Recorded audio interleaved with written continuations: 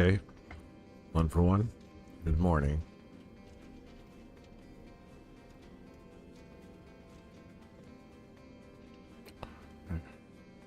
Let's get a few runs in. Here, and today we're going to talk about some major leaks regarding Siege Mode and Space Marine 2, everything we know about the new conditions and requisition items, on top of the potential of playable Heretic Astartes. I'll also be discussing all the information we have on the release date of patch 13 and the updated Year 2 roadmap. Now, the first thing to mention here is the Year 2 roadmap. Space Marine 2's roadmap is set to be updated to properly reflect patch 13's release window. Since the Tech Marine update actually came out a bit later than expected due to time constraints according to Focus Entertainment. The updated roadmap is set to come out in April according to Focus as well, so for all of those wondering when this will finally be fixed, this is the official response. Patch 13 will also include a new boss, which is set to be an occult Terminator Sorcerer, and if you're curious about that, I did make a whole video on it, and what you can expect from the new Terminus enemy. There will also be a progression update that will hopefully improve the leveling experience for players, since the prestige grind is a major complaint among a lot of the community. I don't really have a problem with leveling grinds, but this one isn't that smooth of an experience, and losing the perks that make your builds function over and over for 8 to 15 hours of leveling does feel like a slog. You guys can let me know how you feel about the leveling and what you want to see from the progression update, but there will also be a new PvE operation we don't know much about, and the previously pushed back Battle Barge expansion that was supposed to come out with patch 12. Now, we don't have an exact release date for patch 13 yet, though Focus did say previously that it would be April or May, but given the current timeline of things, May sounds far more likely with a public test server release in mid to late April before the official patch. Space Marine 2's patches generally follow a 2 to 3 month gap after a major release, and most of them have also had a public test server prior to their official release as well. The public test server is only available on the PC version of the game, and will never be coming to consoles according to Focus, so if you have a console, you unfortunately cannot access this. I will be covering it all on this channel just like the previous test servers, however, so if you can't play it yourself and you want to see early gameplay, I will be showcasing all of it. With that being said, it is time to talk about the new Siege Mode update that's coming to Space Marine 2. We've known for a while now that Siege Mode is going to be getting a new map and a bit of a requisition store overhaul, but according to data mines, there is way more coming in this update for Siege than we thought initially, with unique store mechanics like summoning explosives and brand new mission objectives with fortifications that we'll get into shortly. The original Siege Mode update launched way back in June of 2025 with patch 8, and while it was a fairly fun mode, it definitely did not live up to expectations for a lot of players and hasn't really received a single update since.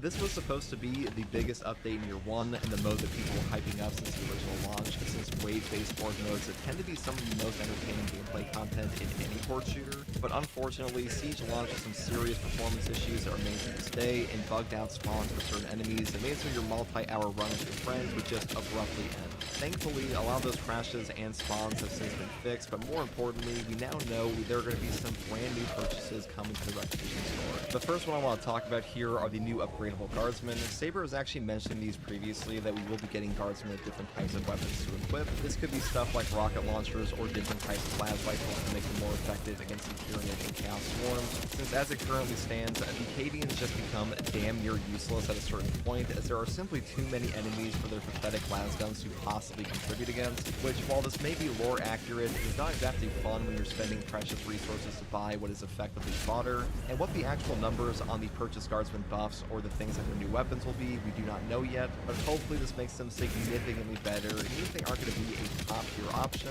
I don't think that's really a bad thing, as long as you don't feel like you are actively wasting your resources when purchasing them. But let me know what kind of guardsman weapons you would want to see added to the purchasable Cadians in Siege Mode, or maybe even entirely different regiments like Steel Legion, who are in fact alive after a bit of a community speculation in the arc reveal, or even something like Kriegsman.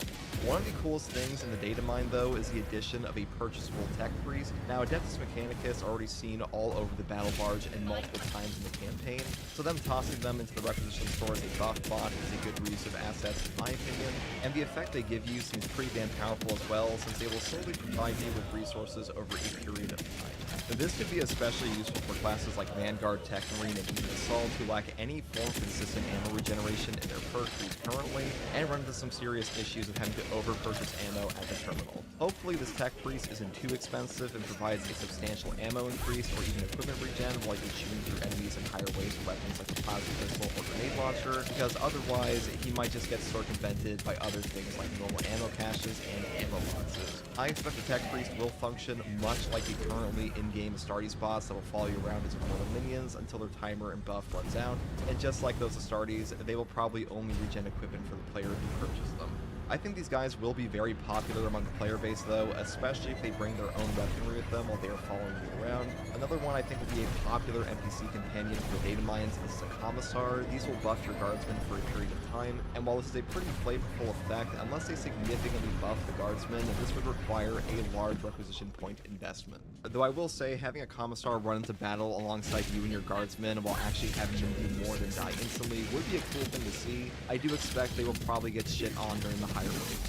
The next major addition is a Techmarine Astartes bot. Since when Siege Mode initially launched, we only had the original 6 classes as Astartes companions. Their perk effect is reducing the cooldown on when your armor automatically regenerates. This could be really powerful or really shit depending on how much it actually lowers the cooldown, but maybe the bot will be worth it, though I really don't see this one outperforming the current heavy bot we have. They are also going to be adding the new Sanctified Wrath Reliquary to the store from patch 11.0. This one actually got buffed in patch 12 and is fairly strong at the moment, though Melta Bombs will probably still be the superior pick just because of how much they scale up with enemy density. And even though it's not in the data mines, we'll probably get the new restorative stim added to the shop as well, assuming they don't nerf it by the time this patch comes out, because at the moment, the restorative stims are kind of insanely powerful, but I do expect we'll still see them in the store eventually.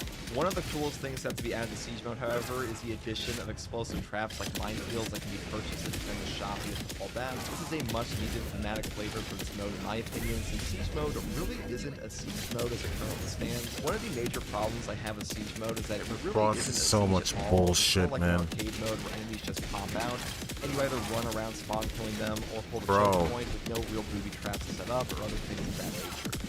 Some of the most entertaining parts of other Horde shooters, like Killing Floor, Gears of War 3 Horde mode, or even Call of Duty Zombies, is that you can set up defenses on the map and at least temporarily hold the line or get a brief moment to collect yourselves in the middle of a wave. Space Marine 2 Siege Mode has none of that at the moment, which is a damn shame, since the game uses mechanics like this in other areas like the Hive Tyrant's bridge defense on decapitation, or even in the opening game sequence when Titus is all on his own and has to defend against the swarm before deploying the G-Bomb. So having more options to kill enemies before you directly engage them or assist you in slowing them down would add a lot to the game mode. It seems like you can have multiple of these explosives set up around the map at once as well, and you can even purchase shrines for different types of buffs. We don't know what the team buffs will actually be, but it seems like you can re-roll them, so expect a bit of RNG. But hopefully they are all strong enough to be worth using, and it sounds like a pretty great gameplay feature to me. I also hope we get to see more of the swarm tech I mentioned before utilized in the new map, though we don't really know anything about the new map just yet, so that is pure speculation, but we do know that you will be able to choose which map you want to play on, though Focus did come out and say it is highly unlikely you will ever be able to choose which faction you want to play against. So if you're hoping for exclusively Tyranid or Thousand Sun Siege mode, you might be a little disappointed. I do think they should probably reconsider this, even though I expect that Chaos will probably be in a better spot by the time this patch actually comes out, or worse depending on how the new boss impacts them. It's just that the Thousand Suns since launch have just kind of been an underbaked faction, and a lot of players just outright ignore them since Tyranids have a far more engaging gameplay loop, and giving players more options generally helps out the sandbox. That being said, the new Siege Mode update will probably drop with the ability to swap your loadout with perks, since they did mention a loadout overhaul was coming at some point, which could definitely help circumvent that issue a little bit. But let me know what you guys feel about being unable to swap between factions. I know a lot of players have been asking for this for a while, but I personally don't think this is ever going to be a feature we'll see. And on top of everything we just mentioned, it also looks like there will be brand new objectives for Siege Mode, like escorting a Servo Skull. One of the most obnoxious parts of Siege Mode currently is that the mission objectives don't really fit into the map organically. They currently have you doing things like awkwardly spinning a wheel or sitting in one spot just to get requisition points, which is a fine idea in theory, since having something to break up the monotony of a Horde mode is not exactly new to these kinds of games, but the implementation here was pretty bland, at least for me. I feel like Siege Mode does lose a lot of the dynamic feel of operations, and hopefully these new objectives can help with that. There are even mentions of fortifications being deployed, so maybe that will have implications for more than just the new map objectives, and it will extend to the entirety of Siege Mode instead. Although these data mines could also just be exclusively tied to the new map, but we'll have to wait and see. We will also be receiving weapon color unlocks as well for weapons that were added since Siege Mode's initial launch, like the Pyreblaster and Power Axe, and they also mentioned that they'll be adding more color unlocks to Siege Mode, which will probably be in the same vein as the other ones with solid colors. There will also be stratagem modifiers added to Siege eventually, which they mentioned way back when, and thank God, because this means we'll probably also get challenges to unlock accolades in Siege, which are currently exclusive to the stratagems game mode. The final thing we're going to talk about here, however, and what is probably the thing I'm looking forward to the most if it turns out to be true, is the addition of Heretic Astartes to the Horde mode. There have been data mines for 2 Heretic weapons that are not currently present in the PvP. Now this is just speculation because we don't know if these are intended for Siege mode or not, but the thing that has a lot of players considering that it could be for the Horde mode is that the first Space Marine game's final piece of DLC content for PvE was a Chaos Pack that added playable Heretic Astartes to fight against Orcs and Imperial Guard. Now we should keep in mind that Space Marine 1 was made by an entirely different developer than Saber Interactive, and Space Marine 2 has more content planned beyond the Year 2 roadmap, as they have already previously mentioned they want to add 2 heroic weapon variants to every weapon in the game. And that's not really possible with the current timeline left on the Year 2 roadmap unless they added a ridiculous amount of heroic weapons in the next 6 months or so. But another thing that has players suspecting this is that there were also data mined voice lines for using stims as Heretic Astartes, which is something that currently does not exist in the game's PvP mode at all, and stims are exclusive to the PvE side of the game. And we also have the PvP Chaos Champion skins that are some of the best looking skins in Space Marine 2, and even better in some cases than the paid DLC champion skins. And while Games Workshop previously told Saber they couldn't add Heretic Astartes to the operations in the game, or they already would have, an easy middle ground for that, in my opinion, would be adding them to the Siege mode in the game. We're already fighting Heretics and Xenos independent from the main storyline, and Siege mode as a whole is by far the most arcadey portion of Space Marine 2 anyways. Even if it's just exclusive to the new map, I don't think most players would have a serious problem with that if they were able to play Heretic Astartes at all. The elephant in the room here, though, is that a lot of the unique purchases in the requisition store are Imperium coded. Swapping out the Astartes bots would probably be easy enough with their Heretic versions, just like we see in the PvP, but for things like Dreadnoughts or Guardsmen, they'd have to make a whole Chaos Dreadnought, and they couldn't even use the Hellbrute since it's a completely different weapon altogether, and it's also 1,000 suns in the game, which you would be fighting against, not for. Not to mention things like the newly added Tech Priest and Commissar bots that are coming, which would need entirely different models and voice lines presumably as well. Let me know what you guys think though. Do you expect we're going to see Heretic Astartes in Siege mode? Is that something you even want to see in this game? I for one would definitely love to see them implement in the game beyond PvP somewhere, but I expect this will probably be for the PvP update we're going to be getting in patch 14. I haven't seen a lot of people mention this. We are actually getting stratagems and stuff like that for PvP, or like new PvP unlocks, so this is probably a leak for that and not Siege mode. And that is pretty much everything we know about the new Siege mode update. This will be coming with patch 15, which will likely arrive sometime in July at the earliest, and potentially even August, so it's fairly far away, but who knows, maybe they'll rapid fire out the next 2 patches once patch 13 drops at some point in May, since patch 14 really doesn't seem that substantial compared to the other 2, let alone the Tech Marine update we just had. This will also most likely be when we discover if we're actually getting a Year 3 for Space Marine 2, but considering Space Marine 2 is more popular now than it was when they initially decided to launch Year 2, I expect we will also be seeing an official announcement for that around, like, I don't know, Warhammer Skulls or something. But now I'm curious to hear what you guys would like to see to come to Siege mode in the future. What do you think the mode is seriously lacking? And more importantly, what do you think about these upcoming overhauls? Comment below and let me know, and if you want to ask me questions live or just come hang out, you can find me here on YouTube or on Twitch with a link in the video description alongside a link to my community Discord. And as always guys, if you like content like this, subscribe for more, and thanks for watching. Take it easy. Bye. Oh god, it's Vortex. The lower your health, the more damage you deal. Perfect parry, a block deals significant damage, but the parry block window is smaller. Each player is assigned an enemy that only they can kill. Personal parry, effective taunt, energy, every wave has an array. Yeah, no, I'm not doing. Nope. Yeah, even on the normal stratagem, this shit is like super try hard. I'm not doing this week's. I'm good. I'm not playing with randos doing that while I'm like a week removed from regularly playing too. I'll be a detriment as well. I'm good. I'm good. All right, let's go right into Crimson Desert.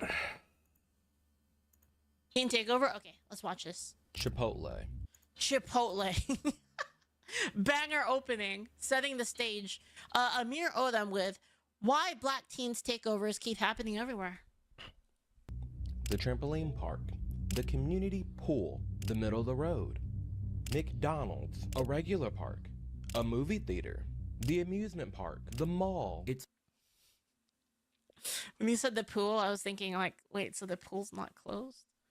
majority black teenagers. We have to be honest and real about this conversation, and that also includes highlighting the bad parenting that is at play and how we can't just keep saying That oh, is it's the big- kids, that it's is the bigger it's issue. Also the parents too, because as much as I want to blame the kids for being rowdy and acting insane and just acting ridiculous, we also have to ask, okay, how did they get ridiculous? How did they get rowdy? Exactly. How are these teenagers growing up with this sense of just I don't care about anything? Dude, it's because there's no consequences. People respond to consequences.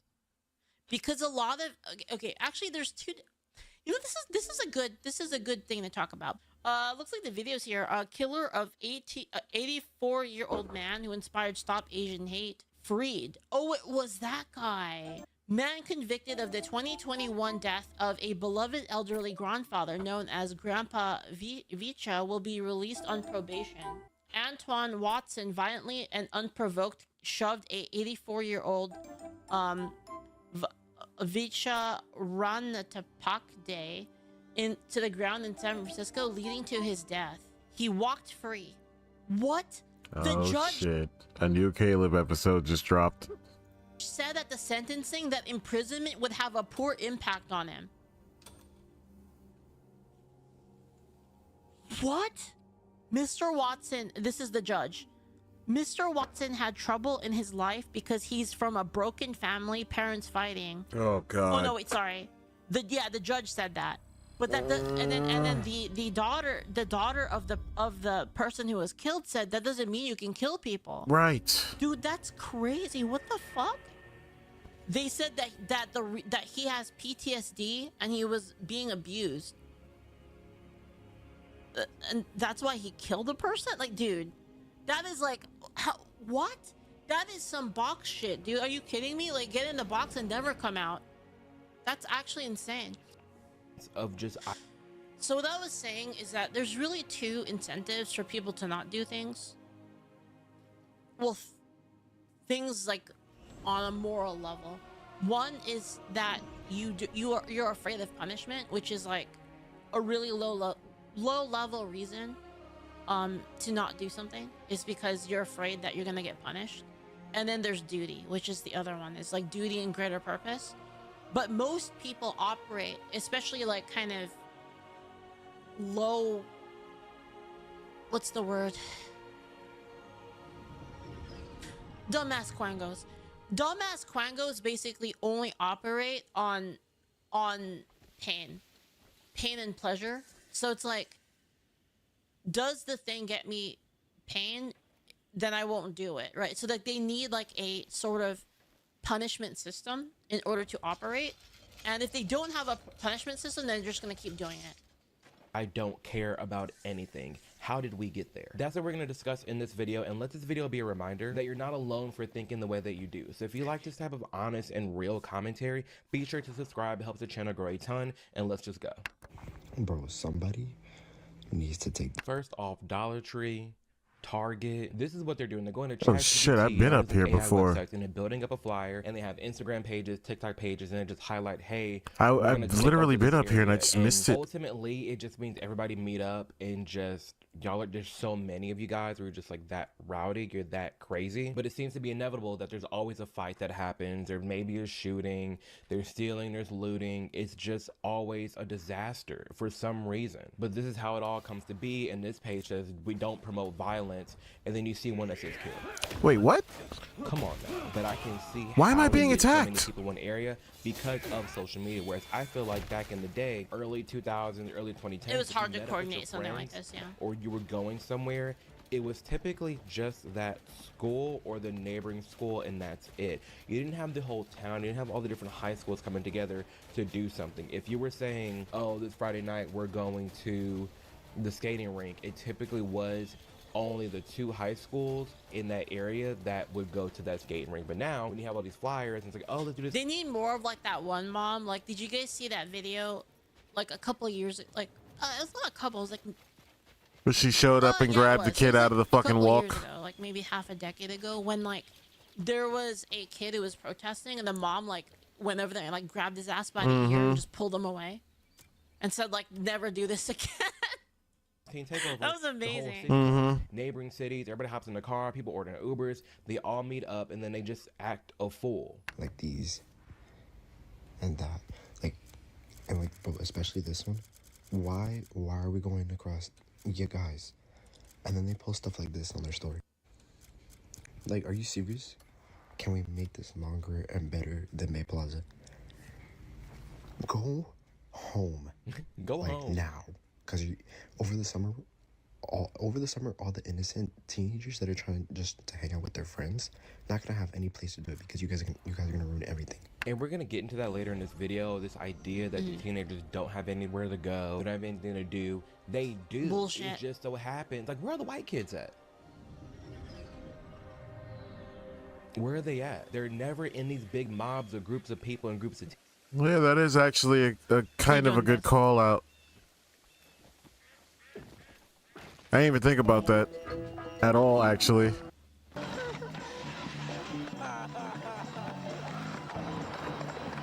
That's where they're at, right there.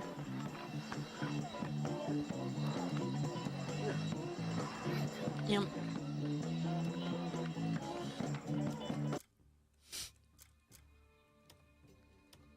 teens. Teenagers have things to do. Thank you, Macashtic. Imagine, thank you for the 100. Imagine having evidence of people planning, looting, and destroying an establishment online for everyone to see, and the judges and attorneys still rule that they're not guilty because of X reason. Yep. They have places to go. Did I They're ever fine. skate? It's just a matter of the group that's getting together. How are they acting? What is I the wasn't good behavior at like? it. Or do they I have tried. Good morals? Do they have a good life at home?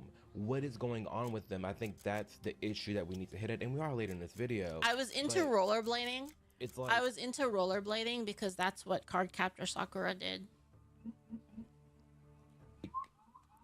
why? It seems to always be black kids. Are there Hispanics in there? Of course. Maybe some Asians, maybe some trinkles of the whites, but it's in large part, like insane amount numbers wise, it's always young black kids. And the reasoning behind that is sad because it is a telltale sign that there's just no structure at home. There just isn't anymore. Let me say something that people don't want to admit. They're not listening to parents. They're not listening to teachers. They're not listening to principals. They're not even listening to preachers. And definitely they're not listening to law enforcement. It's deeper. And they're not listening to you. Not because they can't hear, but because they don't respect what they see. They see inconsistency. Thank you, Boone. They see adults who won't stand together. Well, that's also true. When you look at If you can link it to me, Boone, I'll damn, take a look at It is it. interesting seeing the dynamics of when you have these teenagers and they're in these homes. Maybe they're in a two-parent household, maybe they're not. But when they're around adults who they're not even someone that they're looking up to, it seems kind of hard to look at life in a positive, uplifting way, or that you have something else to live for. You have a reason to act well. You have a reason for goals and dreams and aspirations. But when you don't have that, when even in your own home, you're looking at a parent that is just in constant debt, in constant worries, and This is really easy. Just watch anime. You just watch anime. Anime tells you how to dream, how to have goals, how to like push for goals. Just give us a shonen anime, you know. constant fear, and they're not living their dream life. You as That's their what happened to me. That's why I'm a huge chuny. kid probably looking up at them like, well, damn, why would I listen to you? Clearly your life is not going well as planned, so shit. And that's coming from existence. I mean, I'm talking like I have two parents that it's so sad, but I have two parents. I have a mom and a dad that I do not look up to and would never look up to. Now for me, I was able to look past that, and I understood No more COVID weebs, at a please. young age. Like, the thing is I feel like weebs can dream harder than anyone else, to be honest. I find it to be a huge compliment, honestly. If someone calls me a weeb, that makes me feel great. age that I can be whatever I want to be in this world, and I understood that you can be the happiest, richest person and come crashing down. You can be someone at the bottom that has nothing and rise to the top. I knew and I understood that it does take this hard work, and anybody can put in that hard work to become what they want to be and be their ancestors' dream. Anybody can achieve that. And What's awesome about being a weeb is it has helped me discover what my dream is. And my dream is like so perfect. It like aligns everything in my life in like one direction, and it's the best. It's the best thing ever. Like it aligns like everything, like material telos, like spiritual telos. It like aligns everything in the same direction, and it's so peak. It's the best. I have the best reason of being alive ever. It's like by far the best. I knew that at a young age, and It's I want to conquer the stars. It's literally my life goal. grateful for that. But if I didn't know that and I already don't have parents that I look up to, maybe I would just be out here acting a fool. Because what else is there to live for if I'm not exposed to that and I don't know that? Yeah, I mean, see, that's the point, is like you need something to live for. Like, what are you living for, right? Like, what are you even living for? If you're not living for anything, then it makes sense that you would just wild out and be like retarded like this and like go cause trouble, because there's really nothing else, right? And this is kind of what I mean about like how anime gives you that. Time for me to cook up some Because you see like these Just anime got this characters in and their today. fantastical the fantastical things that they try to achieve, Do you and need it's more? very inspiring. Yeah, the what am I fighting for? Exactly, Vito, Do you exactly. need more? That's it. Type 2 civilization when Just got this in today. same when Hungry, people don't forget then your the same vegetables, people who use weeb balance as an the insult diet, suddenly and the that's it. biggest weebs once it was cool. I remember when weeb was an insult in high school. It still is. People still use weeb as an insult, but like why would I be insulted by a Quango calling me something that I think is cool? Right? Like, I like anime, so it's like if a weeb is a person that loves anime and is like a nerd about it, then sure. True, we used to have fantastical stories, folklore, but it's mostly Hollywoodized. Yes, I know. So we have to like, I mean, anime gives us that, but we can also make our own stories, right, Vito? That's kind of what we do, right? What do you think of NEETs?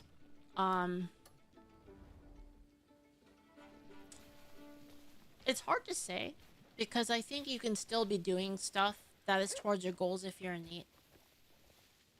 Not give an excuse for these kids. Obviously, there's the internet. Obviously, if I knew that at the ripe age of 13, 14 back in 2009. Guys, we have 2010, Elon. I mean, Elon's a shit, You weeb. can go online. You can read self-help books. Elon's a weeb.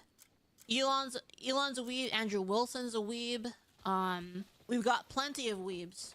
You can, seek out different mentors. You can do what you need to do to not act a fool. Elon, But I'd this agree kind of with. thought- Oh, yeah, Andrew Malcolm's a Wilson, weeb. I've never seen anything to Malcolm hint and that he Simone are is, weebs. but she watches him way more than I do. Is Tim Pool a weeb? No. He thinks he is. No. Really, Andrew Wilson's? What's he watched? I think his favorite is Full Metal Alchemist Brotherhood. From what I've heard, that's what he said is his favorite. Yeah, that's news to me. I've never associated him at Listen, all with Portland, anything oh, yeah. anime. Andrew's a weeb. Yeah, I showed this on like last stream. If you look at Andrew Wilson's like chill streams, here I screenshotted it earlier. Hold on.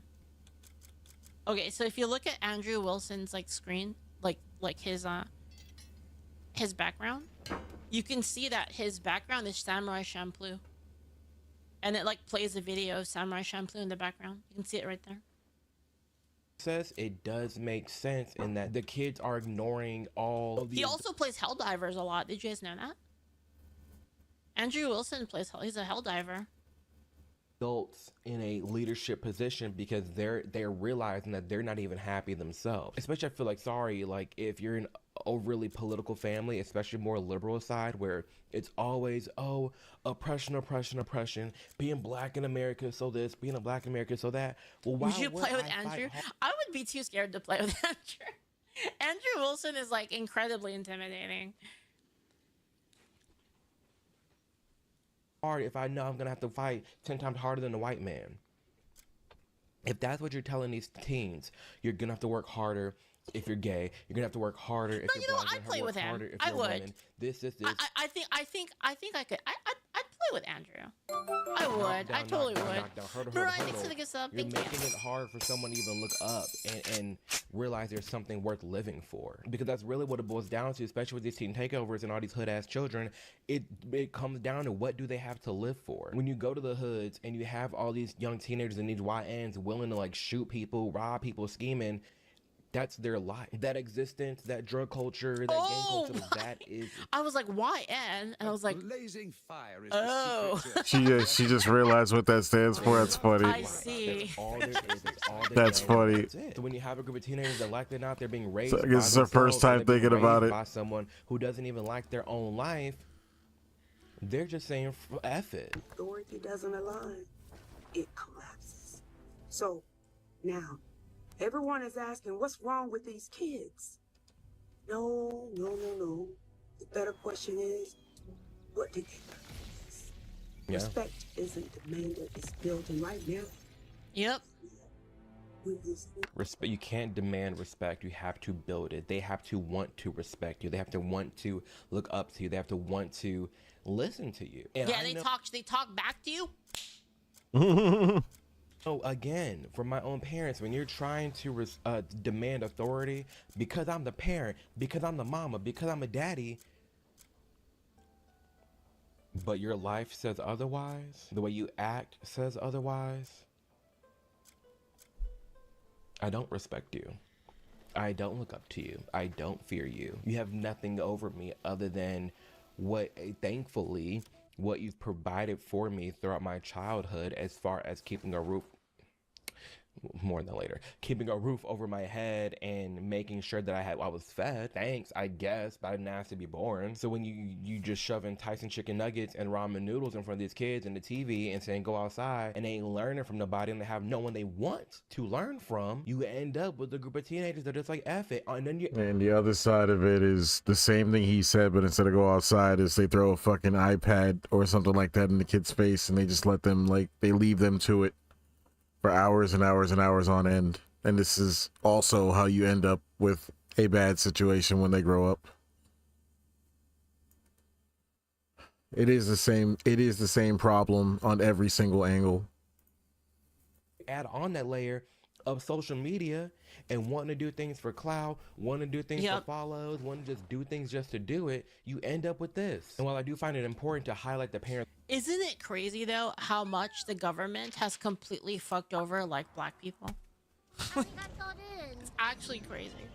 Because like back in the day, like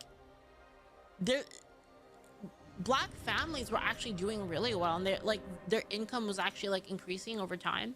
And then the government stepped in and said, don't worry, we can help make this better, and they fucked everything up. role in all of this. I also think it's important to highlight our role, Man. my role in how we talk about this comfortably. Because I know I don't think it's fair, and I know you don't think it's fair for us to be labeled a racist, homophobe, xenophobe, whatever, any list, you drop any phobic, any slur down the list. It's not fair Thank for you, good us to time call out for the these things 50. out in these videos and make appello obvious observations and be called all these names. To be fair, canceling, losing friends, to being doxxed, the whole nine. We shouldn't have to fear that. Thankfully though, if you ever do want to prevent yourself and your private information from being out there on the internet all willy-nilly, and you want to protect your privacy online, then I highly recommend you take a look into today's sponsor, Aura, because it is genuinely concerning how much of our private information is just out there right now. And we know this from people's locations being leaked, the spam phone calls, the spam text messages, emails for things you never signed up for. It's too much. And the problem is that there's these data brokers that find any information they can about you, and not just data brokers, but horrible people too. They do anything they can to find any information about you, and they buy it and sell it for profit, which is beyond shady and creepy in the first place, that all your information is just out there right now ready to be Googled. However, with Aura, this all comes to an end. It's a service that protects all of your information online and does the work of a lot of different apps all in one. They do the reaching out to data brokers to get them to remove your information from online, because by law they have to, but they make it incredibly hard to do so. So I just let Aura handle that for you. But they offer spam call protection, identity theft protection, financial fraud protection. It's a VPN, it's a password manager. It does so much all under one app that is nationally recognized and respected. It's digital protection for everything that matters, and given that my life is online and yours too, I'm thankful that we've got Aura to protect us. It's easy to use, it's sleek, and it's the one-stop shop I know a lot of people out there have been looking for. So listen, either you can continue right now to let your information out there, continue to let it be bought and sold, or you take control by going to aura.com/Amir, aura.com/Amir to start your 2-week free trial, which is also linked below in the description. Frenzy at the Battery over the weekend. A teen takeover. Hundreds of youth crowding into the popular entertainment complex. Crowds turned into chaos. At least 17 people were arrested, including 7 teens and 8. And now a half-mile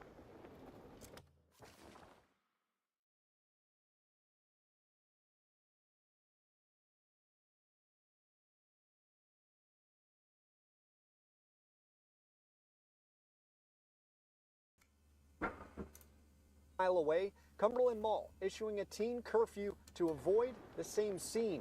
And then it's crazy because there's we're gonna Thank you, our wizard, for the 90. Thank you. Out there that are like, oh, the teenagers ain't got nowhere to go. Malls have been a thing. They have a mall to go to. I used to go to the mall. We all used to go to the mall. Kick it, have fun. To be we'll fair, a eat, lot of the we'll go malls to a few suck now. stores, we'll They're all shop, they're all it was just a dying, to good be fair. time.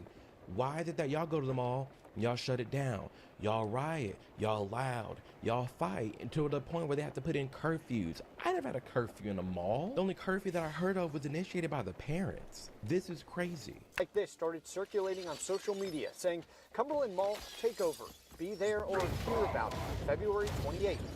On Saturday after 3 o'clock, anyone who appears under the age of 18 will have to be accompanied with an adult. A spokesperson for the mall saying this is the first time they've implemented this parental guidance required program.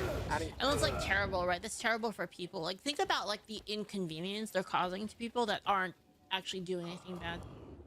It's like you just wanted to go to the mall with your friends and like behave and like, you know, be a, you know, just be a regular ass person, and you have these freaks like shutting it down for you. Quote, It's this awful. PGR program is in response to recent social media activity indicating the potential for disruptive, unsupervised gatherings of youth. And now it's honestly, it's gotten to the point now where the parents are getting charged. And I'm happy to hear it. I'm glad for this because there needs to be some type of accountability for this, for just the lack of parenting. And really, it's so crazy to me, like how many people actually out here just having sex and having kids, and they're in no right position to have a kid, like at all. No desire to want them, no desire to raise them, no nothing. You're just having kids just to have them, and this is what we end up with. Disruptive teens, mainly black kids. Hello. Every single entertainment vertical, there is a policy like this put in place because black kids don't know how to act. Unfortunately, it's not racist to point it out. I'm not a bigot for saying that. I'm not a self-hating black person for pointing that out. I'm not a coon or Uncle Tom. It is what it is. I have a question, chat. Here's like an idea.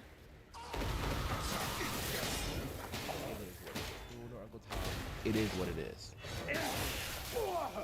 It is what it is. It is always young black kids with a lack of parents acting the fool.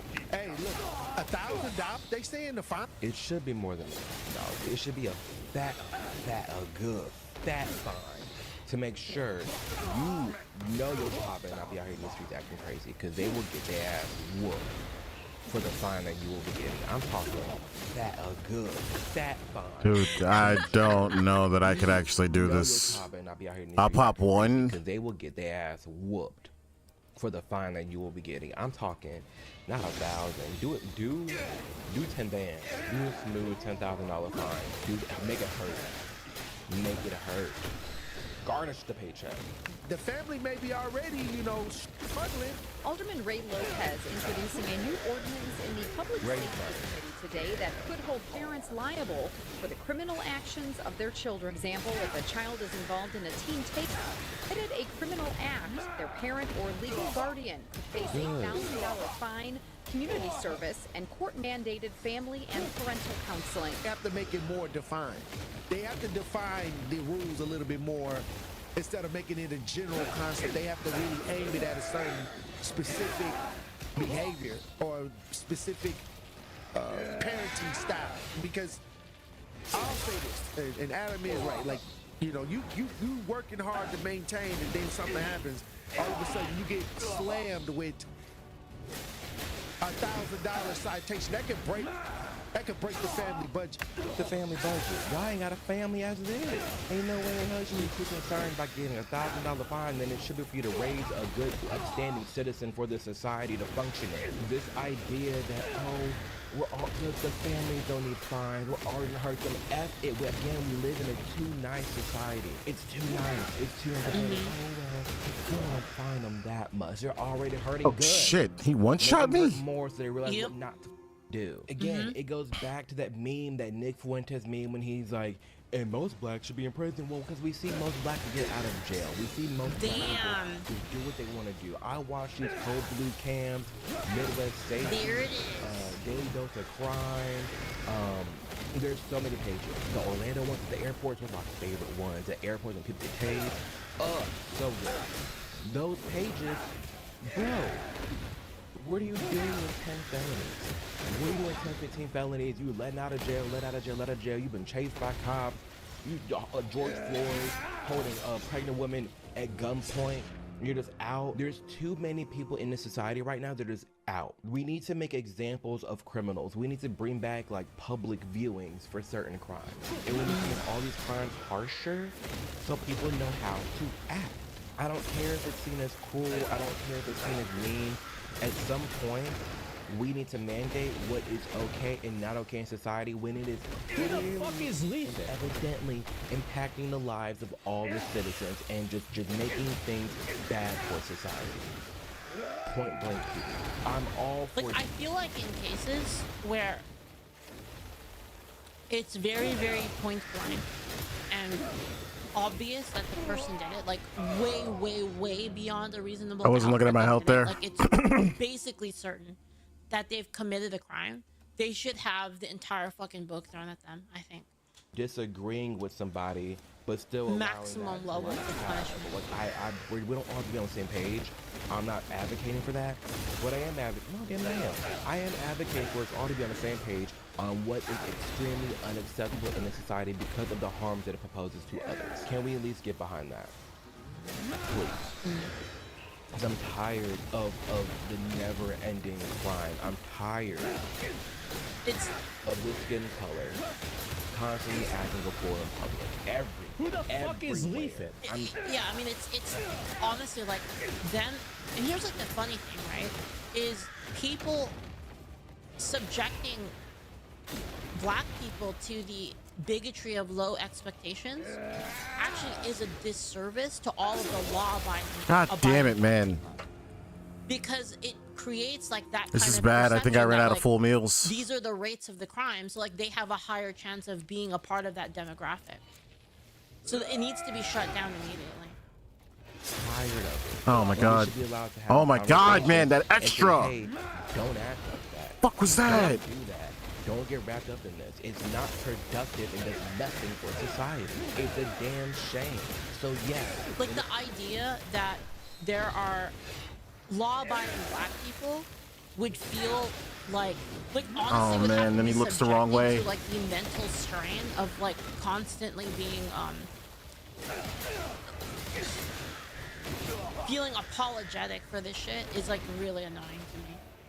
Like, and we can solve this if we actually just enforce the law and discourage that bad behavior. And like, I would like the black communities in America to thrive. And Dude, do this is better. doing like no And damage. How do we do that? But other than to actually promote good behavior. The ashamed feeling. Exactly. It's terrible. It's awful. Finding these parents, they need to be fined. When it comes to putting these kids in jail, they need to go to jail. An example needs to be made because no one is fearful to act a fool anymore. And it's evident, it's clear, it's dead. No one's scared. No one gives a fuck. No one's scared. It's like every time I go to Pearl Harbor, man, I'm just like, no one gives a flying F anymore. And it's sad that that attitude is what's prevalent in young black kids, but they have no one to look up to. Dad's gone, mama's too busy working. There's no one to look up to. And even if you have the two parents at home, you still can be in a position where you don't have parents. You have a biological mother and a biological father that gave birth to you and they're providing for you, but are you learning from them? Are you looking up to them? Are they inspirational? Or are they just a friend? Are they just someone that you're seeing non-stop struggling, non-stop making bad decisions in their life, non-stop acting a fool to the point where you don't even look up to your own parents. You don't even like them. Bro.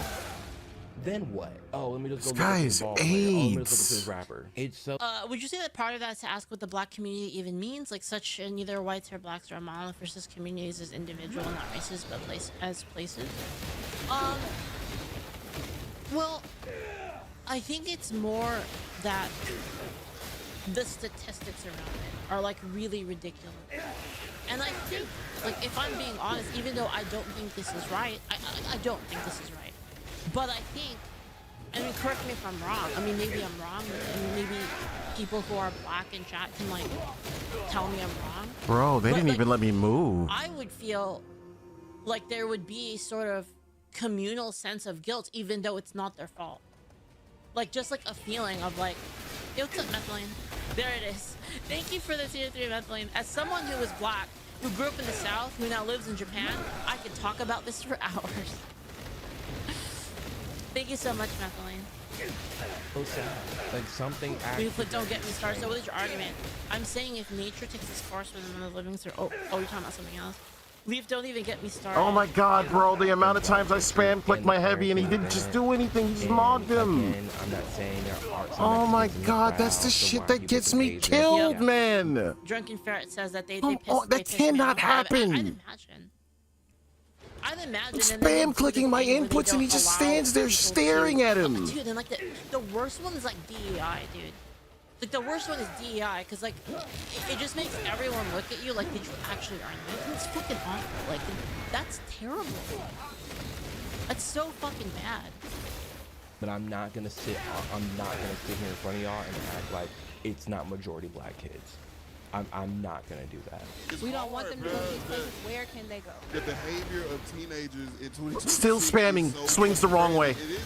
Jesus Christ. When I was in middle school, yeah, I totally agree with you, Drunken Ferret. I'm actually gonna run out of heals before I can pull this off. I'm actually that is going to happen. in the movie theater. Because He's gonna bleed me completely dry. Hey, let's go up here this weekend. Let's do this, let's do that. It's a TGI Fridays right there. They can't.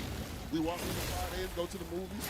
Niggas was meeting up before the movies to fight. And I will defend that. I'm not saying there were never fights. I'm not saying people were never rowdy. I'm not saying that. There were teens in the 90s, in the 2000s, and the 2010s that were acting a fool.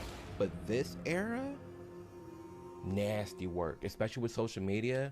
I have only one more left. It's different. One more full heal left. Girls and boys was having sex in the movie theaters before movies and getting caught. What the hell? Is that true? Methylene says the issue with black culture is that American culture was demonized, and then we have to have multicultures in the U.S. The issue is that then the black culture is thugging. For instance, his homing why is isn't LeBron insane. the most celebrated black man and someone to look up to?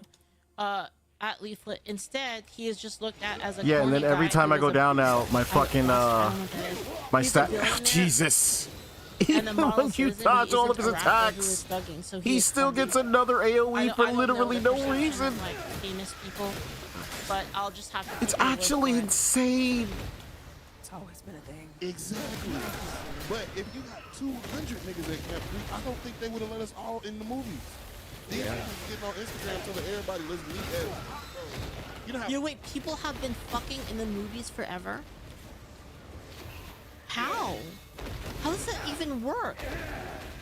fast, you know how fast something will turn into like a serious situation when you have that many And it kids seems like under every time I have his stun gauge almost maxed out, that's when he pulls out some mollywop bullshit and completely obliterates me.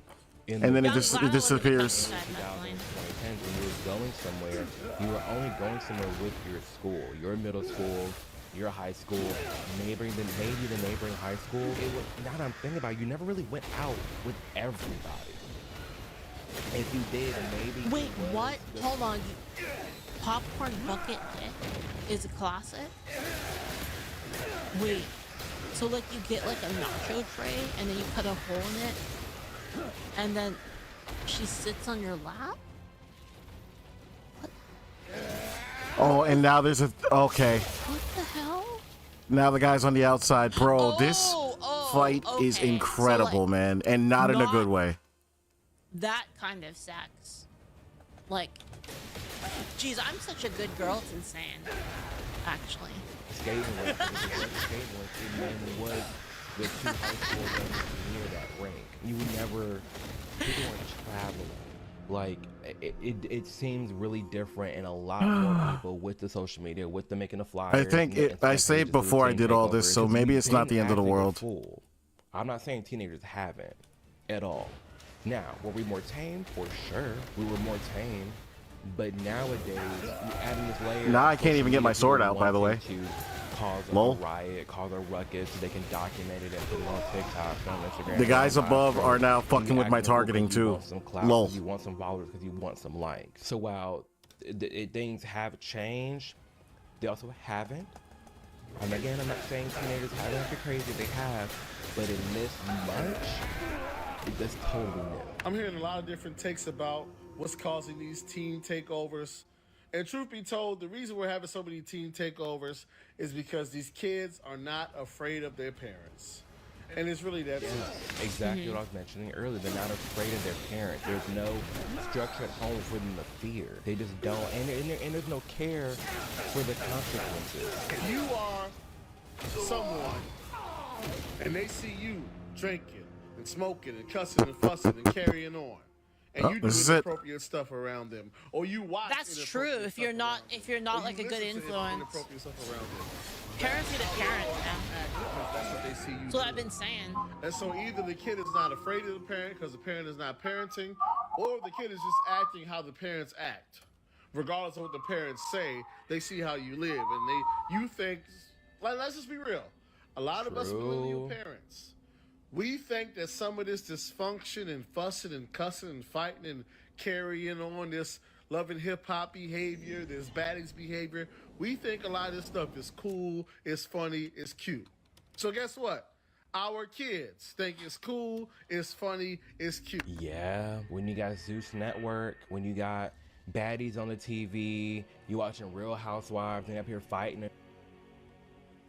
I just remember she played COC, innocent my ass. No, I'm totally innocent. I wouldn't know anything about like Ilya X Berserker, like cosplay roleplay. I wouldn't know anything about that. And swinging, and you're telling your kid one thing, but you're acting a different way.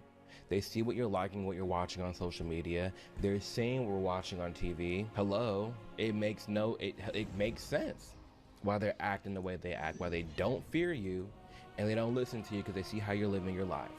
To either have a parent that is not present at home and they do not care about them at all, or they have a parent that is at home, but they're just watching and acting like the things that the own parent watches and condones. And that's why they're out there doing what they're doing, because they're not really worried about any consequences, number one. And they think what they're doing is fun and cute and funny. Yep.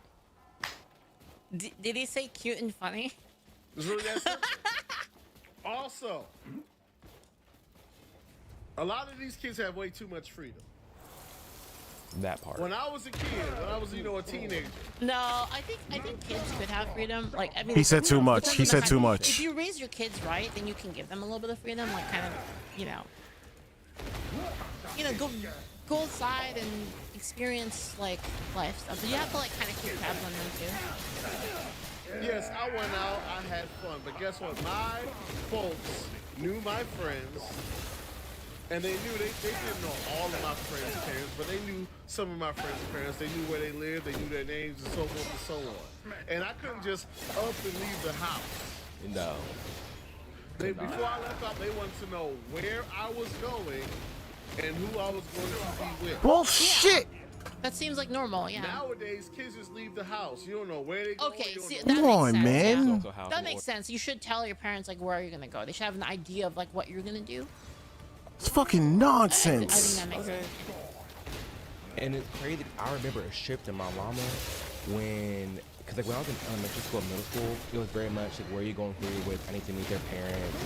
It was very much that. Yeah. High school, I was all over Nashville. I really Fucking was. Now, I wasn't absurd, that man. cool, Blocked like but I 99% of his definitely fucking combo, and the very last hit just completely fucking obliterates you. I was having fun. God damn, What man. the fuck? Dude, my idea of sneaking out was like to take the boss downtown to play fucking Dungeons and Dragons and buy like Magic the Gathering. What the fuck?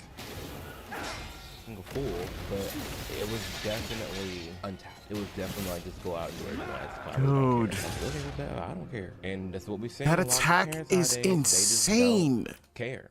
They can't care. And that's why, like, obviously, I'm not just saying it's a race thing because I want to. We have the footage. We can see it's all just niggas everywhere. Oh my God. Black kids everywhere. When you think about the parenting differences between white parents and black parents, I mean, shit, it makes sense. It makes sense. You know what kind of parents? See, like I'm thinking about like we should fix this, right? It seems bad. Like we should. He Fix gets it. an extra We should hit have, on like, good landing. culture and, like, talk about What good is culture and that? stuff. Live in a child's life. What kind of parents are motivating, inspiring? What kind of parents when you want to? Let's be real. It's usually white parents versus black parents. I I'm mean, spam sure, clicking, by the way, yeah, and we I'm just should mocking fix him. that, you I'm just know? looking at him very intensely. I'm sure you'd agree with that, Methaline. That we should have Look at me. better I'm looking at you with a mean stare. culture. I don't know how Spam to clicking do right that. trigger to look at him it's very really mean. going to be up to the different communities being responsible. Oh, black. Oh God. It's usually white parents versus black parent. I see. I see. Look up to. I'm so glad I can mock this guy. It's sad. It's sad to point out, but it's the truth. All right, y'all, we're gonna talk about these team takeovers. So I want y'all to send this to parents and the motherfucking kids too. Send this to motherfucking everybody. In the metro area, This is Hood News Network. area, in the city, all that. And the people who organize these takeovers. So it was 13 arrests. Dude, this boss fight is such a joke, man. and 4 curfew violations. The youngest person being charged and arrested was 13 years of age. Some people being caught with automatic weapons on the motherfucking belt line the other day. I'm just gonna keep looking at him with an intense stare. Get these niggas off the I street. understand. Y'all want to be grown? Somebody better get. Anyone remember that? Dude, the Dude. first time I heard that was from fucking what was his name? The guy from Derek Comedy. He did like a fucking like skit, and he had like he had like a skit where there was like some like woman from like South Africa or something. She said like, somebody better get this little out of here. Guess what? Y'all not grown yet. It was like the first time I ever heard that. Y'all kids got to keep it too far. Get these niggas off the I street. understand. Y'all want to be grown? Yeah, it's like it's like a small N-word, a small one. But guess what? That's what Y'all it not grown means. yet. People complaining talking about the kids ain't got nothing to do with it. I'm doing something wrong. There has to be a way to break the chain. Like I can't brute force this. Even with the shield, I can't brute force this.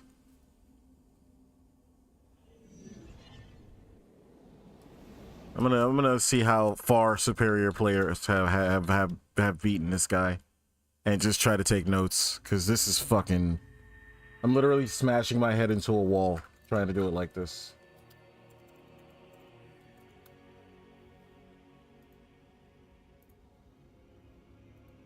This guy is the one boss in the game that's designed to not be able to be brute forced. Yeah, this is one of the coolest armor sets in Crimson Desert, and yes, you do have to fight one of the most ridiculous boss fights in the game to get it. This video is all about how to beat that boss, even if you might not have the best gear yet, because yes, it's a pain to fight, but I figured out a pretty decent strategy. Let me talk about the build for this strategy, and then we'll go over how to do it, and also some prerequisites for this to work. So obviously, if you can upgrade your gear beforehand, highly recommend doing so. It's going to help a lot. But what I went for is pretty straightforward. It doesn't really matter too much. I pretty much put together whatever items I could find early game and whatever had ice resistance on it, because that's going to help a lot. You can get the Way ahead of Hernan you on stuff that one. from I'm the maxed out. contribution store in Hernan, which has ice resistance level 3 on the cloak, which is nice. And the Canterplate helm can have ice resistance. That's from the smithy place in Hernan Castle as well. The most important thing, though, to be honest, is just the weapon. And I've gone for a two-handed weapon. The Huando can be picked up at any point in the game. There's a bunch of tutorials online on how to do it. But what I did is I changed got the 1,000 Abyss health. gear on it. And I've gone for Crow's Pursuit, which you can actually get from the Toria Curved Sword, I think in Chapter 5. And it's not necessary. Most important thing is you just got a two-handed weapon. That's important. But the Crow's Pursuit did help me do a little bit of extra damage throughout the boss fight. Essentially, with this equipped, if I press my right trigger, it will send out crows that will just homing missile onto the boss. Doesn't do a massive amount of damage, to be honest, but it helps a little bit. So this is the build. Most importantly, the two-handed weapon. And we could, you know, go to the Witch to take off the Abyss gear of the Toria Curved Sword to put it on the Huando, right? The next thing is bring as much food as you can. The boss has a mechanic where there's just so much cold, and maybe if you have good enough ice resistance, it doesn't really matter. But for me, I can't get good enough ice resistance, so you're just constantly taking damage, and it's ticking down over time, so you've got a time limit, and that basically is based on how much food you have. You're going to constantly have to keep healing yourself passively, and also the boss hits hard. One hit will do half your health, so yeah, you need as much food as humanly possible, and as many Palmer pills as well, because you know, whilst you could do it on one life, it's certainly easier if you spread it across multiple lives, right? For the requisites for this, basically the boss won't spawn until you've done 100% of chapter 6. It just will not spawn. You That's can go crazy. to the area, there won't be a boss there. And I'm literally only here to get the shit that's standing underneath him for the fire resistance. I don't even actually care about his own armor set. I care about the fire resistance underneath him so that I can go back into the desert. So if I would have just gone, if I would have just made the trip here earlier, he would have never been here. I would have got my fucking my resistance, and I could have fucked off until like 40 hours later into my playthrough. And as soon as you complete chapter 6 and start chapter 7, you can go to this area and suddenly the boss will be there. You don't need to start a side quest. Although there is a side quest to start this, it is not necessary. You can just go to the location on the map, which is just north of the H on Hernan. If you come up this way, and this is the location zoomed out right here. Now, there are a few mechanics for the boss that we need to go over before we start this fight. Firstly, the ice and freeze mechanic. Because it's so cold, you're going to periodically just freeze, and you can start to see the stamina bar getting frozen over. So you Thank can God I don't prepare have to deal with that for at your least. freezing, right? Once you're frozen, Is he you need just to hovering spam at the A pillar? button Did this or really the sprint work? button to remove the freeze effect. And you're going to be really vulnerable in this time, so make sure you do this behind cover. You got There's no way this when you're in and out worked. of cover based on when you get frozen. The boss has two main combos. The first one will be a bunch of flurries, which will then lead into an ice slam attack, and this can freeze you and do a decent amount of damage. The second one is similar, but it will end with him throwing out his spear, which will do huge amount of damage, and if you get hit by that, you actually get one shot by it, which is pretty crazy. There are a few other smaller You know what? mini attacks. He got one shot despite the fact that he had 1,000 HP. So even upgrading your health, that is actually just a legitimate one shot, no matter what, if you get hit by it. That's crazy. Which aren't as dangerous, but for the most part, he's doing these main combos. Now, if you get really far away from the boss, he can just teleport on top of you and one-shot you, which really sucks. So you need to avoid letting him get too far away from you, and I found that if you shoot the bow, that will usually trigger him to teleport close to you without doing this annoying one-shot teleport combo. I think I've gone over most of his basic attack patterns. Now, the way to defeat this boss then is to get behind one of these pillars. As soon as you start the fight, just roll towards the pillar, and bait him into attacking near the pillar. That will destroy the ice around it, which then gives you more room to move around.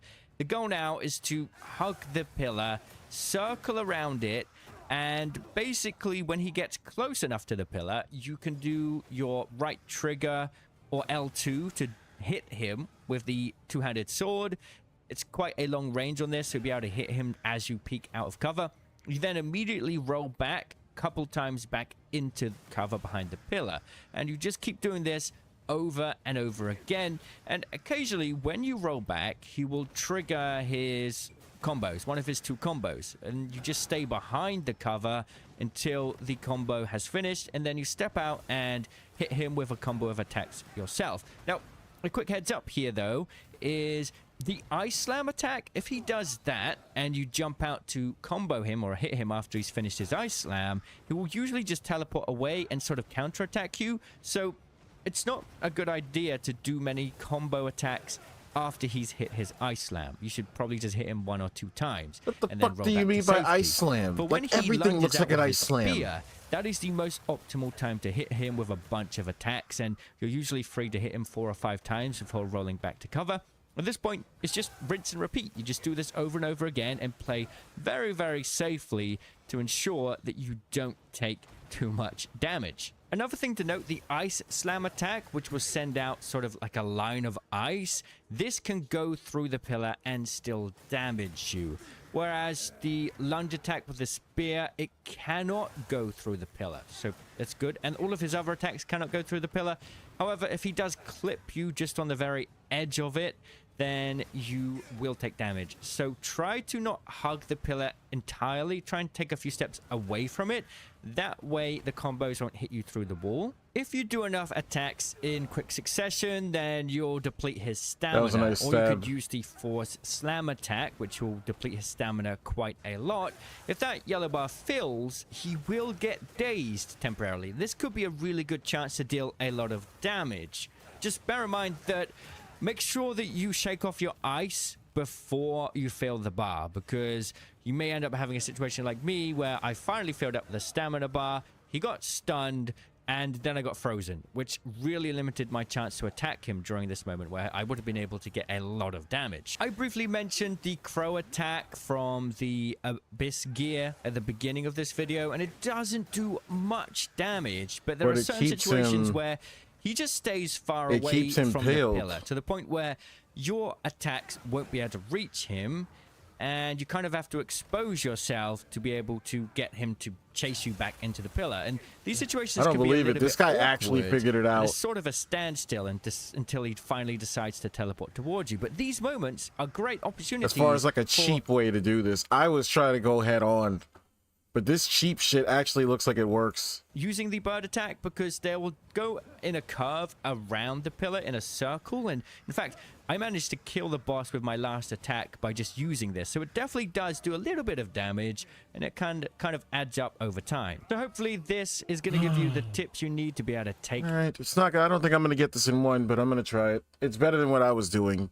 It's way better than what I kind of wish I had the birds on my fucking single hand, on my solo sword, so I could keep the shield out just to be safe and block everything, because I can block pretty much everything he does except for the one shot. It's gonna take me a while to do this, but we'll figure it out. Good thing we got a bunch of videos. Any of shit for y'all to goddamn do.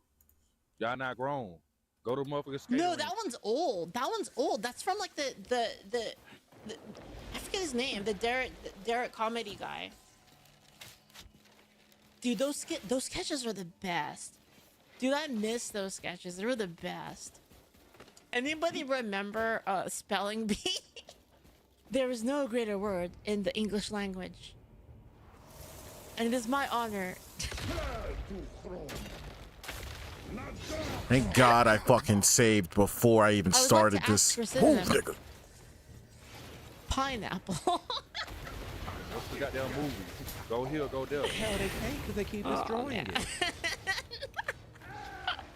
I love me some hood news network.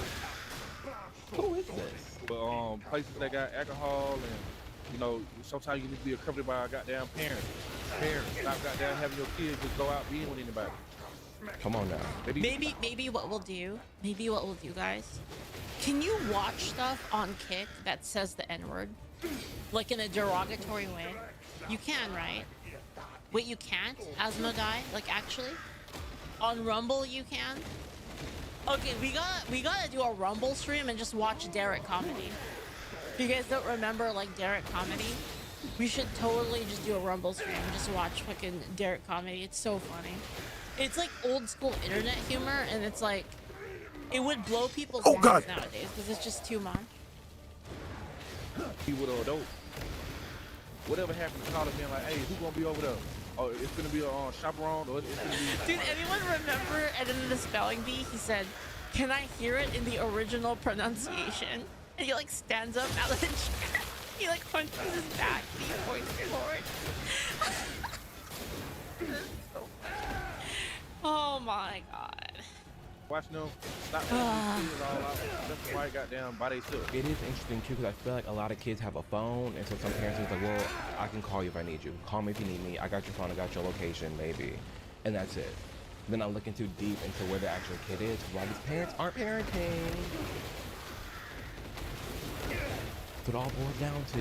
Piss poor ass parents. So I don't know what the hell y'all need to do. Y'all need to goddamn find something constructive to do with y'all motherfucking time. Take over. We should listen to those old timey songs too. Have you guys ever heard like those old timey like racist songs? Like ragtime, like sort of. Oh my goodness. It's like the guy who plays it too. He just like plays it like smiling the entire time on the piano. Holy shit. Stop here. Take over a motherfucking church. Yeah. Take over anything else. Stop goddamn doing these goddamn takeovers. Doing all that goddamn dumbass shit. Y'all gotta calm down, man. Take over a library. Take over job applications. Take over a book. Not even take over. Don't take over nothing. Don't take. Why niggas wanna take shit? Black folk, why we want to take? Who the fuck is Leafit? They feel like it's owed to them. Why? Just remove the language. Because they can. Don't kill. Just because they challenge. Can and get away with it. 2026 challenge. Y'all talking That's why they do it. It's obvious. Here's the challenge for you. Go somewhere with a group of friends and don't kill somebody. Don't shoot somebody. Don't rob somebody. Don't loot nothing. Don't steal nothing. Don't cause a crime. Yeah, that's a. Don't party and traffic. What a standard. Just chill. Holy crap. Make that a challenge. That's the challenge. The just chill challenge. It's because of the lack of spaces. They have spaces to go. They have things to do. And parents working 40+ hour weeks, leaving these kids bored. Dude, I'm telling you, man. Like, I'm telling you, when I grew up,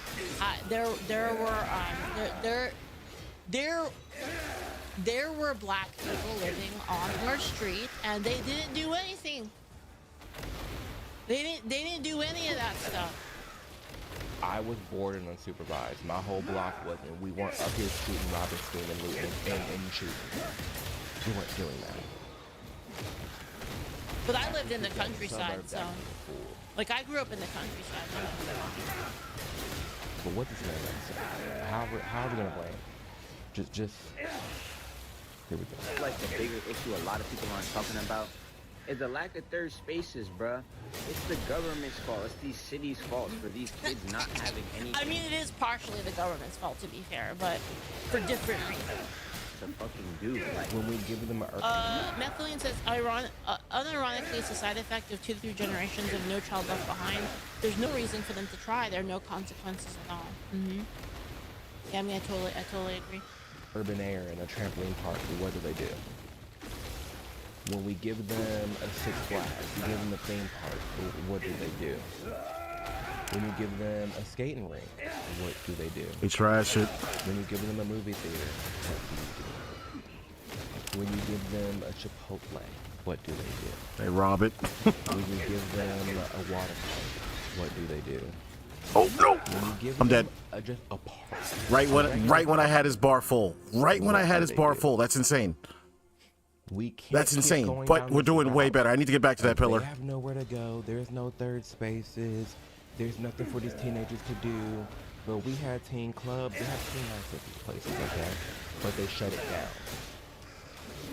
They have places to go, but they ruin it day in and day out. Stuff like that. They can't watch their fucking kids 24/7 and watch everything that they're fucking doing and stuff like that because they have to feed them. They have to put clothes on their back.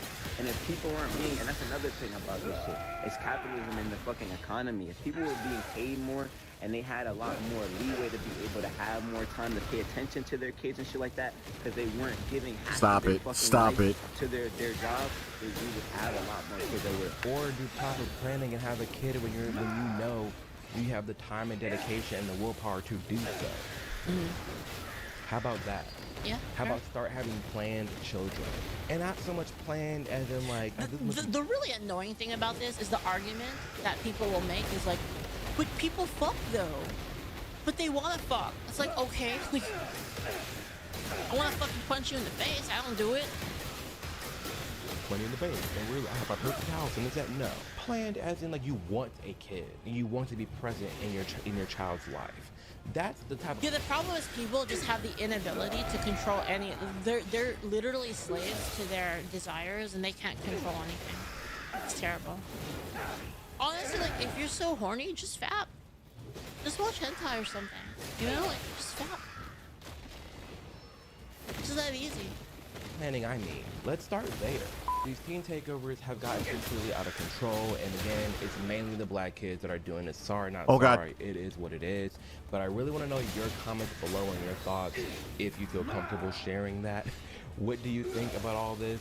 What is it like? No, seriously, like, I would rather people watch Oh my God. hentai than have repeated unprotected sex when they're not ready to have a kid. It seems obvious. It seems like the obvious, like, if people can't control they can't control their chemicals, it just seems like that's a way better solution. In your own area, have you seen the teen takeovers in person? Have you been somewhere and then boom, there's a bunch of black kids? What are the trends that you're seeing and experiencing? Yeah, and it's like we're living in like 2026. There's all sorts of shit that you can use for that now. Like you can get like one of those you know, those waifu cups and stuff. You know, you could do that. Your day-to-day life. I would love to know. Because all the teen takeover shit is getting absurd and it's happening more and more, in large part due to social media and the clout that these kids want to get from it. But ultimately too, oh my God, the lack of parenting, the lack of structure, and it's just... That's gamer sub sleeve? Yeah, that's what I'm talking about. Waifu cup. Isn't that what it is?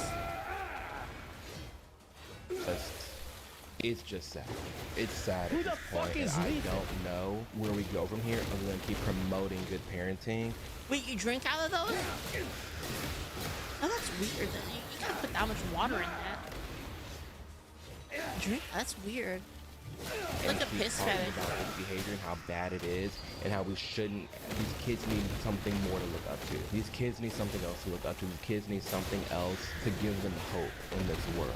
They do. And I know if you're still here at the end of this video, talking directly to you, having nothing to do with this video, I hope that you have hope for your own self. I hope that you have hope for your own life, and that you know, trust, and believe that you can do whatever you do. You can. And that whatever you're going through right now, that one is just too hardcore. That one is too hard. When he goes like full God mode, it's just like it's curtains. Anything word, you know, it's called going through it for a reason. You're actively going through it. You're not stuck there. You will survive. It's all a temporary season. This is what got me out my ruts when I was in, especially like down in 8th grade, when I was really slicing and dicing myself. Listen, what got me out the dumps the most is when it clicked for me that this is just temporary. This is just a season, and it will pass. Just because my life looks like where it is right now and I'm experiencing my day-to-day life doesn't mean this is it forever. This is a time period and it will change. And I have faith and I know it will change, and I'm working hard to that point, and I hope that you are too. So that being said, I want you to know you're not alone in your thoughts. You're not crazy for thinking the way that you do. We're all right here with this community doing this together, and I love you a ton, and I cannot wait for you guys to see what I've been working on for this community. I want to see it. And besides that, I will catch you for sure in the next video. Deuces. If you guys don't know this guy, by the way, Amir Ardown, he makes amazing videos, and like I just love how real he is about it. Like, this dude does not give a shit, and like I really appreciate that about him. Yeah, and the thing is like, Oh god, oh god, oh god, I fucked up. the thing is he's like leftist kryptonite because he's gay and he's black, and he's like just kind of shitting on all of the bad culture right now. So he's just great. Like, I love his stuff, and he really pumps out content like a lot. So check him out if you're interested in that.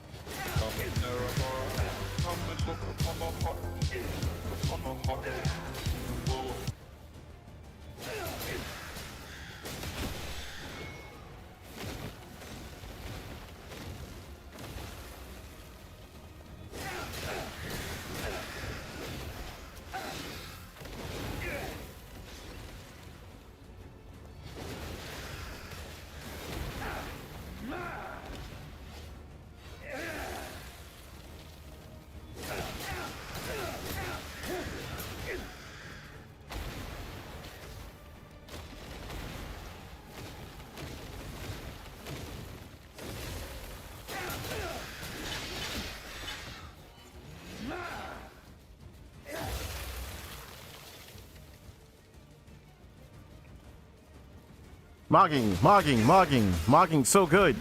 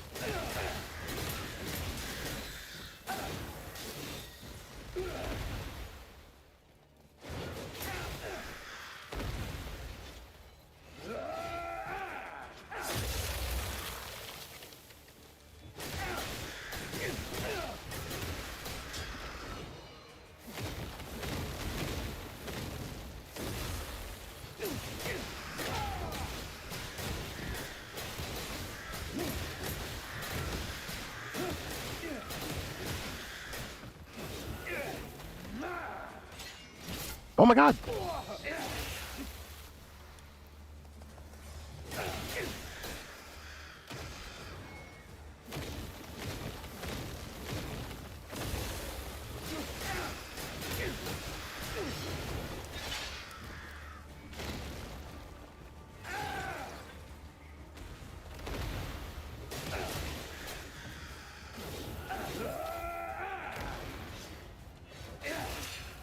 Oh shit. I didn't mean to get hit by that.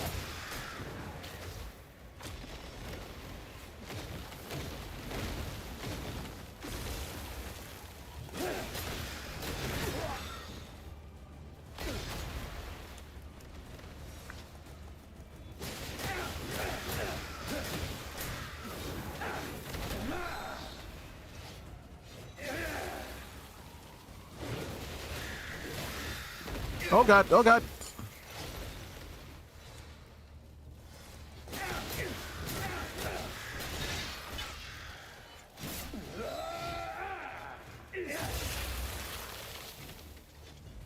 I almost rolled the wrong way.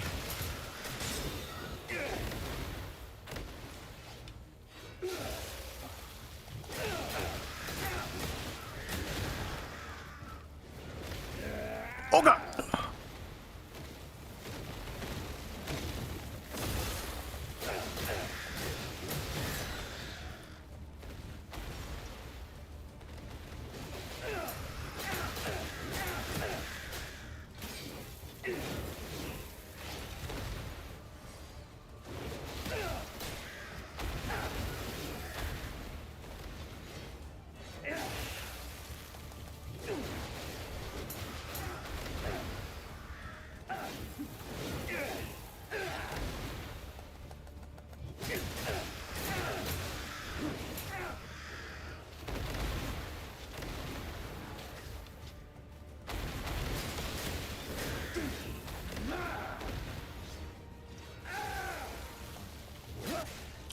Jesus Christ.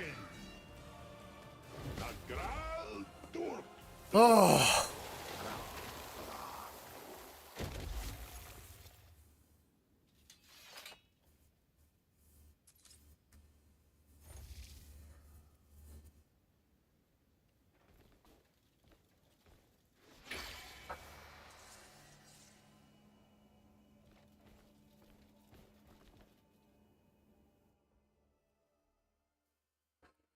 My God, that was fucking brutal.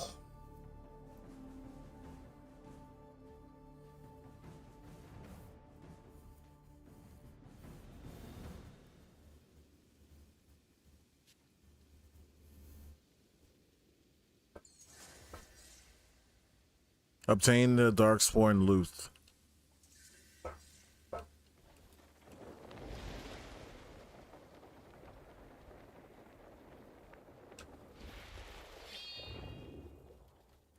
There's something over there, but I know there's something down here.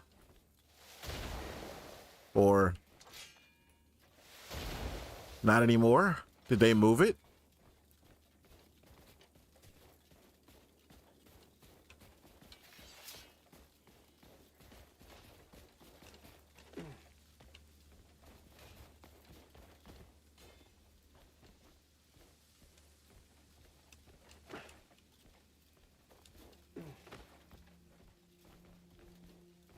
Is there something here out in the open?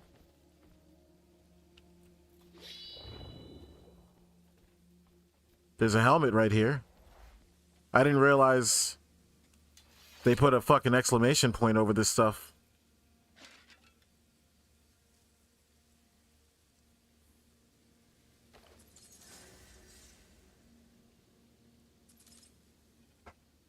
I got his full armor.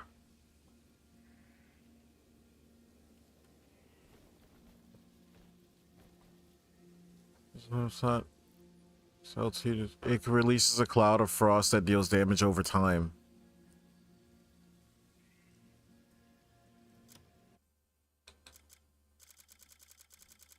Did I get the cloak? That looks like the cloak. Fire resistance 7. I did get the cloak. Oh, thank God. And you could refine this piece. So that could be my everyday usage. I can get rid of the other one. Oh, man. That's insane. Skill XP gain. What? What the hell is skill XP? Blade of the Arm of Shadows, defense, stam, petrification immunity. Okay. Daze immunity, glacial domain. Can I see glacial domain? I can.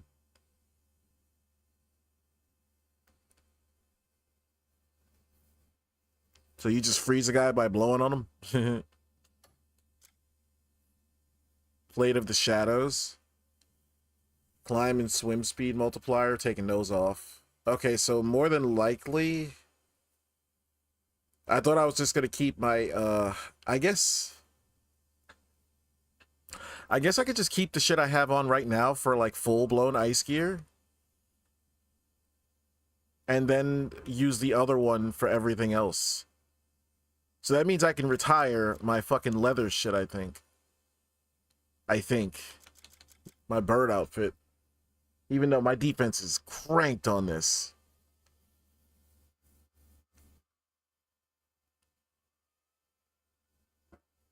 Is it because I leveled it up so much? I'm thinking it's because I leveled it up so much that it's, like, ridiculously high.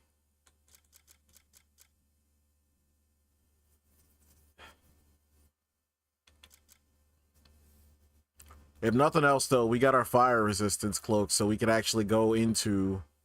We could go into the desert now without any real fear. The crow strat was actually, like, god tier. Let me fucking give this guy his credit.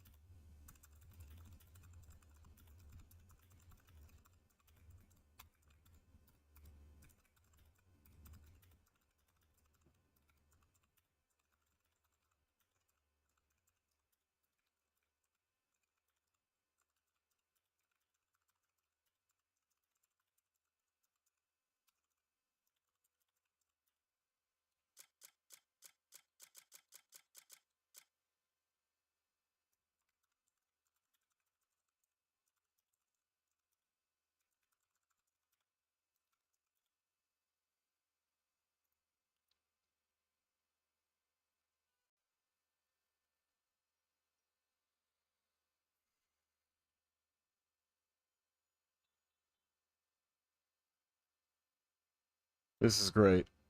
Good job, bro. Okay.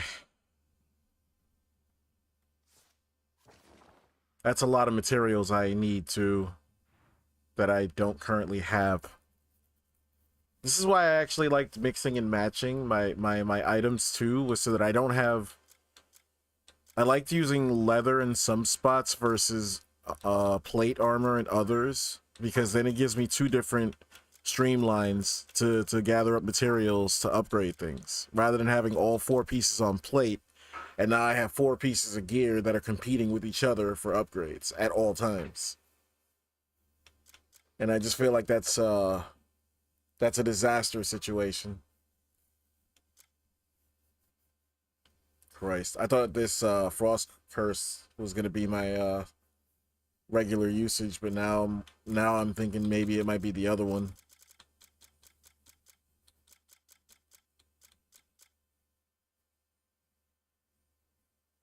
They both look cool, to be fair.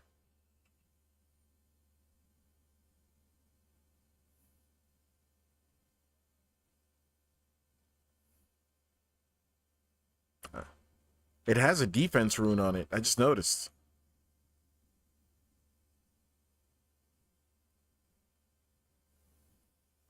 I could swipe the defense rune and put it on my current shit. Take off the XP.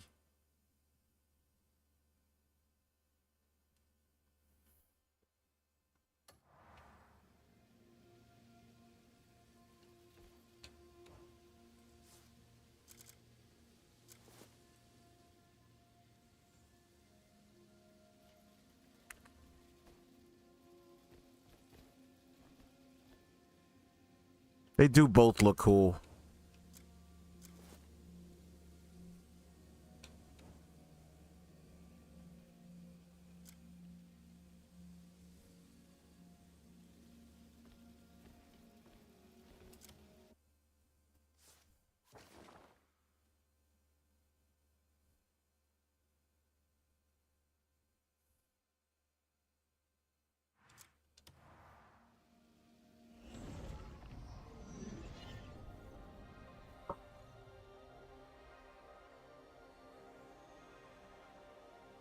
Man. Thank God I saved. I can't believe I don't typically do that. I did that this one-off time. Thank God I saved my game before I did that brute force first attempt, and I bled all of my resources completely dry. I would be in a fucking nightmare situation right now had I not done that. I blow through all of my fucking Palmer pills, all my golden refined ones, all of my heals. I blew through everything on that first attempt. That was an actual fucking nightmare, man. Let me try to upgrade the fire cloak as much as I can, because that will probably be something I'm regularly going to use.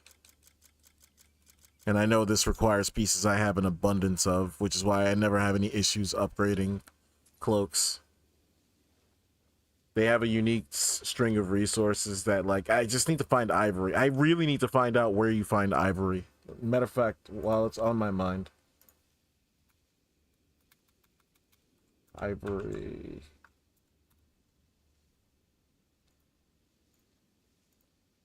I've only ever gotten this like once, and I think it was as a reward.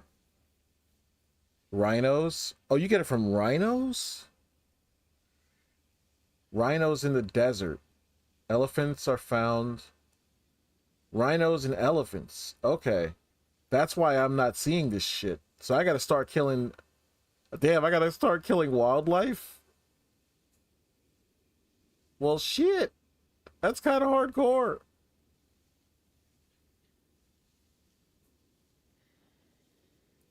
They had another trailer for this shit too? Jesus Christ. I'm fucking falling behind here.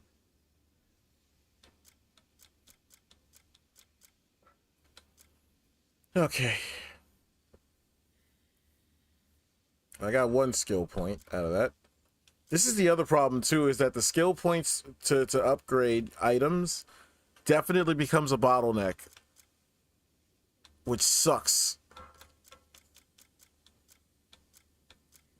Like that alone actually like kind of makes me hesitate to upgrade my other two characters, because those are points that I could be putting towards items. And I haven't upgraded my shield in God knows how long. It's everything. Like skill points are required for every single slot. You care to witness the iron art my hammer can forge? And there's nowhere to go to like massively farm them up either. There's literally nowhere. Just side quests, and even this game will eventually run out of side quests. Okay. Give me 2 seconds. I'll be right back. I gotta figure out the lunch situation for the day.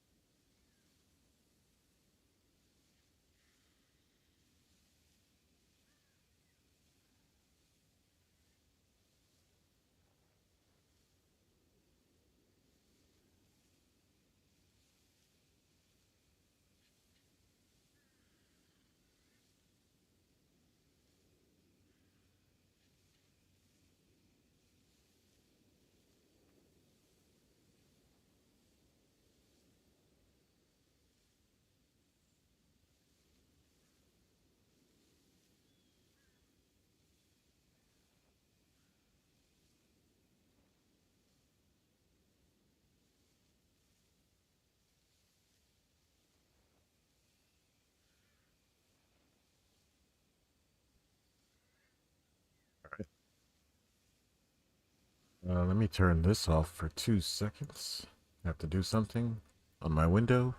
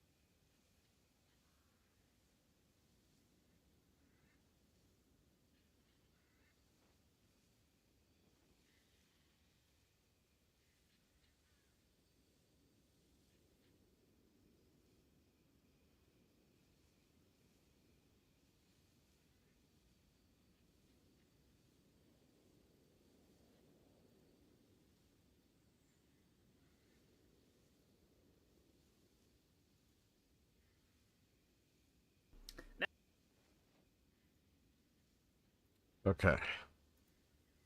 Turn it back on now. Apologies for that. Okay, we can keep going. Now, for those of you who don't know, I used to be a guildmaster back in TBC, and was actually big shit back then. I killed Muru. Yeah, we were one of the top guilds in the EU. And in Wrath of the Lich King, I also did 10-man 3 Drakes. Look, I still have the mount from it. I don't think you can get this mount anymore.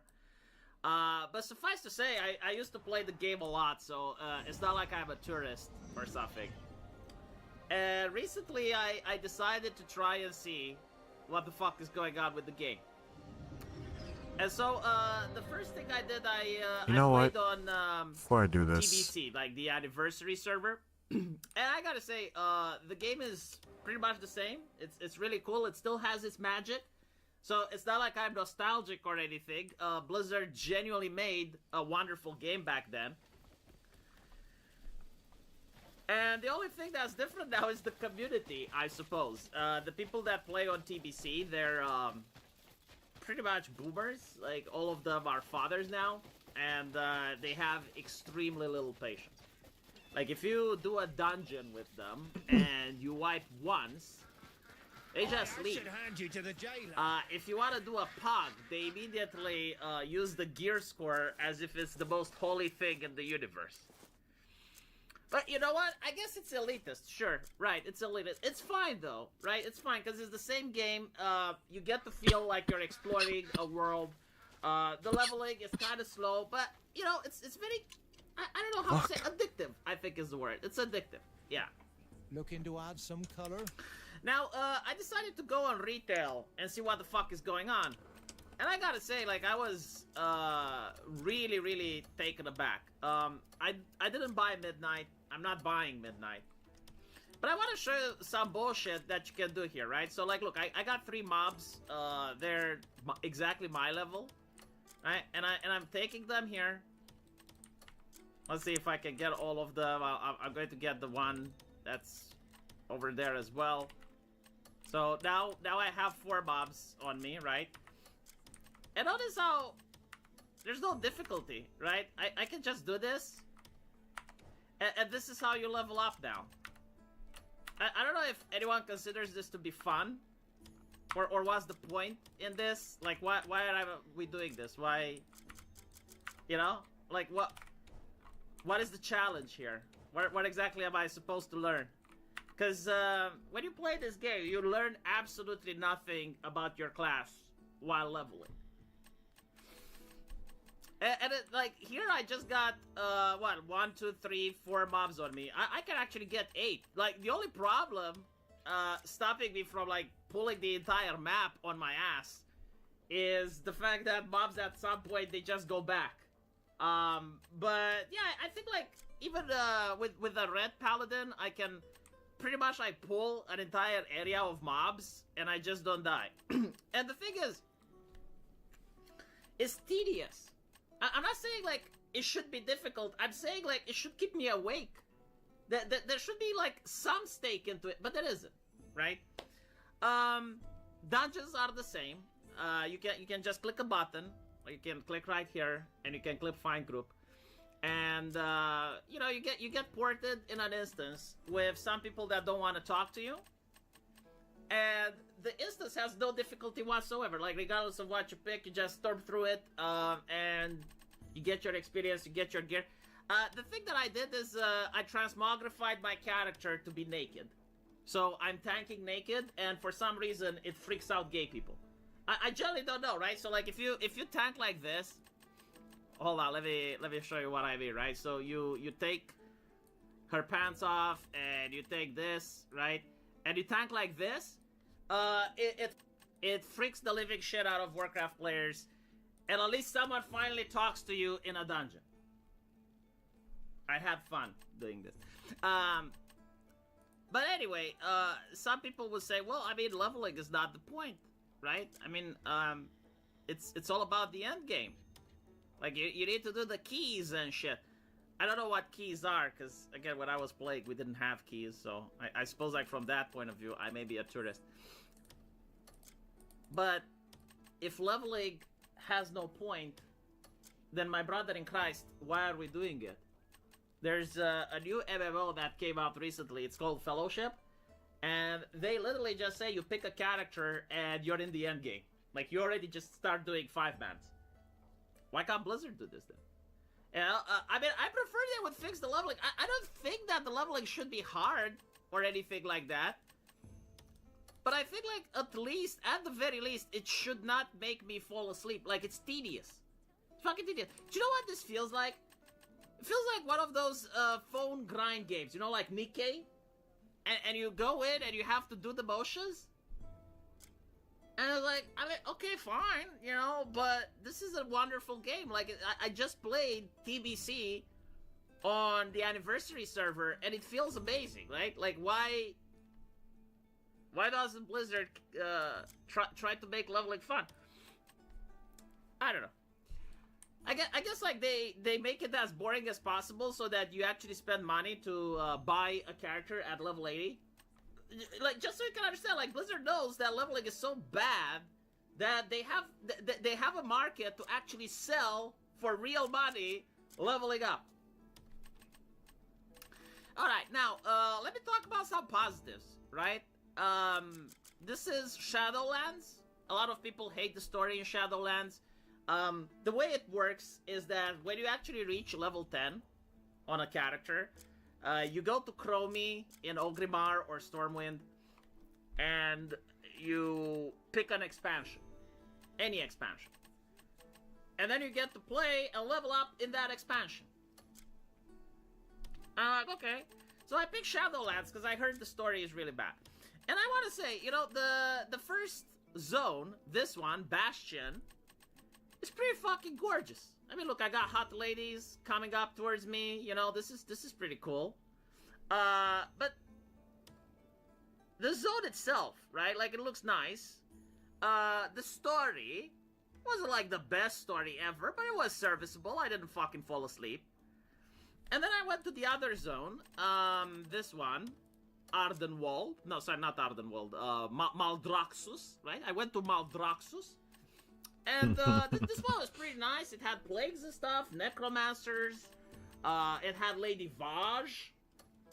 You remember Lady Vaj? I remember Lady Vaj.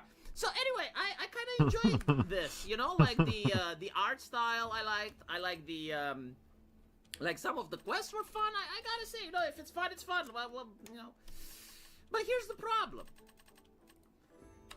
I need to go here, right, to turn in a quest. And look what I do. Like, right? I don't get to explore the zone. Like, I don't see anything, right? Like, not only do these things now have flying everywhere, which is convenient, I suppose, but they added this turbo flying on speed, and it's like, why would you make such a gorgeous zone and not let anybody then, explore like, it? away because people are going to fly over it, right? Like, the terrain just doesn't fucking matter. The way I'm playing, it's pretty much like this, you know? Like, you just go from quest to quest, and look, in the Burning Crusade, even on a horse, it would have taken me at least 10 minutes to get from here to here. And while doing that, maybe I'm encountering another player, maybe I'm getting another quest, you know, like, it feels that the world is alive. Here it feels that there is no world. It's just like a video game where you... I mean, the only thing that's missing, right, is to just click here and do you want to fast travel, yes or no? Like, this is the only feature that they haven't come up with yet. But another thing that I want to mention, when you play Burning Crusade, when you play the classic one, you actually interact with players. Like, you meet another guy, you know, and he's doing your same quest, and maybe you're grouping up, and you're talking to each other, you're making friends. There's a community there. I swear, I haven't met another player. It's almost like this game is deserted, but, like, it can't be, because I know there must be someone that's still paying for this garbage. So, why did Blizzard do this? And like, look, I know that they did it for convenience, but, like, don't you think you should dial it back a little bit? Like for example, you know, the whole flying shit. Disable it, you know? Like, at least give me a choice. You know what? Make a server where people that join, do not have, like, flying. Like, for people like me, masochists, right? For people that actually want to play an MMO and have, like, some social activity, right? Just make a server. You know, like, you used to have, like, PvP servers and PvE servers. Make a no-flying server. Just make a no-flying server. Or, like, at least allow flying at max level. Don't allow flying when I'm leveling up so that I genuinely don't encounter anyone. And don't make this, like, flying on speed, like... Flying used to be 100% speed, right? Like, how much? Yeah, 100%. I think this is 700. I'm not even kidding. Like, this is way beyond the 100%. Now I'm zooming through the fucking map. And so, like, my entire game is zoom through the map, just drop down, get 6-7 mobs on me. And by the way, if I really want to cheese it, I go protection. And you go protection paladin, you just don't die. You just don't take any damage at all. And things die slowly, but, like, they still die, right? So, yeah, no, I'm pretty sure, like, the end game is different, because, like, that's where all the shit is, right? Like, that's where all the fun is. It's at the end game. But as a returning player, the onboarding is just, like, awful. Just awful. And I'm not even going to go into the dragon area that they drop new players in. Another thing that's also awful is this shit. Like, holy fucking shit. Right? So, look, I understand that in Legion, people only had, like, 4 or 5 talents, and it was, like, really boring. And that in the Burning Crusade, you had talents that were just redundant, like 2% or 3%. And then eventually, like, everyone managed to figure out what is the best spec based on min-maxing. Time but this flies is with a hammer in your hand. This is ridiculous. Okay. The main reason is that when you level up, you need. When you level up in Vanilla, when you level up in Burning Crusade, you're actually excited because you may get the new spell. You know, like, you finally may get a new ability, like you're a warrior and you finally get Shield Wall. And you're excited, you're hyped, right? Like, finally I can go there. Here, you actually get all your abilities by level 20, right? So, like, by level 20, I get to click this shit. And I already have, like, all of my abilities that I click what I want to play. Bada bing, bada boom. And then for the rest of the game, I have nothing to look out for. Like, I'm not excited about anything. In Burning Crusade, you get excited when you get a new ability. You get excited when you reach level 30 and you buy your first mount. You get excited when you reach level 60 and you buy your mount that's 100% speed. And then you're excited when you hit level 70 and you get your first flying mouse. So like, there's like reasons to look up to. Here, I'm level 60, and I know that up until level 80, there's nothing to look up to. Like, it's just meh. And most of these talents, right? Like, some of them actually do give you a spell or some shit, but most of them don't. And they're kind of like some are cool, right? Because they allow you to choose. But most are just like, you know, Divine Storm. You gotta pick it anyway. So now your Divine Storm is a little bit stronger. Yay. Expurgation, right? So your Blade of Justice causes the target to burn. It does more damage. And the thing that's annoying is this, right? Because you're leveling really fast. I think like in 4 hours you can make like 10 levels if you do dungeons and shit. And so you're doing dungeons, and you know you level up as Retribution, and then you're in a dungeon, and you go as Holy. And now you realize that you have like 20 points to spend, and the people are like, oh, let's go, come on, bring out the girls, hey, let's finish the dungeon. And they start pulling, and you're like, what the fuck? And it feels like a chore. Like, I generally don't feel excited when I get a new point to spend. It more like feels like a chore. And the thing is, like, I know that when I reach max level, if I ever want to play that long, I would also have to look up on a guide on the internet. In fact, like, look, it even has here the ability to import, right? And the ability to share. So, like, you're probably not going to use whatever the fuck you clicked here anyway.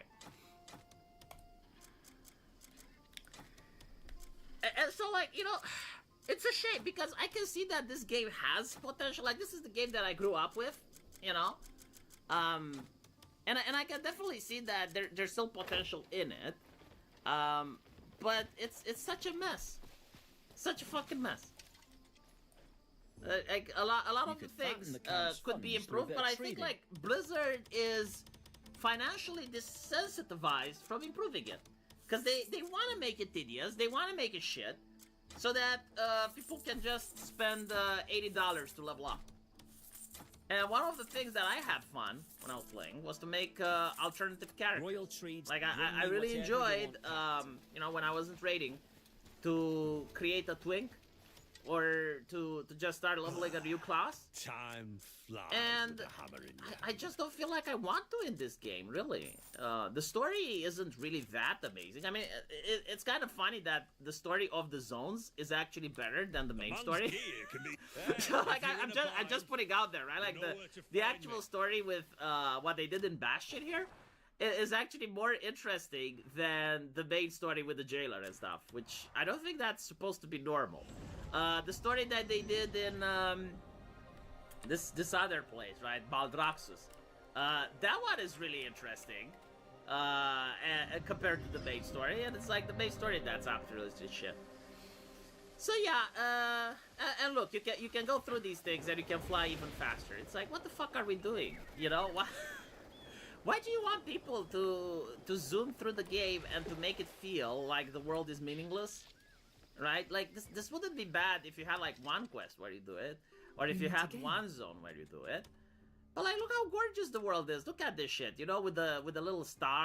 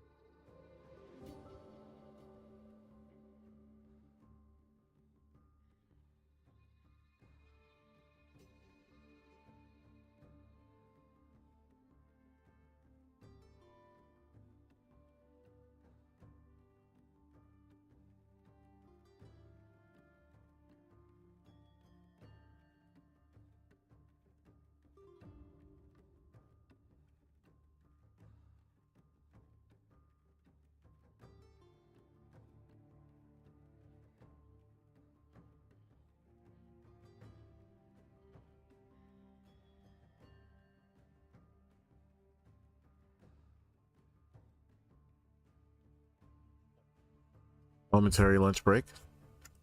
Take that off. Let's keep going. Are over here and all of these clouds and stuff. Like, no one is going to watch it. No one is going to admire it. People are just going to go on their dragon and go to the next quest line. And again, like, look, it's desolated. I'm not meeting anyone. There's no other players. No one is questing here. No one is doing anything. And I know the reason on why it is, right? Because, like, I get the game logic behind it and whatnot. But, again, like, it used to be called World of Warcraft. There's no more world. And there's no more war. Like, the Alliance and the Horde are together, in case you didn't know. You can now actually raid with the Alliance. Like, you can make a guild, and it can have, like, Horde and Alliance players. Okay, that I didn't know. It doesn't matter.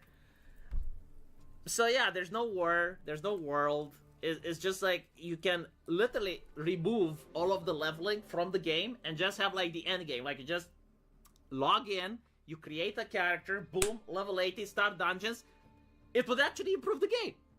Like, I'm not kidding. It would actually improve the game. Like, if you were to make World of Warcraft now, and, you know, you just go into the character creator, you pick up a Gnome Rogue, and you're already level 80, and you can just start doing the dungeons, you are improving the game, right? Like, you are eliminating a huge part of what makes this game shit. And that's actually sad. That's not a good thing, by the way, in case you... Anyway, let me know what you guys think, and if by any chance I do feel like playing this more, I will probably start a new guild, and I will probably make videos showing how I raid and how we roll. And I am aware of Turtle WoW, but the problem with Turtle WoW is that it's so fucking awesome, and it's so fucking addictive, that I would probably get hooked on it really fast, and I do think that Blizzard lawsuit is going to kill it. Because, they are kind of stealing Blizzard shit, so if they manage to fight off Blizzard and, you know, they reach a settlement and Blizzard allows them to keep their server, then yeah, I'll play. But I don't want to get addicted and invested into something that 1 year from now may be shut down. That's fair. I hope you guys understand. Yeah, anyway, that's let me know fair. what you guys think, and as usual... Time for some coke. Going back in time a little bit, some of you will know, Justin Truman, who was the general manager for Destiny 2, I believe at the time, made that famous comment about over-delivering. Ultimately, he was making a point that live service games have to be sustainable, right? And that every time you release or publish a piece of content, you set an expectation for everything that you do in the future. And I guess he was saying that it's possible to set an expectation that is so high that ultimately you can't continue to actually deliver something on that level, right? But of course, this comment was not popular, and I understand that because the optics of it, especially on face value, don't look very good. I continue to see folks in this community say though, ultimately, in terms of gameplay at least, there doesn't appear to actually be a Destiny killer. Certainly not something that replaces what Bungie have been able to achieve with Destiny. But of course there is a perception as well that Bungie themselves are the Destiny killer. And I think to an extent, if that ultimately is what happens, then there's probably at least a degree of truth in that perception, right? A week or so ago, DMG said, in response to a comment about when we'll get the conversation around the future of the Destiny franchise, Dylan had said closer to June is when we'll chat. And this sparked concerns because the wording alone, right, we will chat, has kind of vague connotations, which, as players point out, kind of feels like you're going to be taken into a room at the end of the day and fired. We should keep in mind we are hanging on for a thread of hope here, so because statements like this don't offer any real positive reinforcement, they will be perceived in a more negative way, right? There's lots of conversation about player counts in all of this, which I appreciate can be exhausting. Marathon's player count in particular is still sort of finding what will ultimately be its settle point, right? A kind of stable weekly player return trend, which it hasn't really landed on just yet. At the minute, the player count continues to slowly go down. Destiny 2's player count, of course, has gone down significantly over the last year when we look at concurrent players, but players should also keep in mind how important daily active users are for these games. The only reports we really have about Marathon is that on the weekend of March 21st and 22nd, it had around 380,000 average daily users. We can anticipate that a week or so later, that number is probably lower because we are so close to launch that the game is shedding players. And there's nothing hateful about that, it's just how video games work. Looking at Destiny 2's daily active users though, it sits... But if a certain crowd pointed out though, all of a sudden it's seen as hateful. Somewhere on the weekends at around 200,000, maybe 230,000 unique players logging in on a daily basis, which, as has been discussed in the community recently, is actually stronger than most people probably think. Although Destiny 2 has a significant free-to-play component now, which obviously brings into question what kind of revenues that potentially continues to produce for Bungie. Safe to say though, based on these numbers, Marathon absolutely doesn't have double the daily active users versus Destiny 2. And the only reason I really make that comparison is that it probably does mean on a business level that Bungie have decisions to make about where to allocate resources and what content to produce for both of these titles, as we know. And so how does Destiny factor into Bungie's bigger business plan? That's ultimately the conversation for today. Facing forward, we know the Marathon is going to rely on generating revenue essentially through microtransactions, at least based on Bungie's current plan. There are no paid content updates. Unless, of course, Bungie changed that plan as a reaction to the current performance around the game. That's pure speculation at the minute, but otherwise, looking at Destiny 2, we have this unfortunate situation where we came away from the final shape, which was an end point for many people, so naturally, player counts dropped. Then as we went into Edge of Fate, I actually think player counts, or at least people who returned to see what that content was going to be like, it was fairly promising realistically. It was like 100,000 players at peak when Edge of Fate dropped. As we know, however, but That's actually kind of the bittersweet thing about this in hindsight.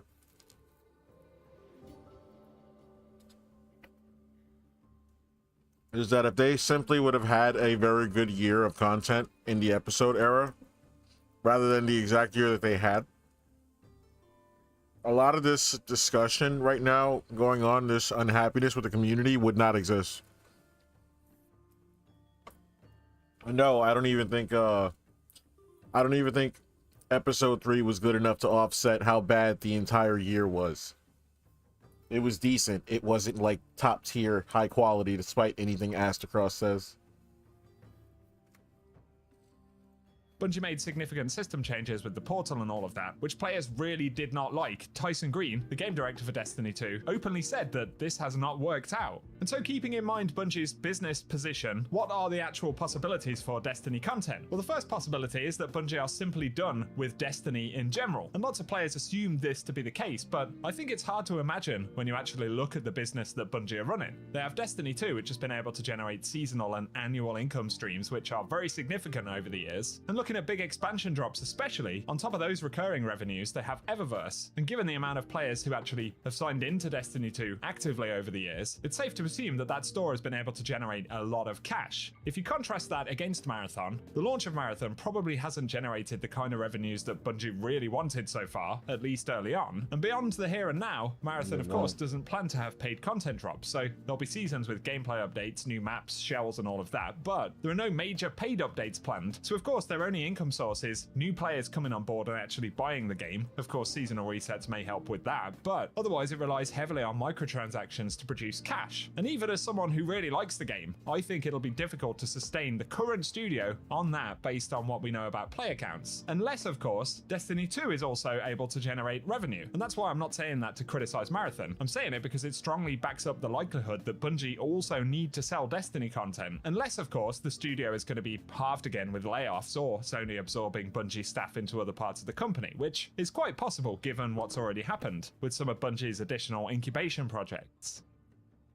So by extension, the next possibility is that Bungie are quiet because they are in fact working on fixing the biggest issues that players have with Destiny 2, which includes the portal, lack of interest in the power grind or vertical progression outside of gear, which we know is important because those who play a lot already have very good gear, and that's why Bungie added things like gear tiers in the first instance. And so ultimately, if they didn't have Marathon as a thing right now, and they were this quiet, you could actually make a realistic argument that they are actually all hands on deck. Everybody's fucking grinding and everybody's doing the work. You could make that case, but because Marathon is a thing, you cannot make that argument. it's possible that the team are trying to fix that core part of the game while chipping away at other future content. And that future content would look like a world where Destiny continues to get more annual expansions and things like that. The third big possibility, and I know it's one that lots of players want to see, is that Bungie are going to make Destiny 3. Now, I really want this, and I know most of you guys do as well. However, for Destiny 3 to be meaningful in any way, the amount of resource required here is really significant. And we know this when we look at when Bungie produced Destiny 2, right? They had well over 1,000 devs producing content, and that was shared across Bungie itself and 2 additional Activision studios. The problem is that they literally just launched a game that cost them anywhere in between $200 to $300 million. They just shipped the game that cost them $200 to $300 million. I actually do not think there's any world that exists. I didn't even think about this until right now. I do not think there's any world that exists where Sony will easily or be cooperative or be open to floating the idea of Bungie being trusted with another 300 million, even if it is something that could be a surefire success like Destiny 3. I think asking them to foot another 300 million towards Bungie after Marathon just launched the way that it did, that is a very, very, very tough sell at the moment. Marathon needed to absolutely crush it. And I think if Marathon did absolutely crush it, you still would have had the double negative where they wouldn't have even thought about Destiny 3. They would have just thought about like tripling down on Marathon and leaving Destiny 2 behind. There's no part of this story that has a good outcome. As well as a hefty cash infusion from the publisher to make it viable. And right now, Bungie reportedly have something like 600 to 800 employees working on games. That number is a bit rough, but if we factor in that Marathon will have to keep at least a couple of hundred devs on board to produce future seasonal content, the only way that D3 seems possible is if Sony provide Bungie with extra resources to actually make it happen. Exactly. When I say that Bungie had 1,000 devs working on Destiny 2 in order to actually ship it, that was just the folks inside of Bungie itself, let alone the other 2 studios that were working on the PC port, supporting content for Destiny 1 to keep it going, as well as various elements of Destiny 2 itself. And so to make... And the 5 incubation projects that they no longer have. This is like masterclass of like greenlighting way too many projects. Like this is masterclass hubris, thinking that you're something you're not, and aiming way too high above like your power level is Bungie. Make D3 a possibility requires significant lift and resources. And one of the concerns, naturally, is that Sony will be very hesitant to throw more money at Bungie. I may be wrong here, but Bungie haven't seemingly achieved anywhere near the revenue or retention that they sold themselves on when they actually made that deal with Sony. And so, while I'm not saying I don't want it, and I might be completely off base here, Destiny 3 honestly feels like one hell of a mountain to climb. You'll have to give me your thoughts on that part down below.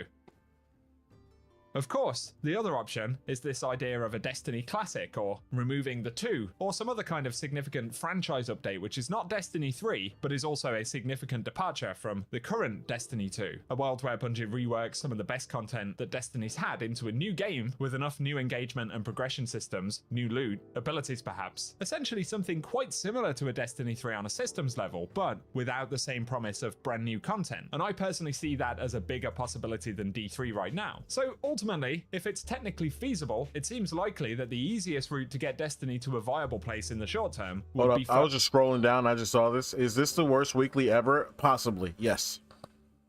Yes. I would actually almost make that case, yes. I don't have a problem with weeklies being tough with the conditions. As soon as I saw the 4 conditions they had stacked for this week, I was already like halfway no, 3/4 no, before I even got to the invincibility thing where like everybody has to get a designated target that only they can kill. The minute I saw that, I was like, yeah, no, I'm not doing this shit. They could eat my ass. I don't need the 150 blue Doritos that bad. Further updates to Destiny 2, and that will raise alarm bells for some people because they really want to see something bigger and newer. But we should also remember that while a new number like D3 is absolutely symbolic, ultimately, if Bungie maintain an actual live service with actual quality content drops, new ideas, innovations, and generally good game design, then it feels like Destiny fans will want to play it, which has been one of the big problems over the last year or so. Players fixate on the specific number, but I think ultimately it's about whether that content is good. Is the game continuing to innovate and be a quality experience? And that's the biggest area where Edge of Fate, and even the episodes before it, actually fell flat, right? So the concept that D3 will simply save things only works if Bungie get that part right as well. So whether it's D3 or continued D2 or some other format, the reality is that it's time to over-deliver, to reference the famous quote from Justin Truman. We should also rein in the expectations of what a D3 can... They don't have anything left in the tank to over-deliver. That's the issue. And actually deliver on a technical level, and Marathon is a really good example of that, right? Because Marathon uses the same game engine. They don't have anything in the tank to over-deliver. They don't have the funding. They don't have anything that they need to make that happen right now. This is partially because Bungie couldn't invest into something entirely new. They did reportedly work with other existing game engines in early development and decided instead to lean back into the Tiger engine because so much of what makes these titles feel like a Bungie game actually exists within that engine, right? And of course, Bungie have various systems and pipelines that already exist to work inside of that game engine. Marathon is relatively stable, but it doesn't have groundbreaking graphics or systems. It's just a very refined product inside of Bungie's Tiger engine. The point I'm making ultimately is that if Bungie couldn't do some big move away from their systems to make Marathon, there's no real indication that they would do it for D3, right? It's incredibly costly. So in conclusion, while we don't really know what the future of Destiny looks like right now, either Bungie lean into the Destiny franchise in a big way, which I of course hope they do, or alternatively, I think Bungie will shrink again. And some will think that that's about hating Marathon or the studio in general, but that's nonsense. Honestly, if Bungie didn't utilize all of the staff to get Marathon out the door, then if they're not making Destiny content, they won't need to utilize them to support Marathon post-launch. And so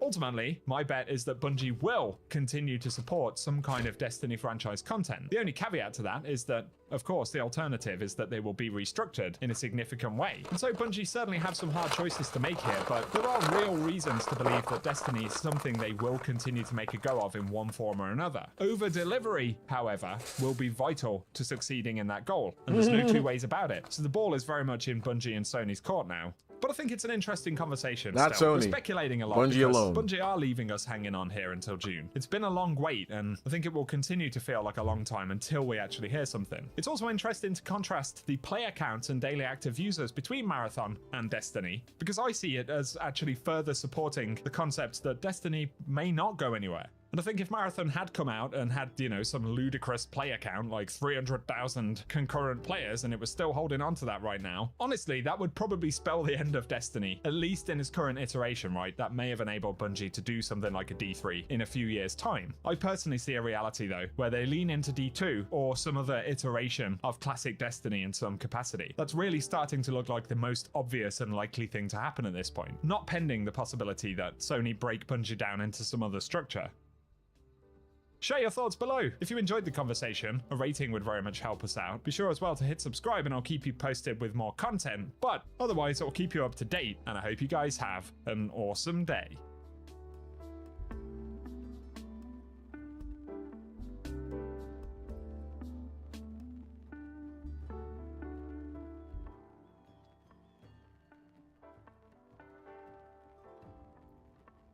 It's beautiful. I've looked at this for 5 hours now.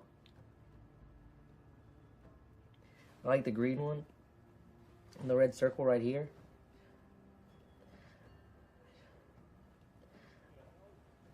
Tearing up, man.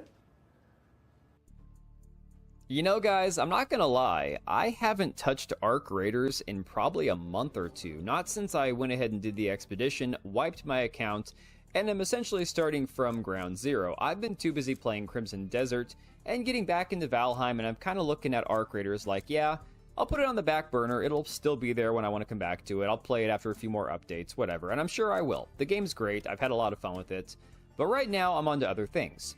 That being said, Arc Raiders, one of the biggest recent extraction shooters, actually biggest extraction shooters of all time, very much a recent live service success, which is saying quite a bit, has had a few updates, one of which happening today, bringing some quality of life fixes, dealing with, you know, late game spawns, making those less miserable, some new enemy types. Oh, you son of a bitch. Basically trying to create some more Wait, in-game I content can grab for it. people who essentially are getting burned out on the title, not having enough updates. But of course, whether or not that's a success is going to be, you know, a wait-and-see situation. Because according to the Steam charts, people, despite the massive success of this title hitting like 14 million sales in the time it's been out since October, are still getting a little burned out on the game. Go figure, you spend a few hundred hours on a live service title, you run out of things to do, you move on to something else. For 40 bucks, I can't complain too much about that. I think that's worth the time and money. That being said, looking at trend lines, there's a definite negative, there's a player decline happening in real time. Move speed, ice even with the res, recent update so I coming can put out. Now, anything will there. this update bring 100,000 people back to the game? Who knows? We have to wait and see how this happens. But even that being said, still a very healthy amount of players across multiple platforms. I mean, look, 158,000 people for a 24-hour peak months after a game came out. That's a success. I don't think that you can look at that as any other way but a successful game release. Of course, Jay Viper pointing out, without any context, he has a chart here and asks which game has a more active community and more successful weekends. If you base it off the graph that he has alone, Clearly, it's the blue line, right? The green one looks more like a flat line, almost into a decline. The blue line has obvious peaks several days apart. Well, this, of course, is a comparison of Arc Raiders and Marathon. Marathon, a game that has been extremely divisive. And I want to say something. I mean, I don't care if you guys enjoy Marathon, that's fine. I didn't enjoy it. That's just my opinion. I hate the look of the game. It hurts my eyes. I hated the UI. I don't like the look of the weapons. A lot of problems with this game.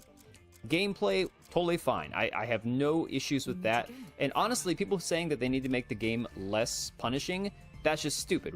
Why would you say that? Like, Escape from Tarkov doesn't need to make their game less brutal either. Certain titles are going to just be brutal gameplay, and that appeals to a very niche audience. The problem is when you spend AAA money on a niche game and expect it to do exponential amounts of dollars, it's just not going to happen. That being said, IGN gave Marathon a 9 because of course they did, saying it's amazing. Marathon's a ruthless and unforgiving extraction shooter that's worth every ounce of hell it puts you through. Eurogamer saying Marathon review ignored the noise, this game speaks for itself, giving it 4 out of 5 stars. But going on to say something that I found very interesting in this article, saying there's a higher level discussion to be had here about how all this ties into Marathon's themes of hyper-capitalism and smash and grab economics, how the main product of the rat race is a lot of crushed rats.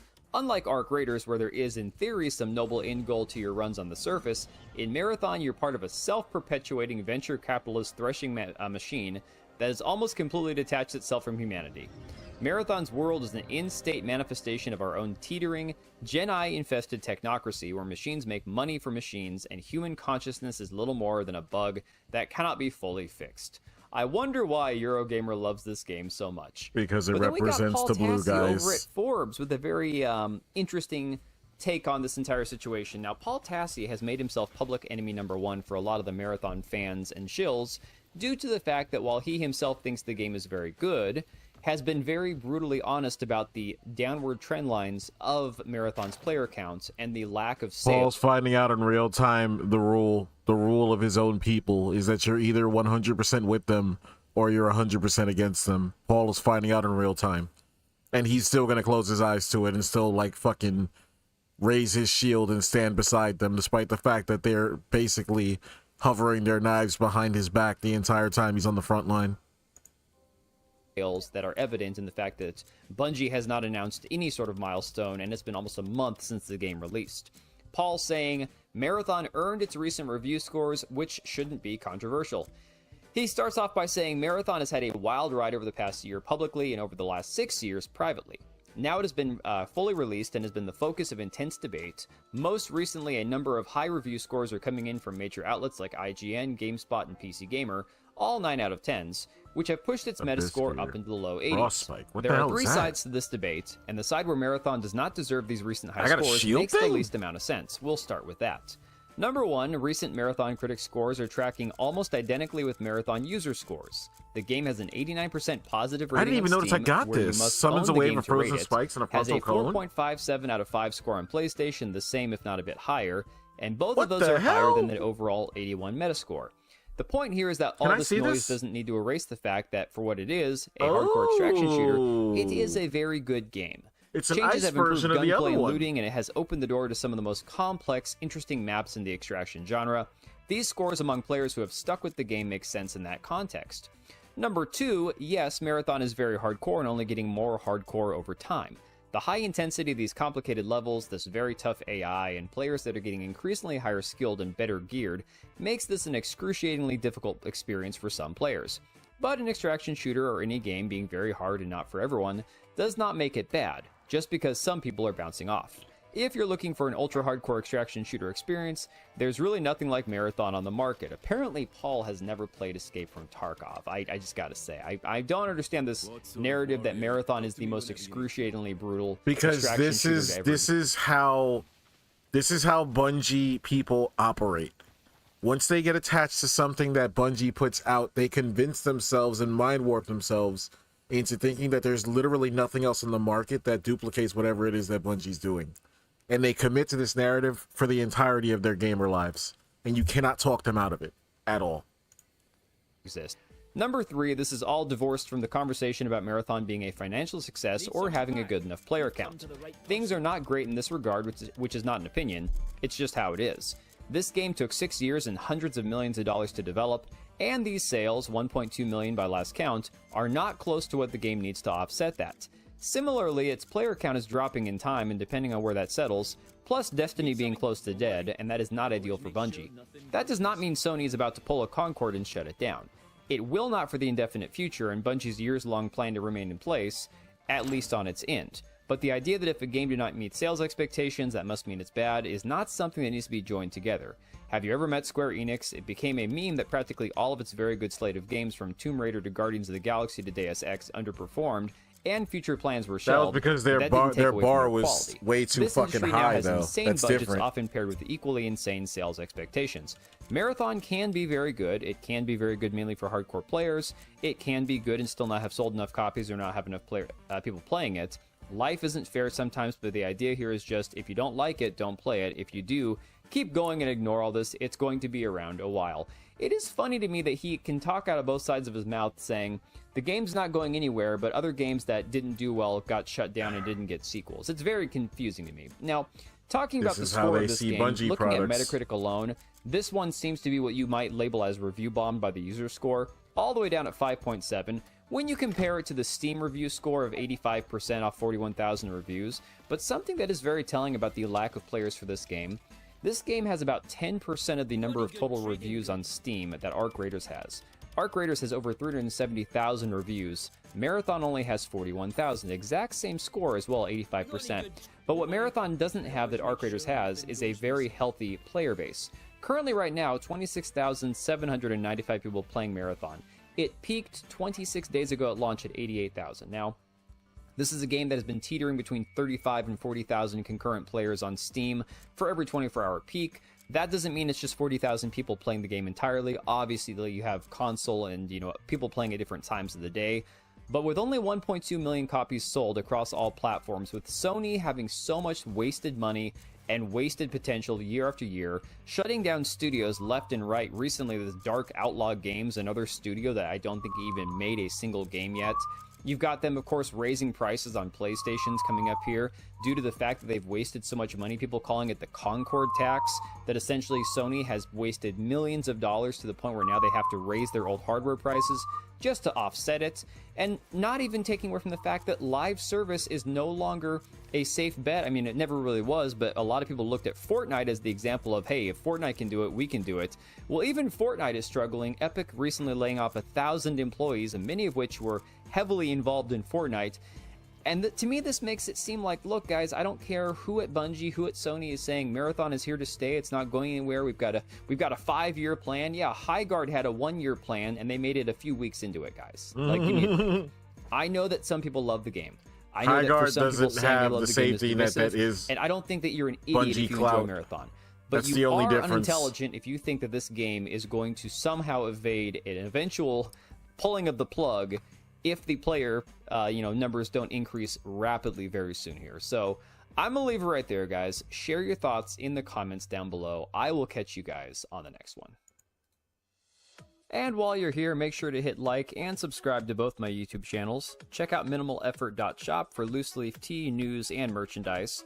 And if you're in the market for a new top-of-the-line PC, check out Meta PCs. Use my link down below, code TBO, for a discount. And of course, Instant Gaming as well for all the top-selling games on the market at a massive discount. Thanks for watching, and catch you guys on the next one.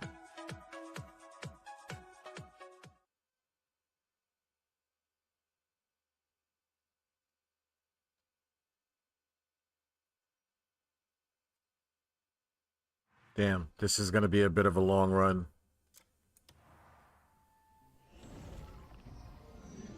This is going to be a bit of a long run. Well, I need to find my way to a road. That was a good video. Okay, I need to find a road out of here. I think I need to get to this road over here.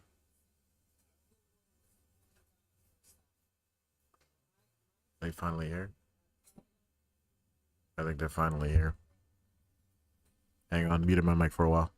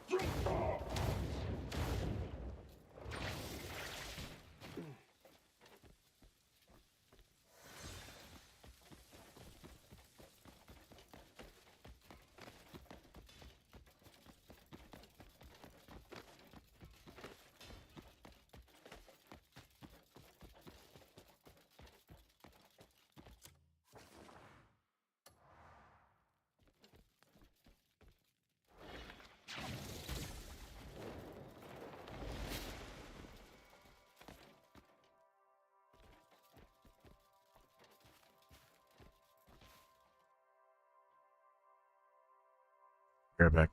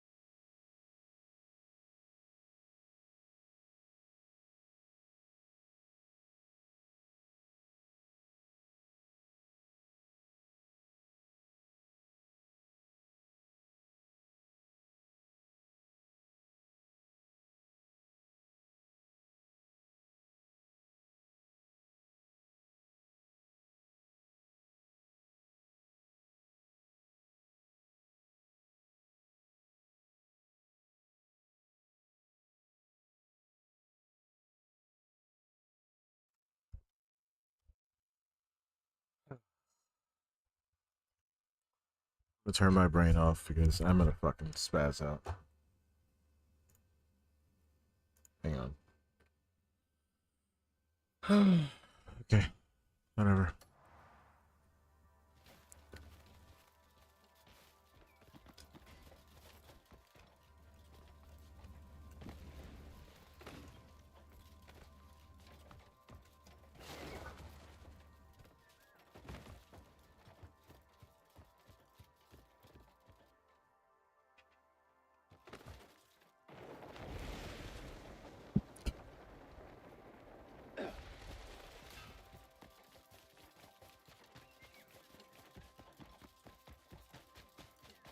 Dude, the layout to this place is so bad. Is this it? Okay, thankfully this is it. Jesus.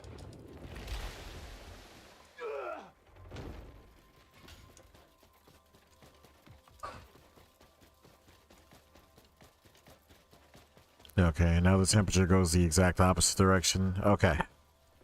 From this point on, we can just normally travel and find us a fast travel. Okay. I already marked it on my map, so I'm just gonna fucking run and we'll keep the videos going. Tassie has a okay, this is interesting. I am gonna get to this Caleb video probably at the end. I have well, I'm adding Tassie now, so that's 1. 2, 3, 4 tabs, and then I'll get to financial audit if I don't tag on another one as I'm going along.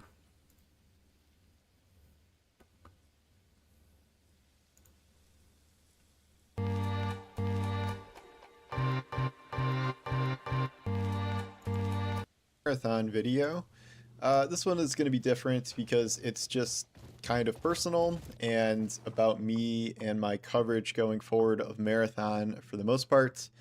Not about sales, not about Cryo Archive or anything like that. Obviously, I've been covering Marathon a lot, and recently my kind of takes on the game have been disrupted by what is now 200 hours of Crimson Desert.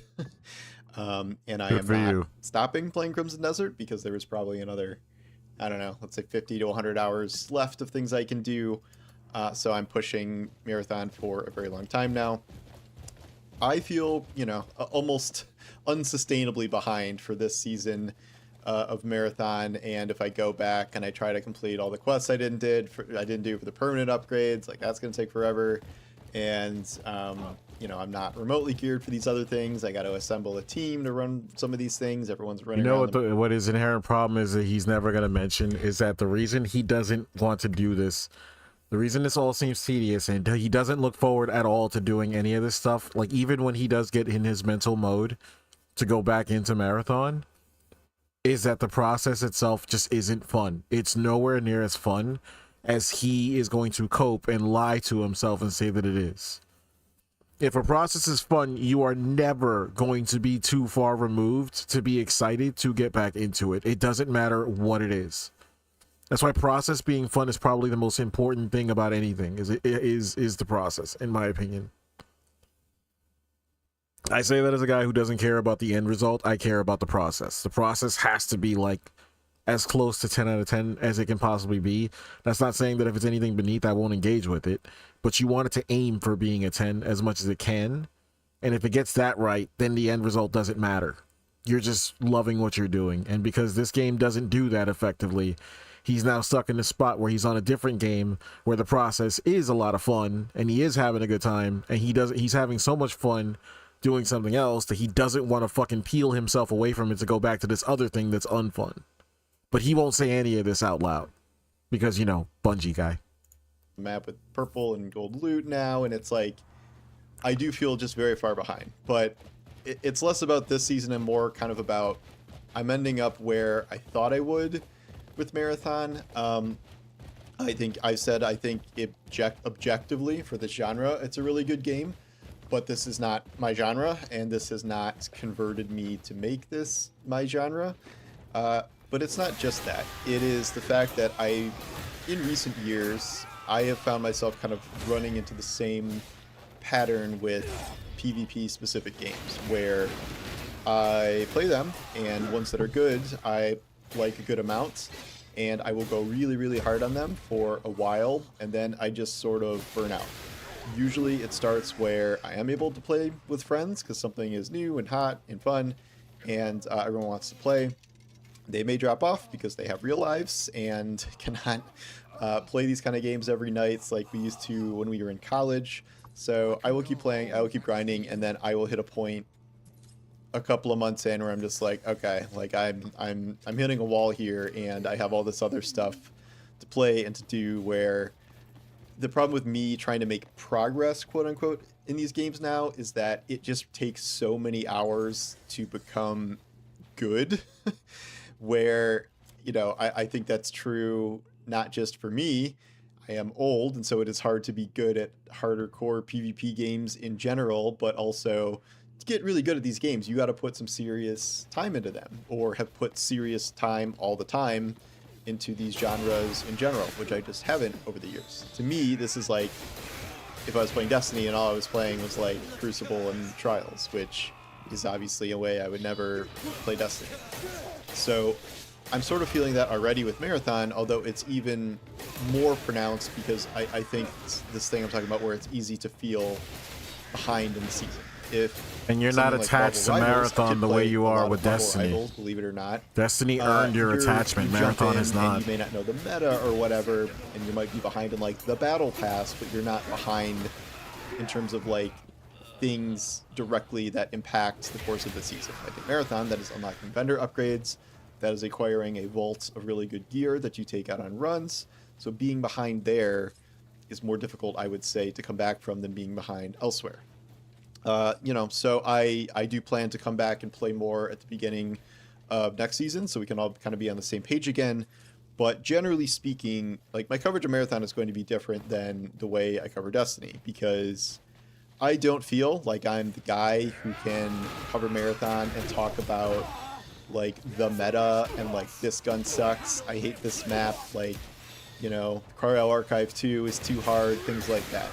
I don't really like when people give opinions on stuff that they don't play enough to form those opinions about. People have been asking me if I'm going to do a review of Marathon, if I'm going to do a scored review of Marathon, and the answer is no, probably not.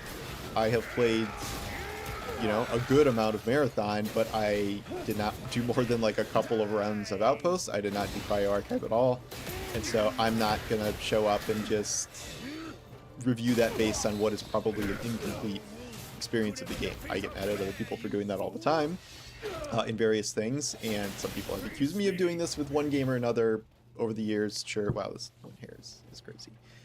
But in this case, I think it's a pretty clear example of I am not in a position to score this game, or going forward, if I'm not playing, you know, a super large amount, to comment on individual aspects of gameplay that are good or bad or whatever.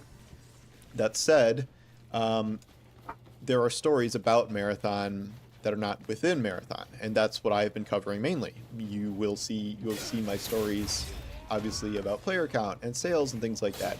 More recently, I wrote about how really good review scores are coming in from a lot of major outlets, and it has really high user scores. So, despite this meta conversation about its success, like, you know, it's reviewing really well, and you know, I know things about future development and the state of Bungie and things, and I will continue to report on that. And obviously, the success or failure of Marathon is very important in general for Bungie, for Sony's live service plans, for, you know, combating internet discourse about all new live service games fail and like this is going to be shut down immediately.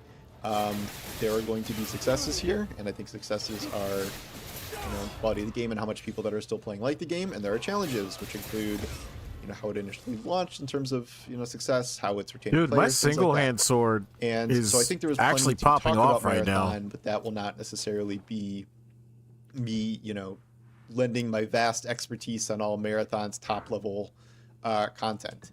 You know, if you've been watching my videos, you know that I do similar things for different aspects of Destiny. I talk a lot about Destiny, about how the new activities feel, how the story is, like, you know, all of these things within the game. I will talk about what things are overpowered or what should be nerfed or what should be buffed and things like that. But aspects that I do not play a lot, I do not comment on. I don't review the new raids because I am not in a position to run raids almost all of the time, given my the state of my former Destiny playing friend group and the fact that I have 2 children now. So that's something I don't really talk about. Marathon is putting me in a similar situation where, again, I found myself falling into this with a lot of PvP games, but Marathon, I think, is more punishing That's probably than most in another terms thing of that's both helping being with behind Crimson Desert is and that then it's a also single actively player playing game, but at he any can given time. pause Because if whenever he you're has to be a dad. my age and have 2 kids, and you know, one of them wakes up 30 minutes after you put them down, and you've started a game of Marathon, like, you're fucked. Like, you're gonna lose all your shit. Like, it's not just like you've lost a match of a battle royale or a, you know, a arena shooter. Like, you've just lost your full kit if you have anything that either distracts you or forces you to stop playing. So it's a very punishing game for, you know, a lot of people, but for me especially. So that kind of also influences my ability to and desire to play it.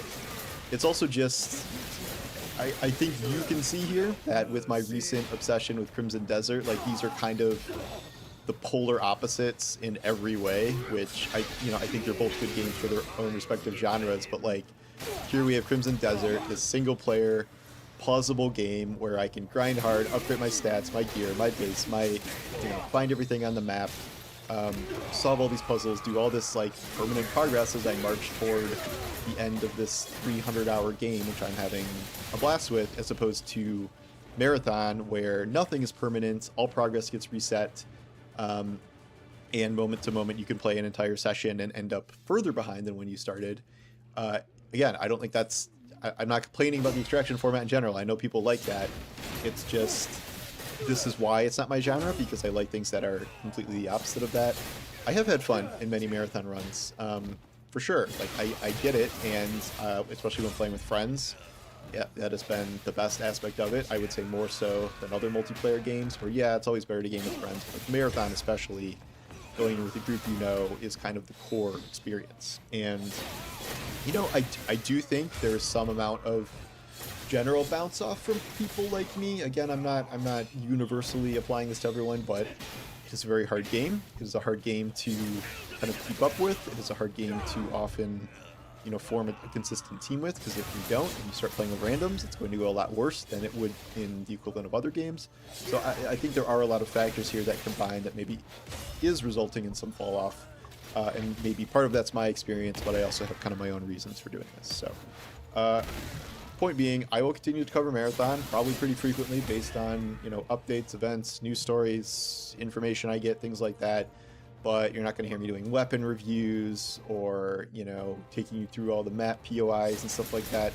Generally speaking, I'm more of a news guy, opinion guy, period. But I also recognize that I think there are some things that I am not authoritative enough to comment on. You know, people can tell me I don't know what I'm talking about with Destiny and this and that, and my opinions are stupid, but at least I'm playing the game. When Destiny was good, you know, I'm playing the game 30, 40 hours a week, so sure. Certainly not doing that with Marathon. Certainly am doing that with Crimson Desert, which is why I'm talking a million miles an hour about that. So that's where I'm at. I don't know. This is a really personal video. I don't expect you guys to get all that much out of it. But if you're kind of wondering what my Marathon coverage is going to be like in the future, both here and I guess on Forbes, this is kind of approximately what it's going to be. I'm not like stopping playing Marathon. I mean, this season might be pushing it, but I will certainly show up and check out new maps, new additions, and, you know, if there's big patches, I'll show up for that and see. But it's not going to be kind of the same level as other stuff. And certainly it's not replacing my Destiny coverage, because they're just totally different genres, and one of them I like more than the other. And God, I really hope Destiny doesn't die, because I would really like to play more good Destiny content. But the future is a little dark at the moment there. Yeah. Anyway, thank you for watching, and I'll talk to you soon. Take care.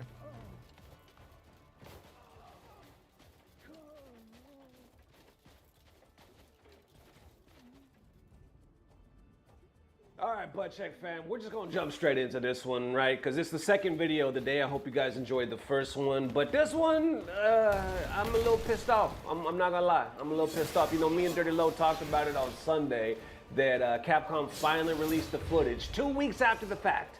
They finally released the footage for Cap Cup. They released Street Fighter League, Grand Finals, all that good stuff. And then right after, what was it, Top 8 for Cap Cup. And now I'm kind of watching moments. I wasn't too sure if I was even going to look at it because I already know what happens, right? Most of you already know what happens. But I was like, maybe there's something I missed. Maybe there was something that I need to know, right? Because they didn't show everything, obviously. So now that I'm watching it, there was a lot that I missed. You know what I missed? The moments. The fucking live moments that we were all supposed to see for free.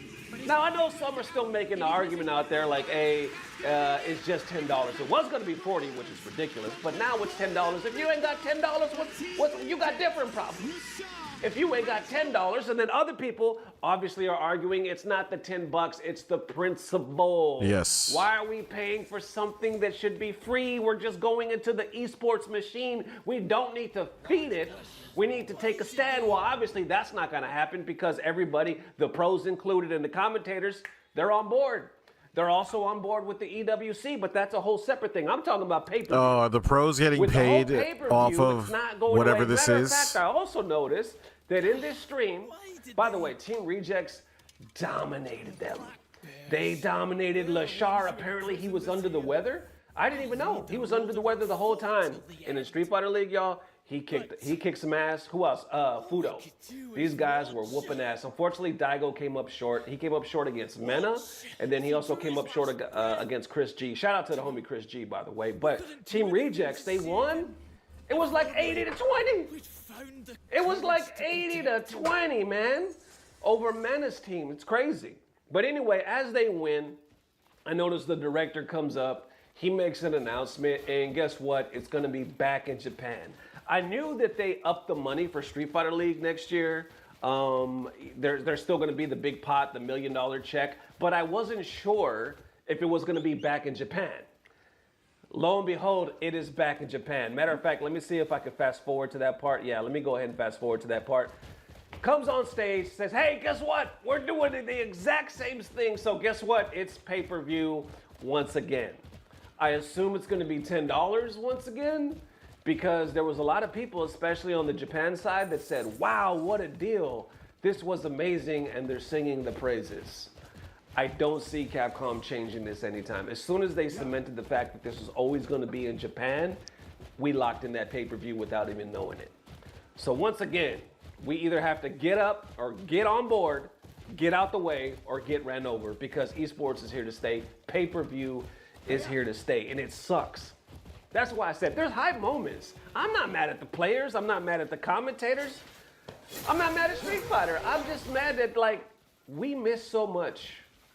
Watching it now doesn't have nearly the same effect. Hell, it really has no effect because we know everything that's going to happen. And now next year, we basically got to do the same damn thing. We're going to watch it for the first 3 days, get kind of hype, and then we're going to get blocked out for, like, the hype moments. And then we got to make a decision.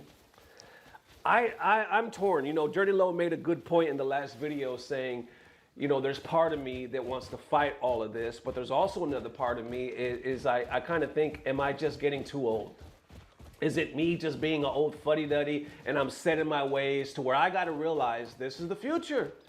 And the future is here. It could be a little bit of both. So maybe it's just me kind of being stuck in my ways. It could be a little bit of both, but it's good that they're asking that question. The FGC is going to grow with or without us, right? I don't know. Nobody knows exactly what's going to happen. But in the meantime, it is kind of exciting. I will admit, it is kind of exciting that the FGC is growing. Bigger than we ever thought, especially sooner than we ever thought. EWC seems to be doing some exciting things, especially with this whole Evo thing. It seems like they're actually adding production value, which is something Capcom did not do. So in a way, there's excitement there. I just don't understand why we have to go this whole pay-per-view route when there's so many ways they can go around it with selling, you know, costumes in game. There's so many ways the community would be willing, talking about, take my money. But this is the one I just see rub so many people the wrong way.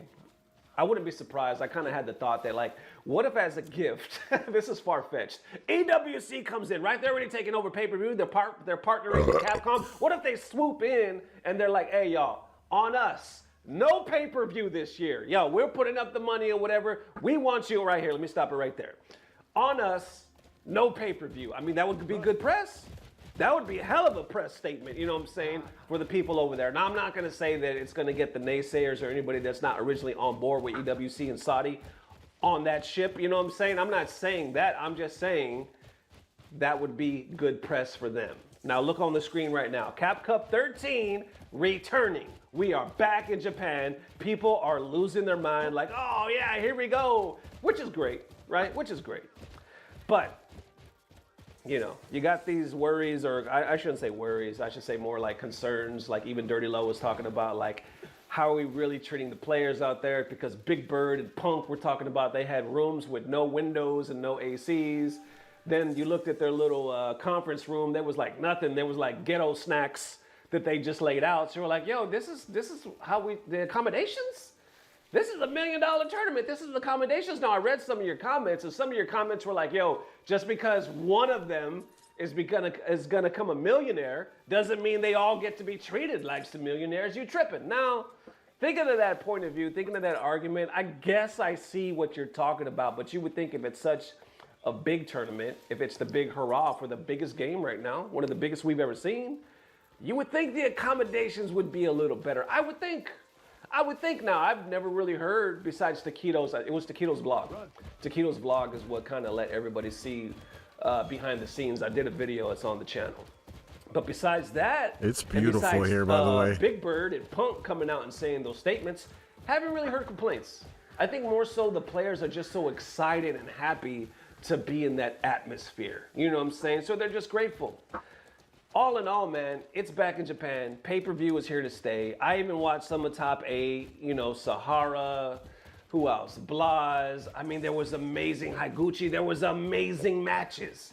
That made me even more pissed off. Like, there's so much we missed. Now, the argument can be made. You don't got to miss it. There's probably some of you watching this talking about, you don't got to miss it. Hey, this is the way of the future. Just put up the 10 bones. Here's my problem with that. Even if I could wrap my head around that, like that whole argument that this is just the way of the future, right? I'm still pissed off as a spectator, as a fan, and as a content creator that it's behind the paywall, so it's imprisoned. It's behind bars, Fort Knox, for 2 weeks after the fact. Because there's so many people that are never going to buy that pay-per-view, so you kill so much more of the hype. Dirty Low made this point. I don't think I aired that clip where he was like, poor Sahara. Now, not poor Sahara because he's a millionaire, right? And he got all this notoriety in Japan and whatnot and changed his life forever. But he's like, so much more.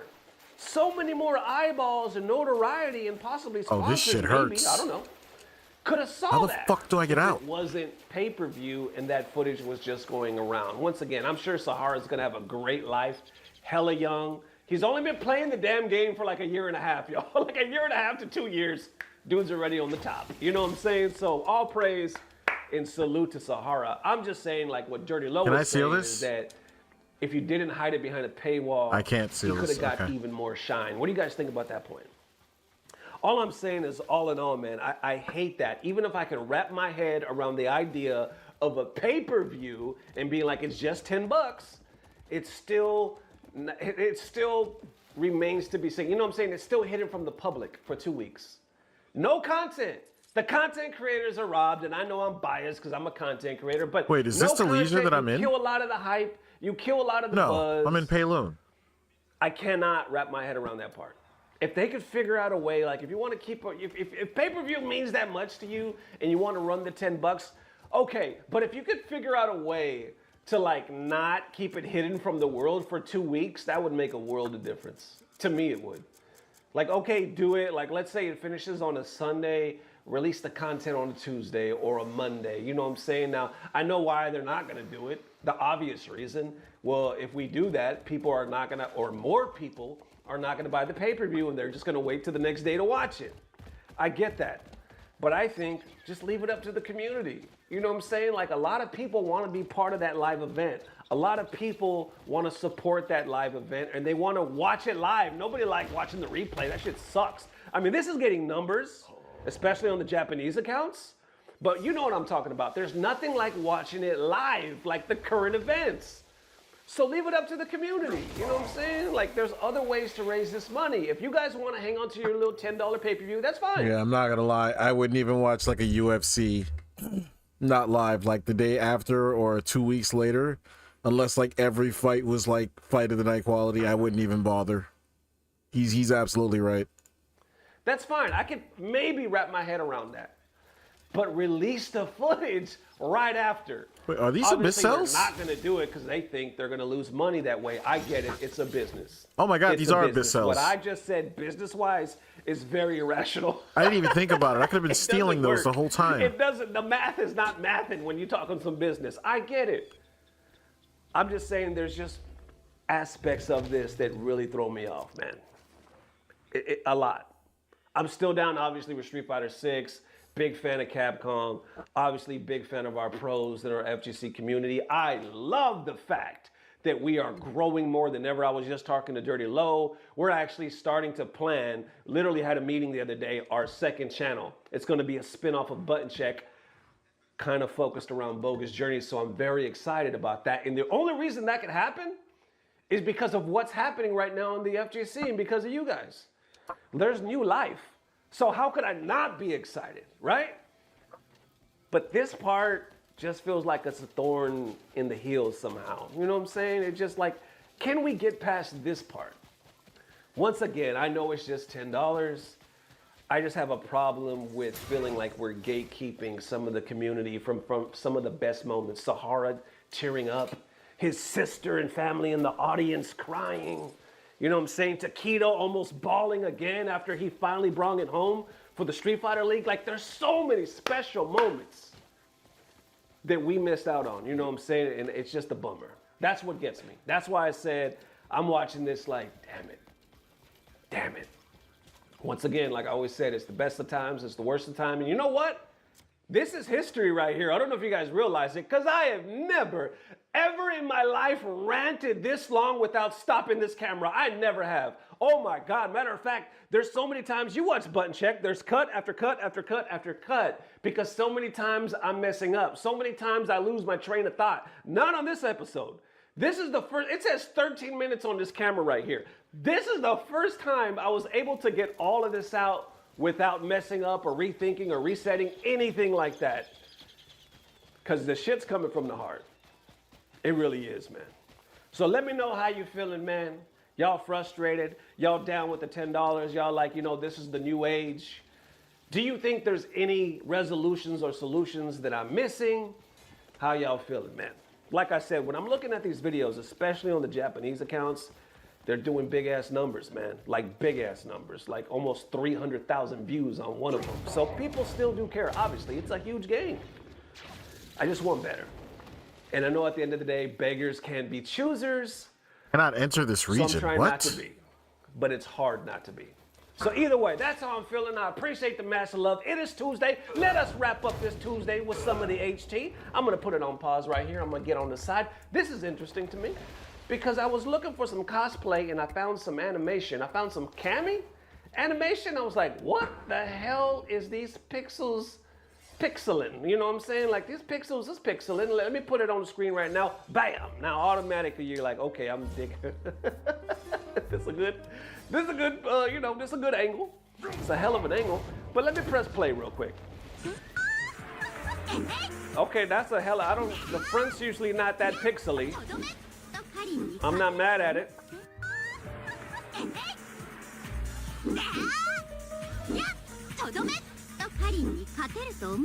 Looks more accurate. I mean, I feel like she's been hanging out with Mika. You know what I'm saying? And she done got some work done. Hold on, right here. She done got some work done. I feel like she's been hanging out with our Mika and she done got some work done. How would you feel if we saw Cammy and then, you know, she just appeared like that? I thought this was hilarious. I did. But you know what I didn't think was hilarious? I ordered some Chinese food yesterday. Now you're thinking I'm off topic. I'm not. I'm right on topic because check this out. I never in a million years would have thought that I would have ordered some food and my food would be HT material. I never thought that I would order some Chinese food, a place that I've ordered from a million times and thought to myself, this is gonna be on HT. Never, but guess what? It is. I'm gonna put it on the damn screen right now. This is a live video, a live reaction of my damn Chinese food from last night. Let me put it on the screen. Enjoy. All right, so what the hell are they trying to say, right? I ordered Chinese food. Here go my orange chicken right here. Some sauce. Where the hell is the whatnot. rest of it? But then they gave me one piece of chicken that stood out. What the hell is this? What the hell? Look at the size of this damn thing. What is this? It's like this is a, like this cook is trying to say something. You know what I'm saying? This is a statement. This damn thing right here. Look at the girth. This is a statement. Hell no, I'm supposed to dip this in something? Put some salt? Hell no.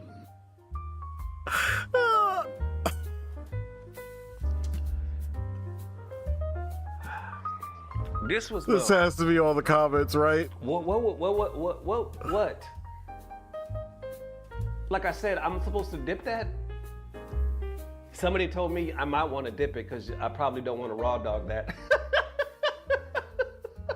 Oh, Somebody God. said, that ain't the orange chicken, that's the orange dickin'. Oh my God.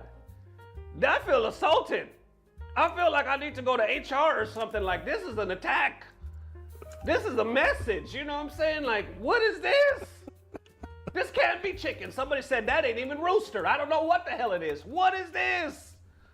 I'm afraid to touch it. There it is, Butt Check family. Definitely let me know how you are feeling on this beautiful, weird ass HT. Thank you for tuning in, man. I will see you soon. Matter of fact, I'll see you tomorrow, more than likely tomorrow afternoon. And as always, I don't know what it is, but I know somehow, some way, it's about to get better. Now, it came on my screen, and I didn't ask for it, but the algorithm thought that it should be shoved down my throat. Apparently, in the next season of Rings of Power Plus Privilege, there is a good orc. Yes, and it's not AI. Like, first time I saw it, I thought, like, no, this is AI made.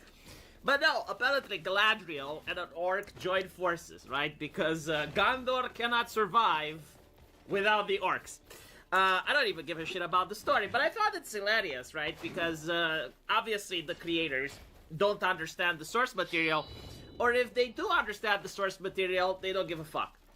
Now, what I also noticed is this gentleman, right, Chuck Dixon, and he says what Amazon is doing to Tolkien, it's an abomination. These people are doing the work, obviously don't understand the IP. They're adding elements that are very 2022, and in 5 years from now, they are going to appear laughable. Okay, it's not even that. Like, I recently remember what they did in Season 1 and how quickly it Oh, is it really, like, backfired right on them. here? So, Season 1 was actually made... Oh, it is during actually, like, the, right here. Holy shit, I already found it. The debates between Trump and Biden, right? Like, the American elections were coming. And so you actually get the American elections in Season 1. Like think how poorly that will age. So, like, what is the thing There about... it is, I see it. Apparently, the humans are upset that the elves are taking their jobs. Again, you know, like a very Tolkien-esque theme, right? Like something that Lord of the Rings always tried to tackle with, which is the modern labor shortages. But anyway, right, so like humans are upset that the elves are taking their jobs, and this causes racial frictions. Now, the show tries to portray the humans as bigoted, when in reality, I can literally see the humans... It feels as if it's about to come alive. His ribs are bigger than a fence. And its skull is as large as a boulder. Could it be connected to the ancient beings? To think such a being truly existed? It must have been buried here for ages. The records are gone, but the traces remain. If a giant such as this still lived, I'd not wish to imagine it. It would have devoured mountains and villages whole.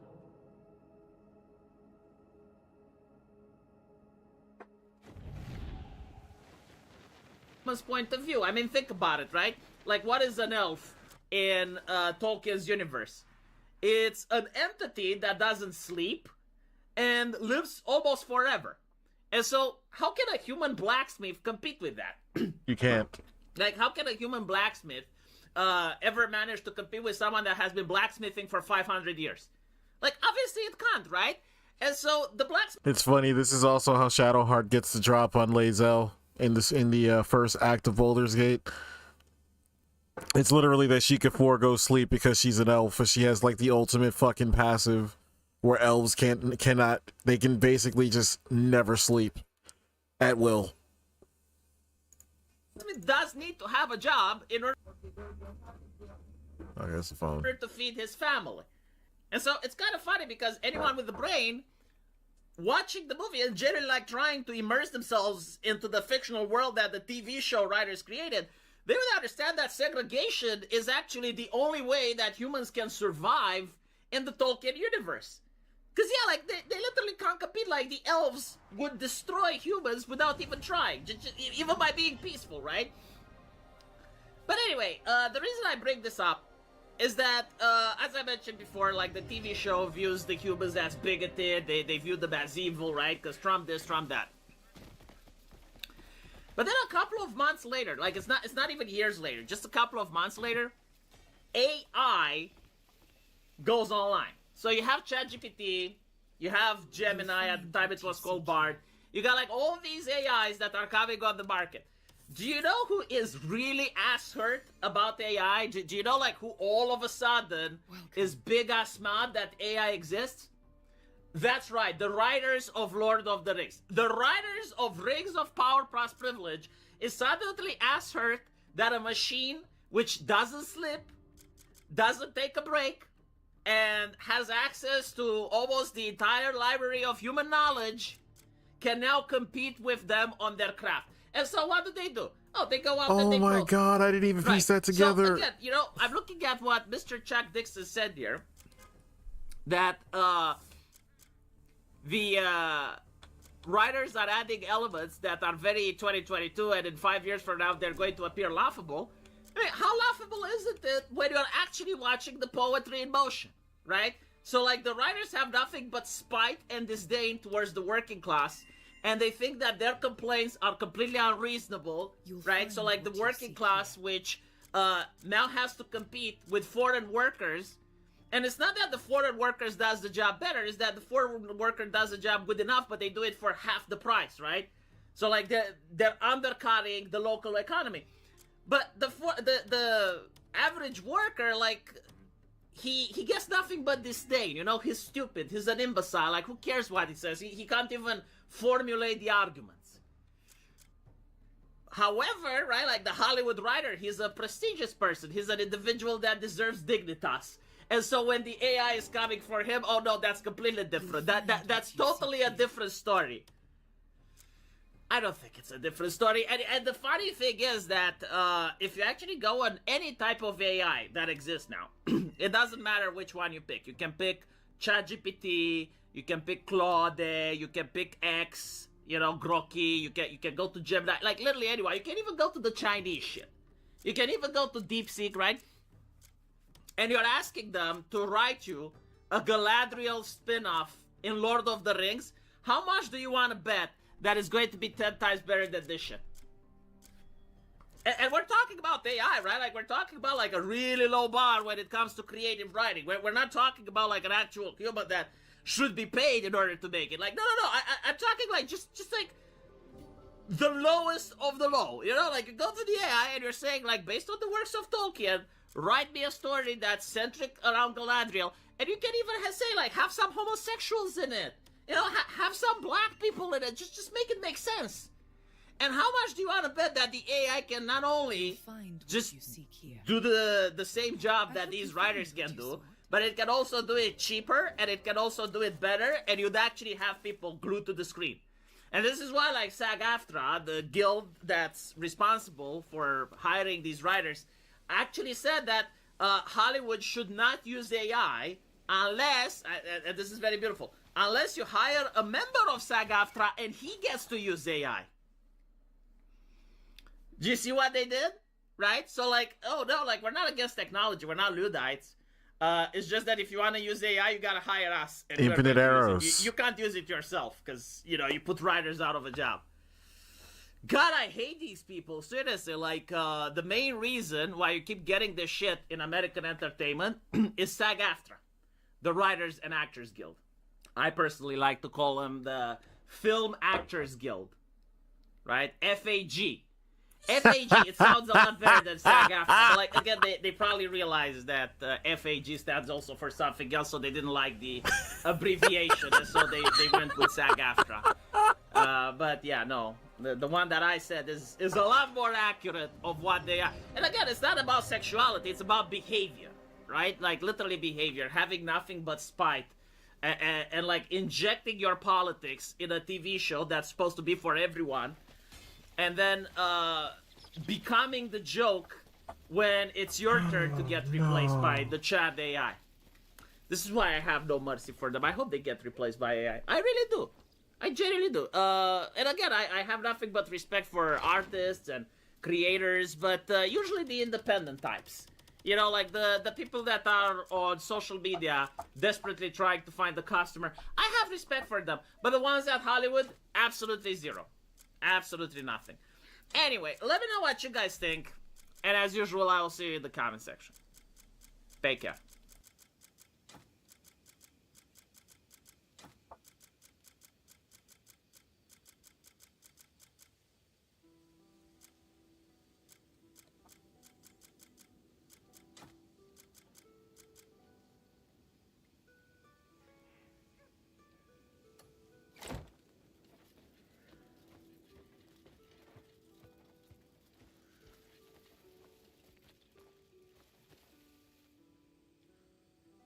Okay.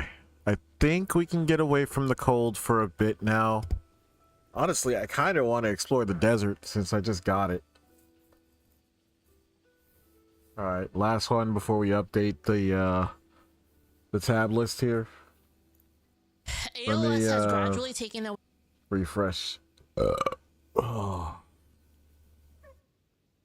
ALS has gradually taken away Kenneth's ability to speak. Through Neuralink voice clinical trial, he's exploring how a brain-computer interface designed to translate through speech can help restore autonomy in his daily life. What? There we go. I'm talking to you with my mind.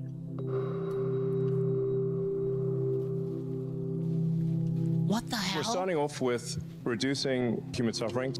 Our first product is called telepathy, and that enables someone who has lost the ability to command their body. Dude, Elon is such a fucking legend. Like, actually, like, think about all of this shit that Elon's doing. He's at the forefront of so much of, like, advancing humanity into the future. Like, he is, like, spearheading, like, so many projects that just elevate humanity, like, into the future of technology. And it's like, all these people fucking hate him, and, like, they just need to get the hell out of his way. To be able to communicate with a computer and the ability to do consensual telepathy. Stop by if ever you miss the ringing of my hammer.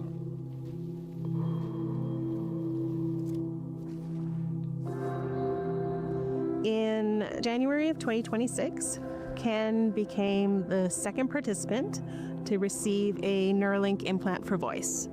He will be able to think, and his device will speak for him.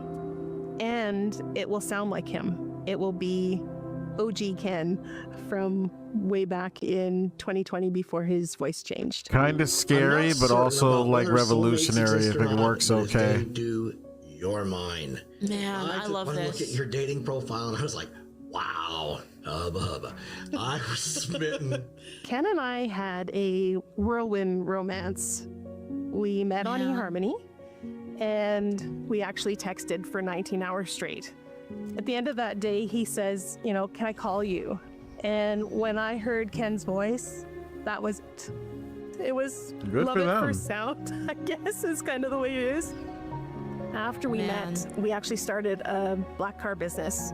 He drove people from the airport to meetings. It was at that point where we kind of started noticing things changing. This is the shit that kind of sucks because this definitely seems like a group of people who basically just want for nothing other than just to like live their lives. Notice that when I tried to pick these up upside down, I would fall over. It just wasn't normal. And during COVID is when we noticed his voice starting to change. Oh no. In January of 2024, we received the news that Ken had ALS. I remember feeling kind of the whole weight of the world, and it was really scary. Sorry, I thought I was farming animals. I had already lost a husband. I think Ken was worried that he was going to leave me alone again. Man. That was hard for him. So that mean, man, like fuck all these diseases, man. I'm serious, like fuck all these diseases. Oh my That's God, why I harming want the livestock? freaking Come cyberware on. technology and fucking like genetic shit, cause like fuck this. He would go and do these. Again, he would go shopping anymore. Yeah, nano machines, son, I exactly. can't get help. Lots of the time, yes, people don't understand my speech. It's really frustrating. It's not only just the muscles not working, but it's the fatigue. You don't realize how much energy it takes to talk until you don't have that energy to waste. And it really takes away independence. Our house got really quiet. It's the silence that comes with ALS. Was kind of one of the things I didn't realize when it started was going to be one of the things I noticed the most. The Neuralink device gives us something that no other device can give us, which is a single neuron recording from thousands of channels simultaneously. The telepathy product is basically recording the neural activity from the small area in the motor cortex that involve in execution of hand and arm movements. But if we go only about 2 or 3 inches below, there's another brain area that's involved in execution of speech. We first heard about Neuralink online, and when he saw that they had a patient registry open for people with ALS, he signed up that day. When you have ALS, you have neuron degeneration. You're unable to transport the signal from your brain to your muscles. Shit. It's like a severed Move, internet nigga. cable. And with Damn, the brain-computer stupid-ass interface, horse. you bypass this pathway completely, and you can read directly from your brain to a device to do the things. Hang on, somebody's at my door.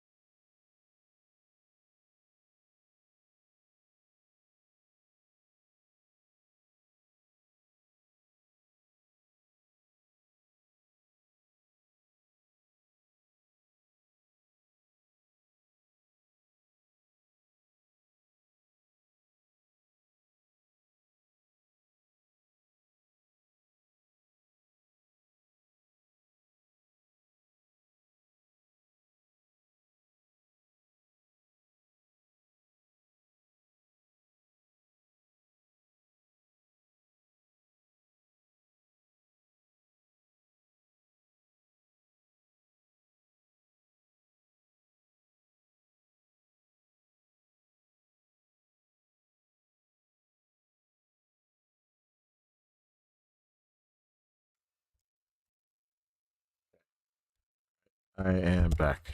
Apologies. You want to do. Like most ALS patients, Kenneth was losing his ability to speak. It was slow, it was tiring and difficult, and it's something that is progressively getting worse.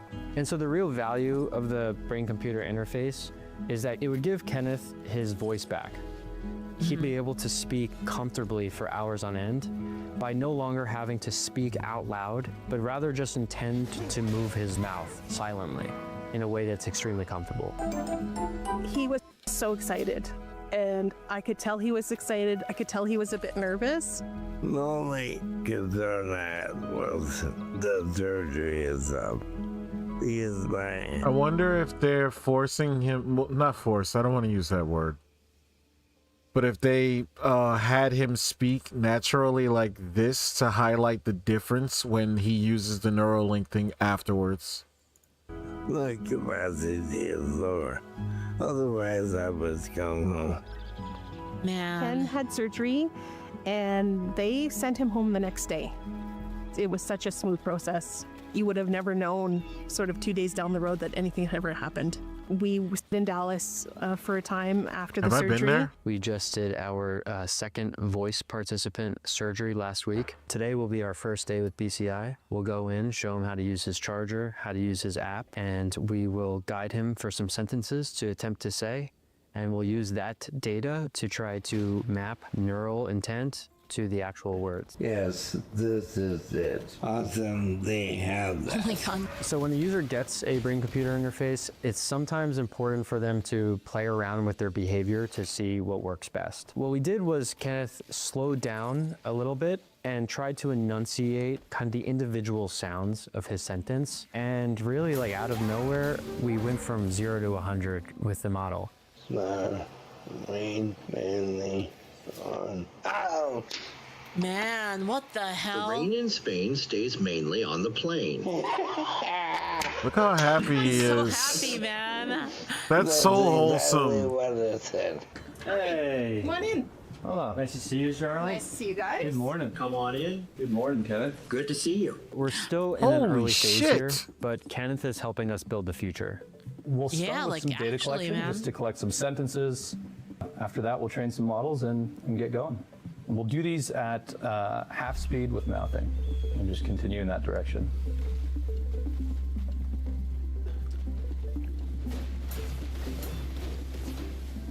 Siri, turn on lights in every room. Wow.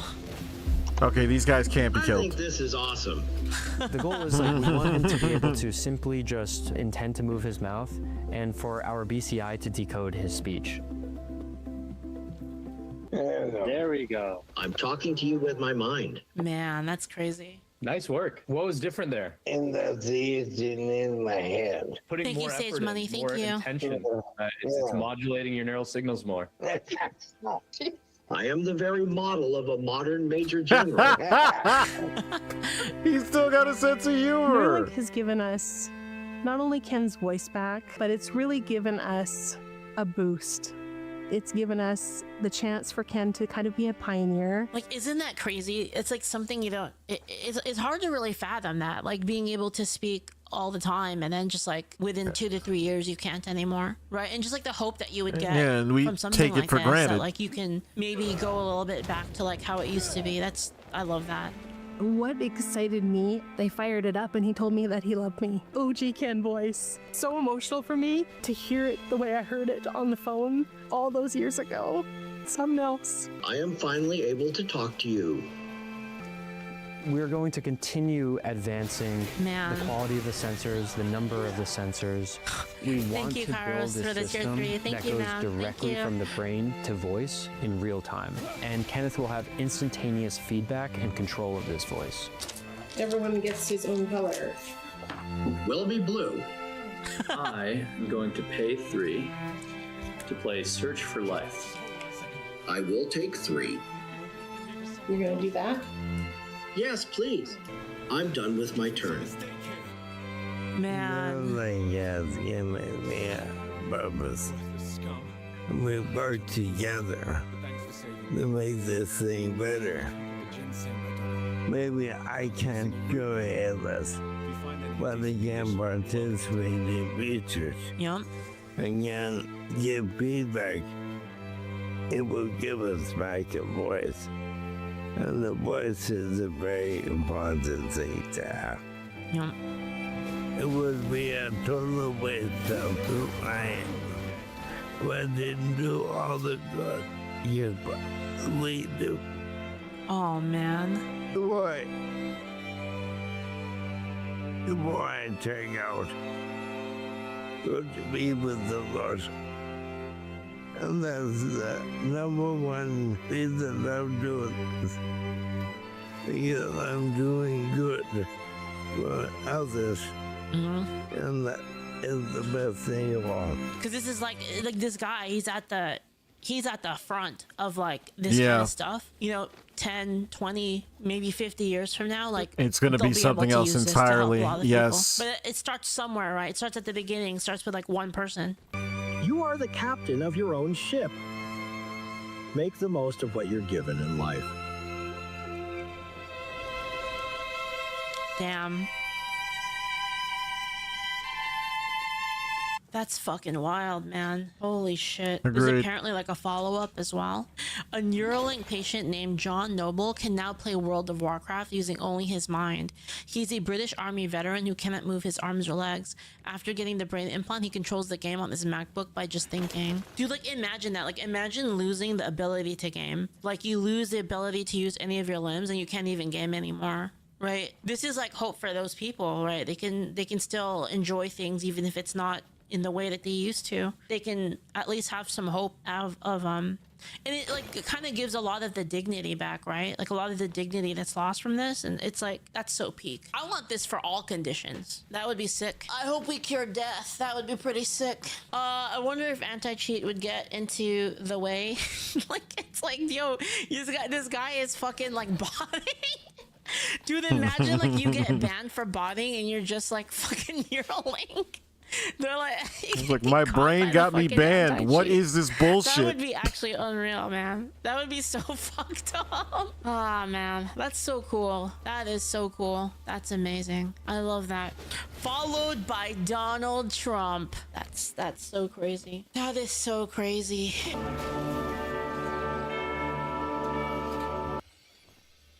That is insane. That's a good palate cleanser. That's a really good palate cleanser. Okay.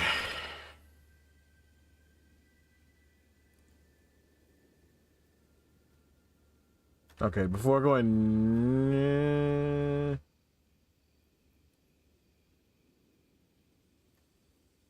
Alright. Two lighthearted things, I'm assuming, and then we'll go into Caleb. What's up, space pirates? This is your admiral, the chronically charismatic Dr. Disaster.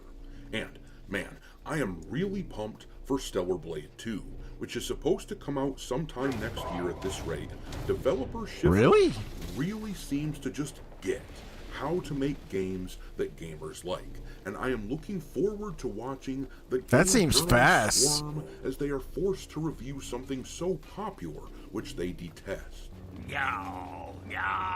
After all, never forget that these people, the game journalists, are the ones who made that big stink about this screenshot here, which was from the original Stellar Blade. It was Yeah, quite that a was the stretch, dumbest but all the controversy. game journalist reviewers of Stellar Blade wrote articles the moment that the review embargo lifted, claiming that this graffiti here was a racial slur. And the only reason they went after the game in this way was because it was an excuse. Ultimately, they just didn't like the game for this sort of reason right here. They claimed early on that Stellar Blade was harmful to women because Eve is too good looking or something, and that somehow hurts women. We believe it's possible to be entertained without demeaning women. Wrong! Well, anyhow, because of that graffiti that the game journalists freaked out over, PlayStation, who was the publisher of the first Stellar Blade game, it might be a they lot forced Shift Up of noise to in my do background in a an second here. emergency patch to get the graffiti cleaned up. They also supposedly forced Shift Up to censor a chunk of Eve's outfits in the game, which caused a lot of friction between Shift Up and their fans. It is no wonder that the first chance that they got, these people at Shift Up looked at their publishing deal with Sony and said, let's get the fuck out of here! We have been speculating now for around a month that Shift Up would be completely self-publishing from this point forward. After all, it sounds like PlayStation is going to be completely getting away from putting any of their single-player games on PC moving forward. News came out around a month ago that Shift Up was hiring people to help them start self-publishing, so it is with all of this in mind that this news here is really exciting. Shift Up has bought up the studio Unbound, which was founded by Resident Evil creator Shinji Mikami, and Shift Up also announced that they are all but officially going to be publishing games from now on, making it all but official that they are striking out on their own away from PlayStation. Good. I don't think it is any exaggeration at this point to say that right now, Shift Up is just about the most exciting company in gaming, poised and ready to embarrass the hell out of many of their Western counterparts. I'm gonna kick your ass. If my ass is going to be kicked, then it will be kicked.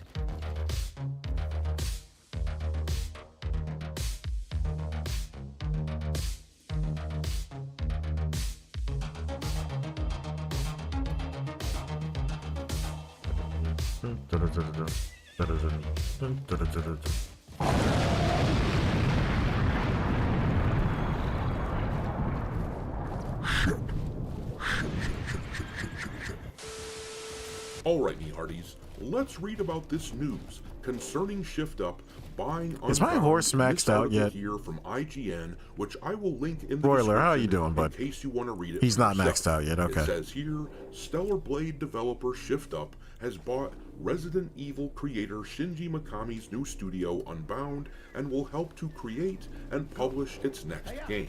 And that line right there is pretty exciting. The fact that Shift Up is planning to publish games for Unbound makes it seem fairly certain that they will publish their own games moving forward, meaning that they will no longer be constrained by the rules Sorry. of I thought they were PlayStation for fair their next game. release. They will be able to launch Stellar Blade 2 on all platforms on day one, which will be massive. After all, they couldn't release on PC for their first game until after the game had been out for a year, and yet they still managed to sell around 2.5 million copies on the Steam platform alone. In fact, Stellar Blade became the best-selling PlayStation-published single-player game on Steam, and they accomplished this despite the fact that PlayStation essentially sabotaged them. If you recall, They didn't even around acknowledge their a month or existence. so before the game released on PC last year, Sony made some changes to the game. Oh which my would God, make it why is impossible everything that for far people along in here? a lot of countries to even purchase it.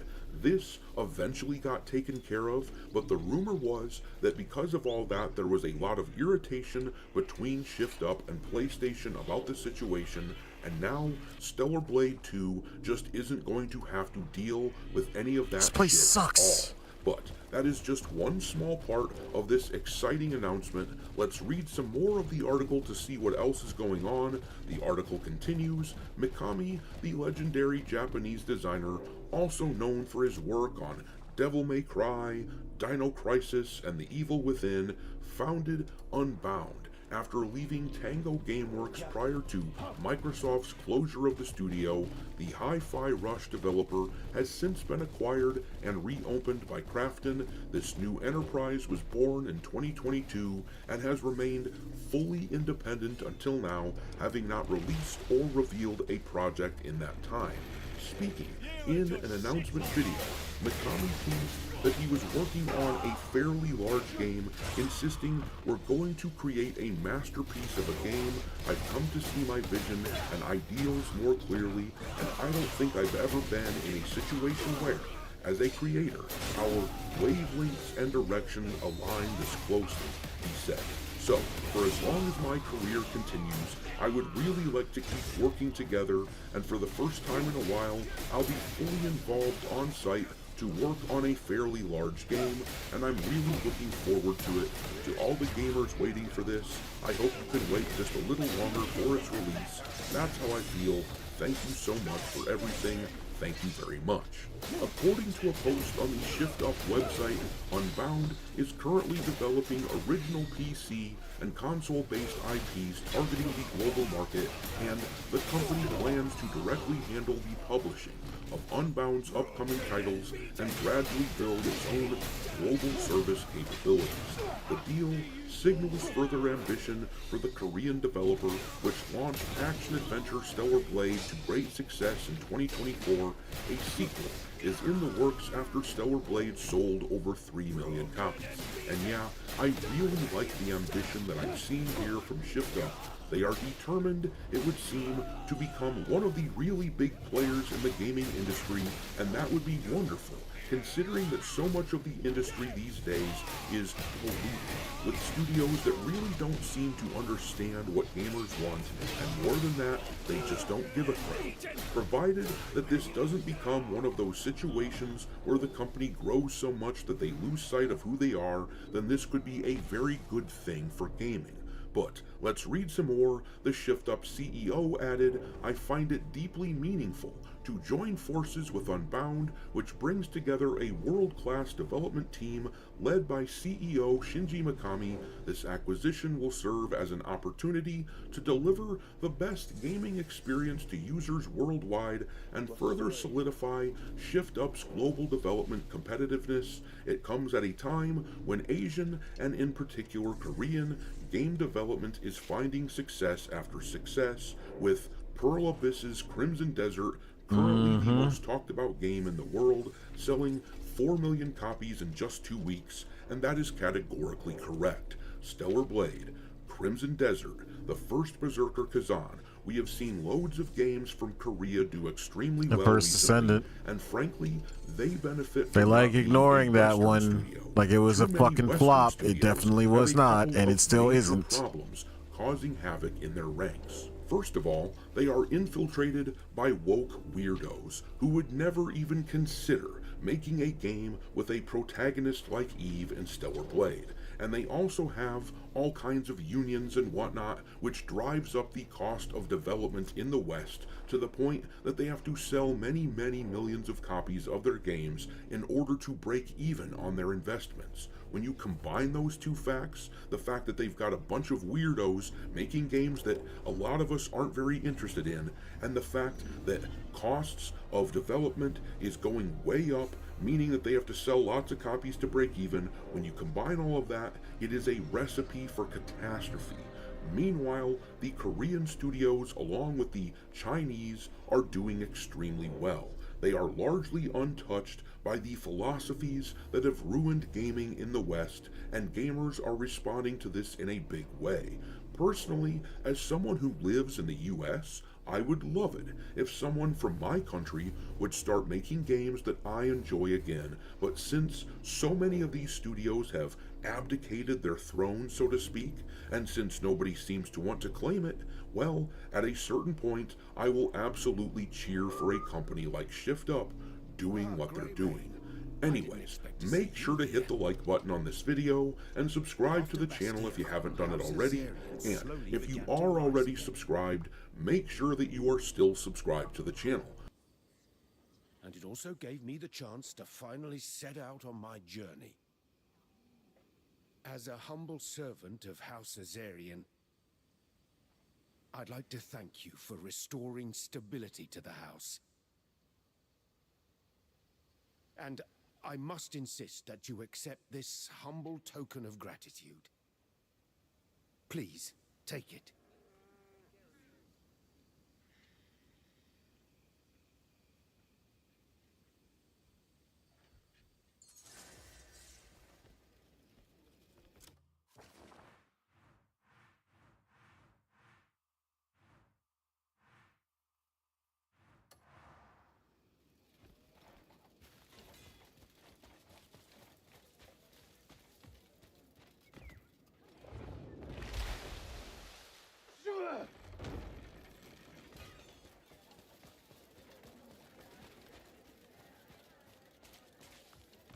touch it up and display it right.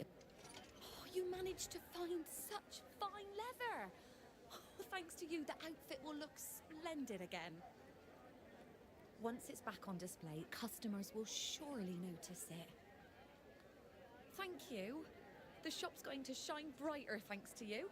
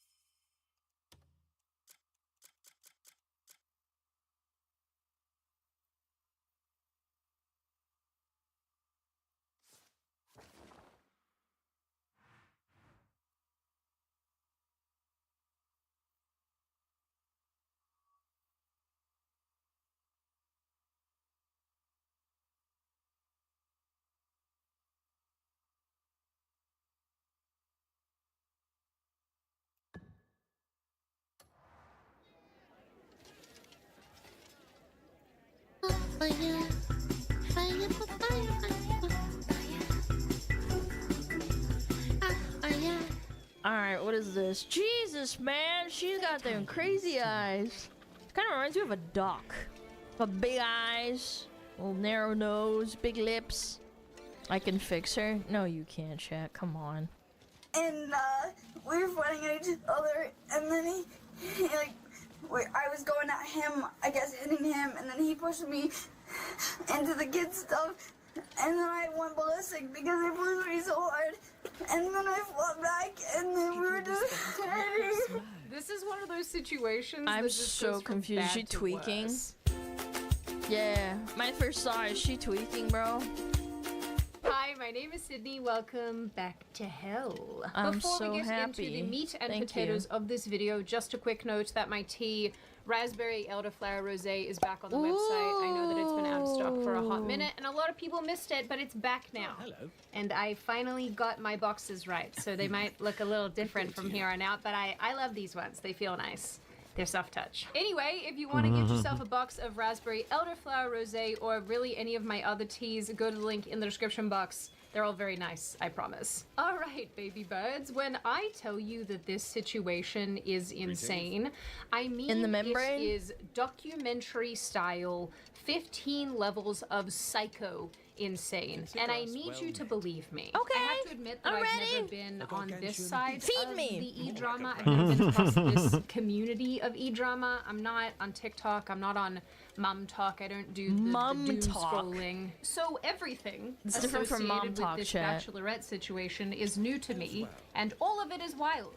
What are we doing? So if you're watching this right now and you're thinking, Sydney, I don't care about The Bachelorette. I would never watch this. I've never watched that Genuinely garbage. sane. I And thought if it was you're capable cringe. of putting aside what the show is and what it's about, I think this situation matters because, number one, we really have to question the kind of people that we go ahead and make famous and then give a bunch of money to. I think it matters because it speaks. That hit me when the Catch Me Outside girl got really, really rich. The one that was like, catch me outside, how about that? I was like, God damn, we're giving these people fucking money for saying the dumbest shit imaginable. Yeah. To how far media entities will let things go before they pull the plug. And there's also a conversation here to be had about how society in general responds to men being abused. And I mean, of course, if you like to observe other people's lives with your mouth agape, wondering how they function alongside the rest of us, then this And their vote counts for just as much as yours, too. is the video for you. crazy. So I'm sure that some of you, and I say some because I'm assuming Terrifying that to the vast think majority about. of you don't follow this stuff either. So I'm assuming that some of you have heard about the recent drama surrounding the upcoming show The Bachelorette, starring a woman called Taylor Frankie Paul, who is 31 but doesn't kinda name look is that? 31. I honestly don't know She looks 50. That plastic surgery actually aged her, chat.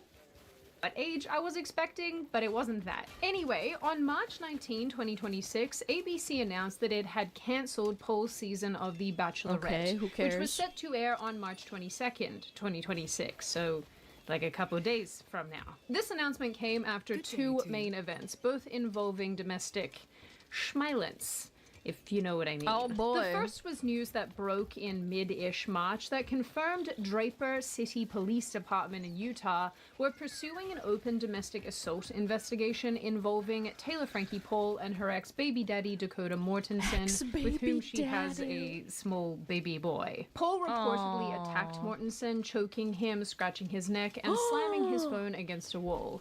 She also apparently called him hundreds of times at one point, but I'm not sure if that's part of these reasons. 439 voicemails. I know exactly what kind of chick she is. Some allegations or at what point she did this, but this is a screenshot of his phone with the hundreds of calls. This is okay. I'm not going to lie, guys. This is not very Hinge behavior. No. Do not do stuff like this. Paul also alleges that Mortensen got physical with her during a recent car trip that resulted in police being called. So that was the first Catalyst event. The second Catalyst event was a 2023 video resurfacing that showed Paul throwing chairs at Mortensen during a DV incident. I don't think I can show you that video here on YouTube probably for not. obvious reasons, but the video basically has Paul first punching and kicking Mortensen while he tries to, I guess, reason with her, and then she starts That's picking so up sad. and throwing metal bar stools That's at low him. IQ right there. Mortensen can be heard in the video saying, "Taylor, your daughter is right here," because her child is sat off to the side of the screen, I guess, while all of this is going down. So not good, not very cash money behavior. Like I said, do not do stuff like this, guys. No, it's to anybody. disgusting. If you're going to We as a society should always denounce things like this, man or woman. It's abhorrent. throw things at your loved ones, throw doves or rose petals, neither of those things are readily available. Just don't throw things at people, maybe. Now, in response to this, a spokesperson for Taylor Frankie Paul said that the video in question omits context, okay? What And the said that hell releasing an context could old it omit? video on the pair's son's birthday is a reprehensible attempt to distract from Mortensen's own behavior. Paul's spokesperson also told Page Six that after suffering mental and physical abuse for years, Paul is finally going You to face fucking her brokey. accuser, who is Mortensen, and is taking steps to ensure that she and her family are protected from any further harm. After watching a lot of these two people, I feel like my natural inclination here is to definitely finally, raise an success. eyebrow about the lack of accountability being taken on Taylor Frankie Paul's behalf. Because, you know, this is a woman who clearly has issues. I do have to admit that I have Yeah, society likes to, you know, bubble wrap women. It's unfortunate. my own issues as well. I'm sure that all of you do too. But a lot of mine revolve around sleep and not getting enough sleep, which is why today's video is sponsored by Beam. Kids, I it's am not been getting a enough long sleep night of editing sometimes. for little old me, and I really I want to wind down for the night. I've been staring at a screen, which means that my brain is probably going to have trouble just shutting off. Now, I could always turn to chemicals like NyQuil or doing a magical dance NyQuil. outside until I'm tired, but I will always choose Dreams What the NyQuil fuck was shots. that? You guys know Man, they if you take are it a lot. basically one of my favorite sponsors on this channel, and I will never stop telling you how much I love them. Why, Sydney? Why is it your favorite? Because I am a highly strung person who finds sleep reasonably elusive, and almost every night I either take the Dream Sleep capsules I get or that. I make I Dream respect Sleep hot that. chocolate to drink. It's painful, and anywhere annoying. from 30 minutes to an hour after doing so, I get sleepy, I go to sleep, and I stay asleep. Which is quite hard for a person whose brain decides it is imperative to think If of I don't every fucking embarrassing work thing out, I I've have a ever hard done time at 2 sleeping. o'clock in It the morning. sucks. There are so many Like, products at least on for the an hour market and a that promise half. you 1,000,001 things.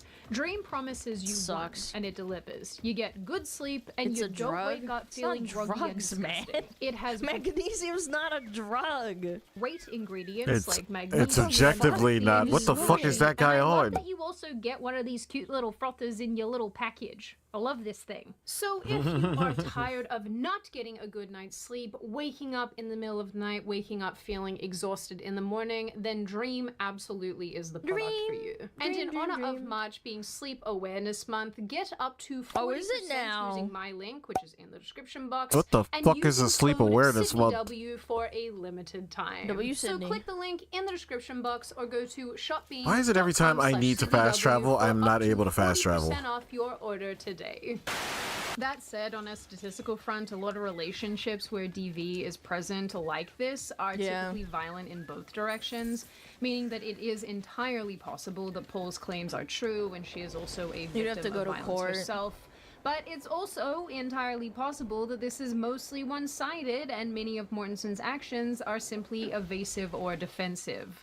Either way, we will never know. Prove it in but court. in 2023, Paul was charged with aggravated assault, 2 counts of domestic violence in the presence of a child, and child abuse with injury and criminal mischief, which she I'm gonna inevitably assume pled that down those in are court, and I'm pretty sure not right now for she's killing. still on probation. We also have some fun body cam footage where Paul is very obviously drunk, crying, and trying to explain how all of this came to pass. And we were fighting at each other, and then he like, I was going at him, I guess hitting him, and then he pushed me into the kid stuff, and then I went ballistic because he pushed me so hard, and then I fought back, and then we were just fighting, and I just want him out. Where did the kids go? My daughter's right there, and then my son's up sleeping because we had my family member that was babysitting. I think her reaction is super interesting when it's juxtaposed next to Mortensen, who's basically saying, I have been trying to leave. Yeah, She won't that's let very me leave. common. I just want to leave. Women are more likely to crocodile tear because crying in front of a police officer doesn't really get you sympathy points when you're a man. Yeah, like, it's just how society's built, you know? All I've been trying to do for the last hour and a half is to leave. I mean, I'm just being bombarded, stealing my keys. She's jumping on my truck, slamming my doors. Like, I think my truck is that your white truck? Yeah, I think my truck doors broke. Like, she's on top of my truck jumping. Like, dude, I'm just, I Like, can you arrest me just to get me out of here? Worth noting as well that as of recently, Dakota Mortensen has filed a restraining order against Paul. So this whole thing is obviously just spiraling out of control. Yeah. And these two together is just They're it's just not a toxic. good match. It's a toxic hot mess. Yeah. With not a lot of hot in there. Now, chickadees, of course, there are a few different angles to this situation. Of course, there's the We try to be reasonable. DV side of this, which Sure. we're not going to get into too I'm deeply in this aware. video because I don't have enough information. I feel like there's a lot to unpack. Like I said at the start of this video, you also have the why do we elevate these people side of things. Then there's the people why did love Disney drama. elevate this person side of things and why have they continued to elevate her. And I want to focus on that last point because I think it's extremely interesting. And it's just so emblematic of what makes money in the age of our Lord 2026. Before she gets into it, I just wanted to say, like, it's far more acceptable for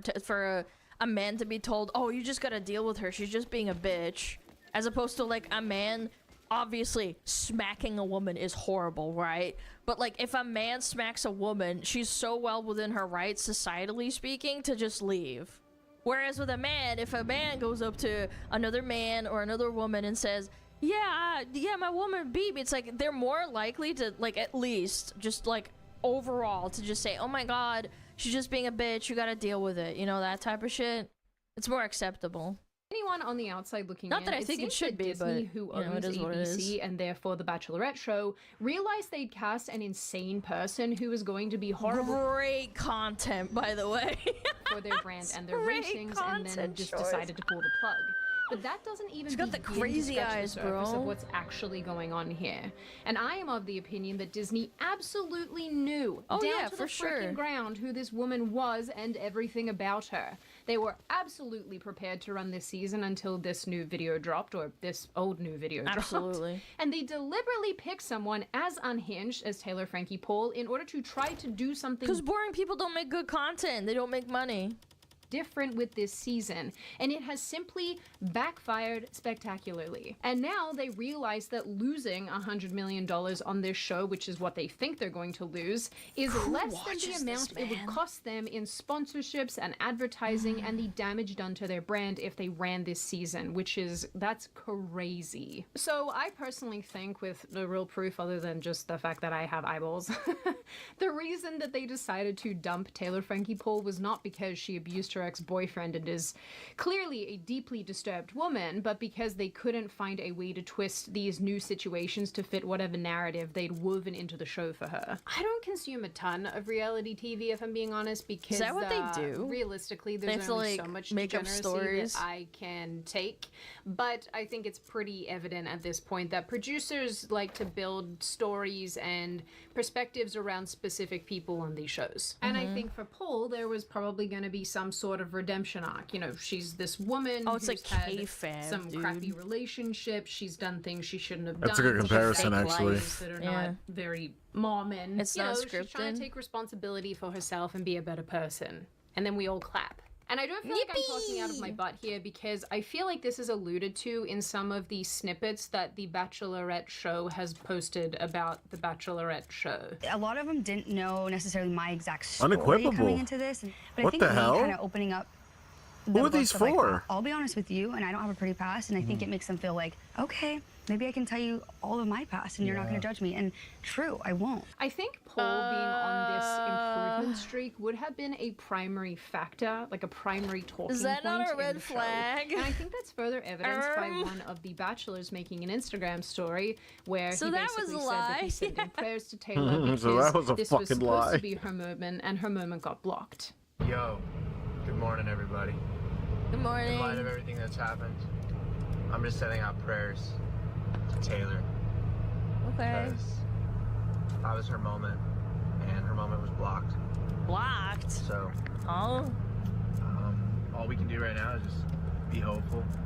And I'm headed off to run to watch the sunrise. Bro, Oh, her moment okay. wasn't blocked. She tried to strangle her ex-boyfriend with a chain. What can I Yeah, say? in, Maybe you're like, into not that, in but the your average reality person is TV not. show. Paul has also made these types of comments in interviews in the lead up to the show airing, where Crazy. she said that she's got an ugly past, that she's learning, and blah blah blah blah blah. We'll come There's back still- to this. So I want you to keep it There's in your plenty of people who have ugly pasts and they get mistreated and they have worse than you, and they grow up to be wonderful people. It's called learn from it. learning and getting therapy.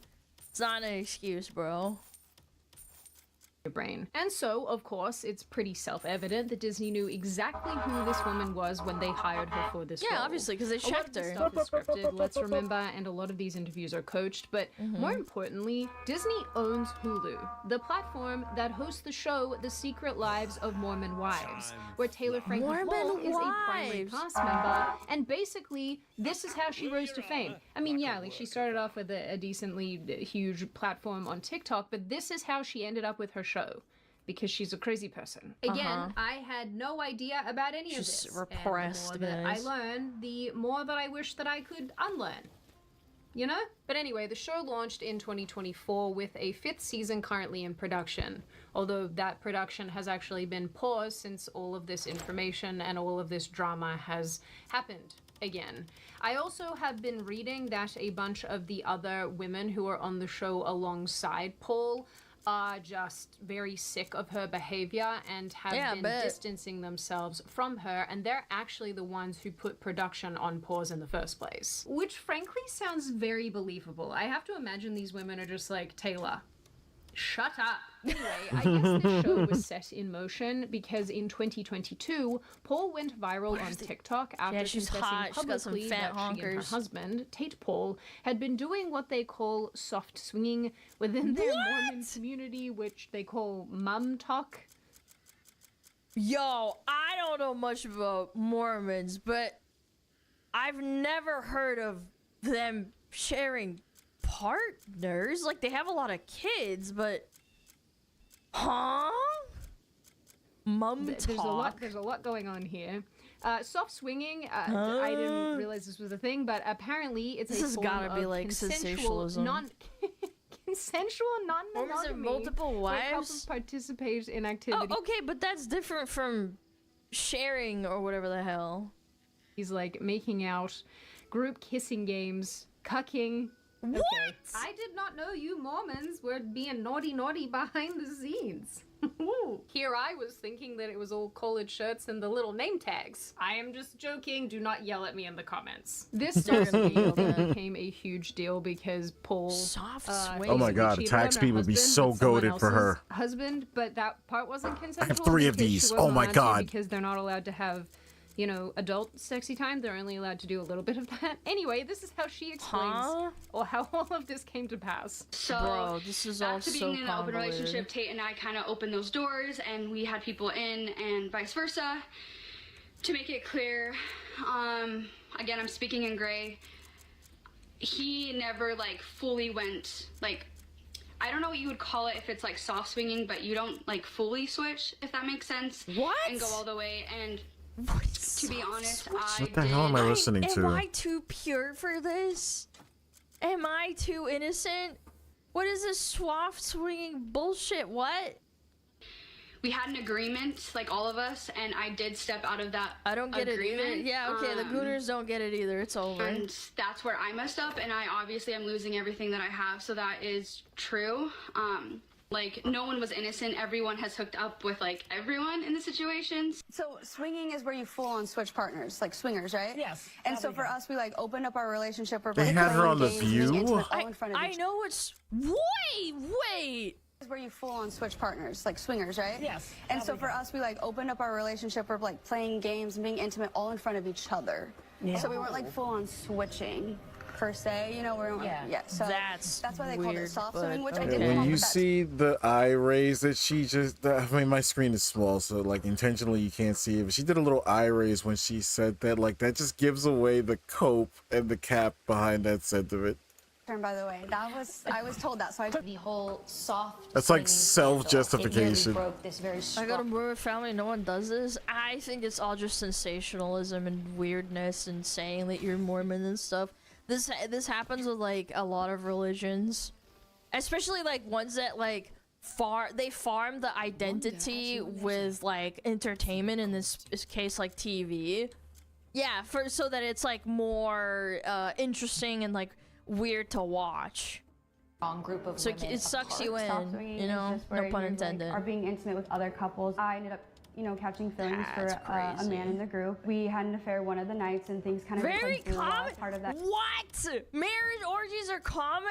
I don't know about that one, chat. That group went on the internet and kind of I don't know confirmed what that, that I was a would. cheater. Some people may agree with it, some not. I wish I would have done things differently, of course. But my point of bringing this up is to say that Paul This is and why her people merry band watch of this weirdos slop, I was picked up guess. because of their antics and her antics. And because her domestic violence situation took place a year after the swinging thing went viral, it was public record before filming even wrapped for season 1. So the producers knew, Hulu knew, Disney knew, everyone knew, and then they used it for dramatic openers, like the pilot episode of this entire it gets series people to opened with watch. They're footage like, of Paul "Whoa, being what? arrested. People being 6 degenerate, minutes into the what?" first episode, she's talking about being in a relationship with Mortensen and how one night she got drunk and they fought. Like, it's canon, guys. It's canon. It's canon. It's not Absolutely none of scripted, it guys. is new to these people. And it also makes sense why Disney/ABC would look at how popular this woman is and think, yep, okay, let's cast Let's her in our farm her. new show. In the new season of our show. I do think too, the fact that she's not typical for the Bachelorette maybe is something that Disney and ABC saw as a strong suit, especially considering how popular she is on the show The Secret Lives of Mormon Wives. She's got a Secret massive Lives of TikTok Mormon following, she's got Wives. a massive social media presence. It's sort of like, why not? It's a multiplying A former effect too. Bachelor contestant, so a woman. Oh, this is who recent. was trying to win over the male bachelor, which, yes, Sydney, that's what a bachelor is, a man who's single. Anyway, it was a woman who was on The Bachelor as a contestant. Her name is Gillian Anderson. She tweeted, as a former Bachelor contestant, I can tell you that ABC thoroughly vets every part of your personal history. Given that Taylor Frankie Paul already had a public profile, it's hard to believe they didn't know exactly who she was going to be in this season. This is written weird. They didn't know exactly who she was going into this season. Yeah, so mystery solved. It turns out that I just can't read. ABC did know. I mean, they know. That was a because cute they outfit. trust her because she's on Hulu. Like this is Yeah, they none of background this is checked her, new. too. It's quite impossible, honestly, for How would them they not not to know? And what strengthens this position, besides like all the obvious stuff that I've already explained, is the fact that God, my fucking brain. Every time I hear somebody say, "How did they not know?" I think of The Prestige. I think of Hugh Jackman in The Prestige, and that like 10-minute fucking part of the movie where he's literally just trying to like cope with the fact that the other magician, Christian Bale's twins, like claimed they didn't know what knot they tied that got the girl killed, and he's just screaming over and over, "How did they not know?" Mortensen reportedly warned ABC about Paul's behavior before. We don't care. She's making us good money. That's right. They even began filming. The producers actually even floated having Mortensen be part of Paul's season for some insane reason, and honestly, that's kind of icky, guys. That's kind of icky. Like I said, I think Paul's season was built around her being in some sort of redemption arc, because how else do you justify a love show having someone Nobody likes redemption arcs. They're boring for television. as the main cast member who beats her boyfriend? You can't. That's the answer. You can't. But honestly, everybody. I think Asmund brought this up too. It's really, really horrible, like how cancel culture is so. Like, it's so prevalent in our daily lives, but truly nobody can get truly Did canceled. I get it? No, I didn't get it. Like, Chris Brown beat his girlfriend, Rihanna. Like, it wasn't like, oh, he smacked her once. He beat her mercilessly, right? And nothing ever really happened to him. Yeah, he just kept making music and the show went on. Like, and with the woman, if she's being the woman here, if it's truly that one-sided and he didn't, like, do anything to her first and, like, didn't instigate it and whatnot, which we don't truly know because it's not in court yet, or at least I don't think it is. I don't think it'll ever be either. Like, it's too much time has On passed. top of that, she's a woman, so like, yeah, they're gonna be lenient towards her. But he does love drama and a Oh, good she's just being underdog on a- she's story. on a So I do period. think that Disney She has a hard /ABC life. She's a hard were pass. fully committed. They were fully committed You to know, in light of time passing and a lot of stuff kind of coming to light with how people are behind closed doors and shit, I wouldn't be surprised if there was a lot more to that story now in hindsight, where there was some fuckery going on there, and maybe that was just like an actual real fight that went exactly the way you would think it would. And the version of the story we got was that he just beat the hell out of her for seemingly no reason.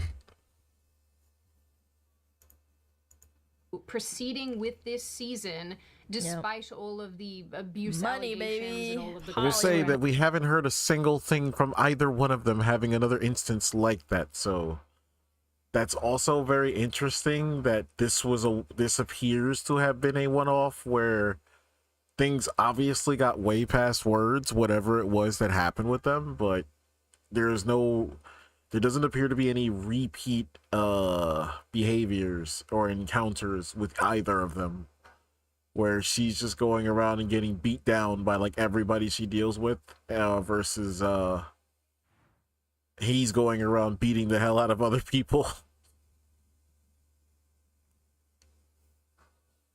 I digress. Baby. Individual. They had Paul doing a whole press circuit talking Like, we have people like Harvey Weinstein that nobody talked about for years, and there was inside jokes within Hollywood that talked about how he was a well-known, like, you know, groiper and like a not groiper, sorry, groper. called him a And groiper. they would fucking have people coming over and licking it. He'd have people like, you know, Fuentes sucking him off catches strays. backstage or like, you know, being nice to him and stuff and sucking up to him because they knew they'd have to get like what is it called?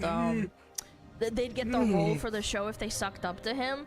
Like, I'm just genuinely not. I don't know how people are surprised at this point. Like, if it makes them money, like Hollywood executives don't fucking care about the allegations and how heavy she thinks they are and how she's a survivor and all this stuff. First, They're I wanna laughing give you about the the Groiper opportunity claim. to respond I to bet recent that's what that headlines is. about the alleged domestic violence incident with your ex-boyfriend. The word slip. What do you want to share with us about this? Honestly, it's been a heavy time to see the headlines, especially during this time of The Bachelorette being released, and it's supposed to be a really exciting time. I'm a person that will always speak my truth, and I'm, you know. Oh God, that's always a red flag. But right now, just trying That's to be in the always present a moment red and flag. focus My on truth. This My truth. No, if those words came out of a man's mouth, I would laugh. They would just as fucking hard. and they would Like, drag what him is through the wrong with coals. you? My kids come truth. first, and so it's been like just a back and forth process, trying to be here in the present moment, worrying about, you know, home and headlines. It's been stressful, to be honest. But I think all of this finally became too much once the 2023 video dropped and resurfaced. And this video was Damn, actually the she's thing hot. that ABC cited as its reason for not Boba. moving forward with the new season. Let's Yeah. also not forget that information dropped recently that Paul and Mortensen had hooked up quite literally days before she flew out to do the Bachelorette show. So this guy's part of the problem too, as Some he never people are seemed to just- learn. They really are made for each other. They don't care Yeah. that they're bad for each other. They just want to keep going. Yeah, 1000%. Magnets, Yes. trying to pull them apart is impossible, you know? Which just goes to show that like, this bro, whole you're not thing helping is your a own money cause grab here, for her, man. And she probably got home and immediately hooked back up with him again. So, you know, the girl's got some issues, okay? All of these things, realistically, make her a deeply unlikable person, and it destroys whatever redemption arc they had built around her. One of the last things I just want to point out here is that this new show probably would have been impossible to advertise, and advertisers probably started to pull out. Optics-wise, this is a complete poop show. Airing a romance franchise with No, a guys, lead people cast love- member who advertisers is newly back in love the naughty headlines for abuse, domestic yeah. violence allegations and graphics Who of her watches this? hurting That's her what I wanna former know. partner. It's not a good look. It is also not good that there's an active investigation happening with relation to Paul. I can't imagine any major network would want to be associated. Why does she have a smile and do a TikTok before every rose ceremony? It's like her kink is breaking hearts and abusing them. Well, I mean, with it's someone also involved in scripted. active legal proceedings. It's especially scripted, those that are man. criminal. You have to also consider, like, she's probably not smart enough to, like, you know, do certain things, and like she probably went off script a couple of times, but at the end of the day, they probably told her what to do. It's a reality TV show. They want to make the most money, and they want people to be fake. Yeah, like, I wouldn't take everything they do of, like, you know, as them being 100% being themselves. And most importantly, this whole thing has just become so deeply unmarketable. The drama and the nonsense and the whatever is going on here will probably work in favor of the secret lives of Mormon wives, but for a show that is geared towards romance and, you know, people really vying for two people to get together, this drama just does not work. And it looks incredibly tone deaf and morally effed up to have these child endangerment allegations and regular assault allegations flying around all over the place when you're trying to build this nice, pretty picture of who your lead cast member is. Anyway, And this seeing all the situation TikToks is too. pretty straightforward insofar as why Disney has operated the way that it has, but as far as Taylor Frankie Paul goes and all of the stuff surrounding her, Frankie, I what a middle genuinely name. haven't even gone deeply into this. I've not scratched the surface. There's so much to this, and now that I'm somewhat across it, I'm appalled. I am appalled. You couldn't One of the help things it. for me that Normie always stands television, out when guys. I cover these sort of people and these sort of topics is that reality TV has really fallen quite far, which seems like a bit of a weird statement, I know, but at least in days gone by, reality television highlighted people that were actually interesting, or they had some... Yes and no. I think in the last 20 years it's about being the same. Do you guys forget, like, My 400-Pound Life and, like, Honey Boo Boo and a bunch of spin-off of celebrities and, like, what is it called? freaking was it 16 and pregnant or something? I think that was also a thing. Yeah, like I feel like in the 2000s when all this reality TV show stuff started, like Love Island and Jersey Shore. God, I hated Jersey Shore. It was on all the time. Oh my god, I hated it. You'd be flicking through to watch something and it's just Jersey Shore all the time. Gosh. Guy Fieri show? Nah, that's a cooking thing. It wasn't reality TV. Something going on that was different to the rest of us, or they had skills that were different, or at least we got those really, really fun shows where people Like had what? to do things strategically, like Survivor. Oh, Survivor, but... Okay, I'll give Survivor a point. I mean, it did devolve. I think Survivor really did fall off really hard, but I get what she means. Now, but most of it was scripted anyway, and they just put dickheads together to like script and be. Survivor was good though. Well, I mean, the first like I want to say 5 to 10 years. I remember my dad liked watching it. Sure, yeah. Kid Nation, Kid Nation. I get that reference. Reality television revolves around. Yeah, Survivor was putting good when the it most started. I don't know screwed up about now. people I think front it probably and center sucks. so that we can all watch the train wreck in real time. And it's partially our fault. I mean, realistically, we're all here talking about this topic because lunacy and terrible behavior gets eyeballs, and it is interesting. I can speak to the fact that it's interesting, and I wish we weren't this way. I wish we weren't drawn to people behaving like buttheads, to put it But that's nicely. human nature. At the end of the day, Human nature loves drama. Why do you think people fucking watch scripted television show dramas of the 16th century wives? This one is just less nuanced and less intelligent because it's obviously set in real life and in current day. Yeah. Disney never should have gone near this woman, and I'm not even sure Modern that they should have Coliseum. made Yeah, Brendan the Circus Secret type Lives shit. of Mormon Wives out of this woman's behavior and this Wives of mum Mormon talk group Wives. of people. I don't know if that was even the right choice, despite how successful it's been and how much people like watching it. I don't know if this is the right thing to be putting on televisions for people to consume and potentially emulate. But none of that matters, because the desire for good ratings and to make a boatload of money takes precedence over everything else, and that's why we end up with people like Taylor Frankie Paul, because you get what you pay for. So in the end, as with all of these topics, basically, I am certain that this is not the last that we will hear about this woman. I am sure No. there is more that's going to come down the pipeline, Yeah. but I'm very interested to see going forward how ABC and Disney and whatnot is going to handle all of this, because I think that this crap show is only just beginning. Now, on that very happy and pleasant note, and before I open the floor to all of you, this is just a reminder, check out Beam using the link in the description. As you guys know, I am a huge fan of Beam. I think that I think the Dream Sleep Hot Or like Chocolate is Beam. awesome. Looking to And if add you are some somebody color? who struggles with getting to sleep, staying asleep, waking up feeling gross and groggy, I think this is absolutely something that you Go should work give a out. try. It'll make you Now, feel open better. the floor to all of you. What do you Wasn't all there an think? Amish show too? What do Yeah, you I think make so, of yeah. this situation in total? I don't even know how to break this down. What do you think Wives. of Taylor? Oh, I just remembered Wife Swap. That was another one.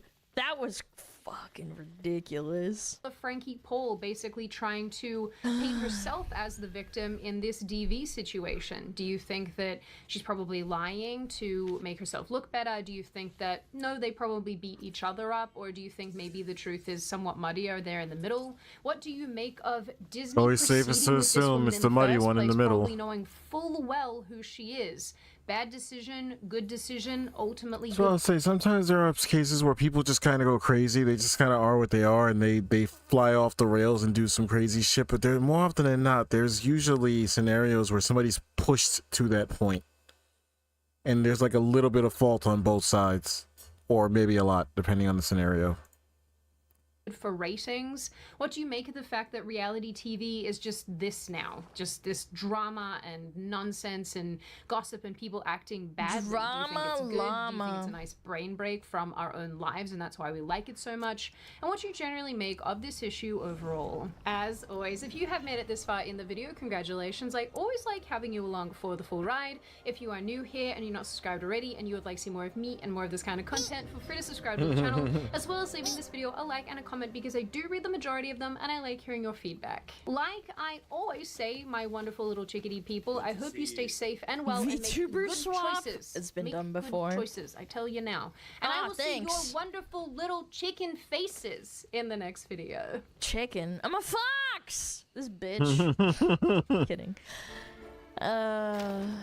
Man. Normie television, man. Normie television. Chat!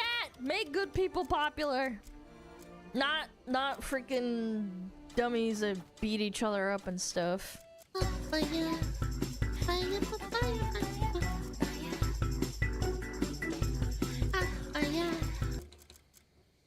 Okay. I already watched that one before. Not gonna watch that again. All right. Audit Do you have time. disability? I do have disability. What percentage? Hang on. Let's refresh.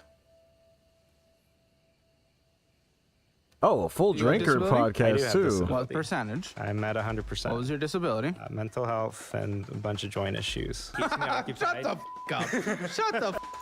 Guys, I am going to use my panic disorder for every excuse for everything I want to do for the rest of my life. I mean, you could have joined the military and gotten compensated for it. Also, how long have you guys been dating? It's little over a really year. fucked up that he just said that with a smile on his face. She's been 18 for Wait, a couple hold months on. when we met. What?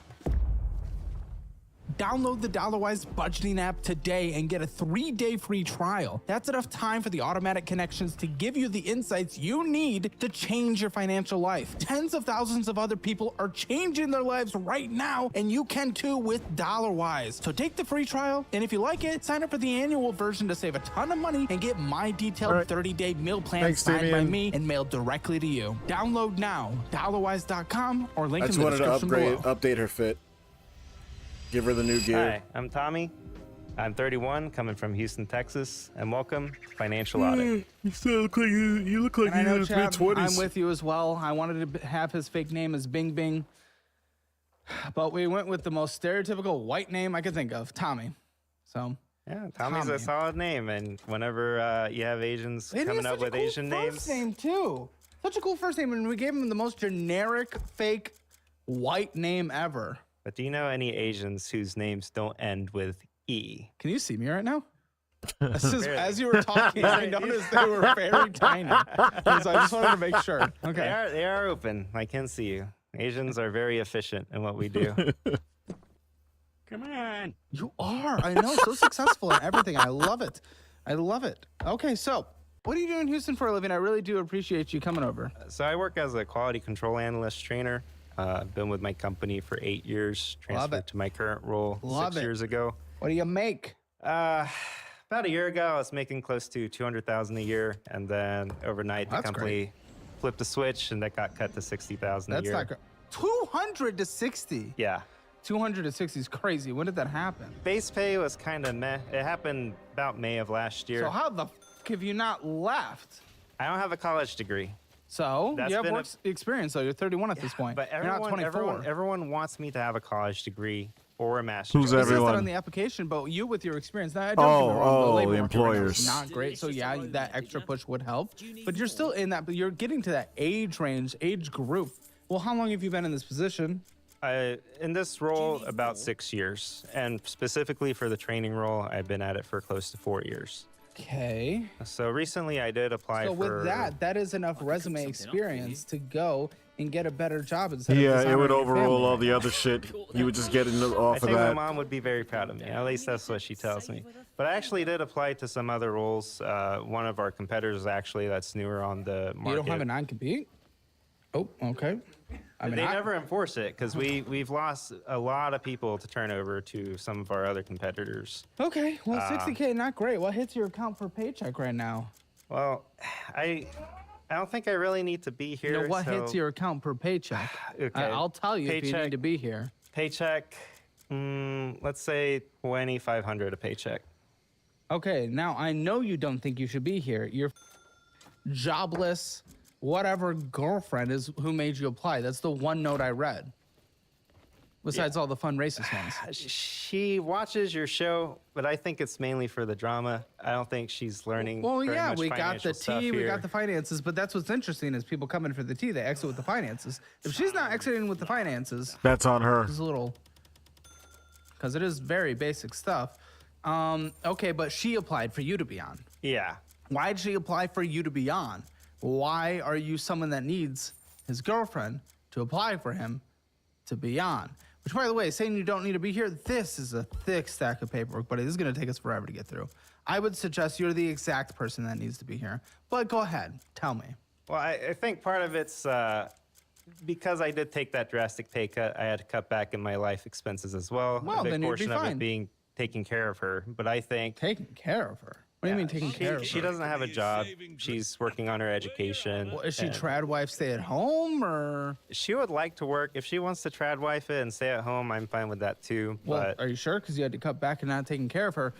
But she's in college. Okay. yeah, so What degree is she on? How old is she? she's 19 and she's actually working on her Oh. GED. Oh, so okay. She has health That issues. She had to changes drop out of things. high school. What's her health issues? A lot of GI issues. You're taking advantage of a 19-year-old with health issues. Not taking advantage.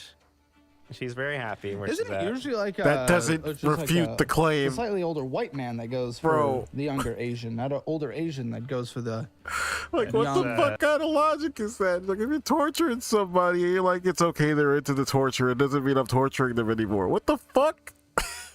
white, I assume. It's equity and inclusivity. It sure is. I don't think it should be solely a white person role Fair to enough. take care to She take hot? advantage Let me of. see her. Yeah, I can pull up her Instagram. So was she angry that you're no longer giving her this big spending life? So she sent you to financial audit. Also, how long have you guys been dating? A little over a year. Oh, they're still fairly new. I A think little over a year. yeah. So she was 18. Oh, When's her birthday? She turns 20 in June. A little over a year could be. So it sounds like almost a Borderline. freshly 18 situation. That little over a year. I don't think You didn't think. I don't think that's quite true. You don't think that's quite true? She's been 18 for Wait, a couple hold months on. when we met. What? Now, how far back in her post are Is you she not looking? like a sugar baby? No. She's kind of just like posting like titty bras and. Well, when was that picture? Bro's from? really trying to Scrolled flip up this. barely.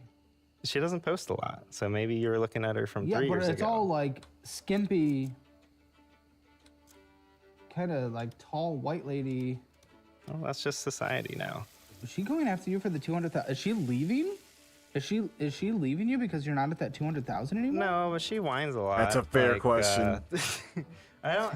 Tell me. I tell her no more because. And she says, "I'm leaving." Why you? not? No, she's not gonna leave me. But she's this you, obviously Asian? not. No, that's her brother. She has an Asian brother, even though she's no, white. okay. Her brother is transitioned female to male. So Okay, I don't think that was transitioning from white to Asian. Though. I don't know how y'all's genetics works. No. Her brother is Asian. That's all I'm No, saying. he's white. What did you just so say? She wanted someone that looked like her brothers. I mean, I couldn't tell if it was Asian or Downs, but This is Texas, not Alabama. Okay. I mean, she definitely kind of looks a little bit like a. Oh shit! digger. They changed Well, how you maybe do not. this. Oh my Maybe not. god! I mean, how much have you given her? I haven't given her any money, but I do. Had I Come on. known. No, You pay for everything. I'm not saying like actually giving her money, but like things that you're getting her. What? Oh, I could have made so many more of these. We go out to eat. I'll pay for all that. She wanted to go to the rodeo recently, but That's I told it. her No no. Same gifts. thing with this. I God give her damn gifts it, for her man. birthday and Christmas. Like and, what? So this, I told her, it was your gifts for the rest of the year because money's tight. She wanted to get into streaming. I gave her one of my old PC bills. Gold digger streamer. We went to Micro Center, got her peripheral monitors and mic and all that good stuff. Okay. So why'd you apply to Beyond then? I assume she wants you to continue to spend on her. Probably, but I think because I'm having to tell her no again. And how's she reacting? She's never held a job, so she doesn't quite understand the concept of money in my eyes. Dating someone the moment they graduated high school.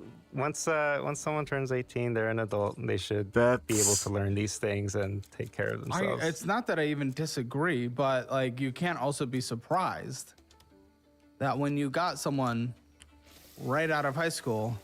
I'm teaching her.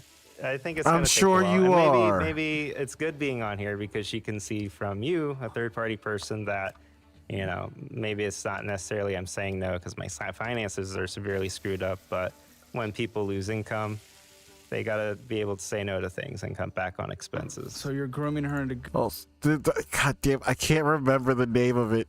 The first title he had for this upload was something drastically different from This Never Happened Before. It was something about him buying them young or something like that. Good finances? It's not grooming, it's teaching. You're her Mr. Miyagi? Yeah.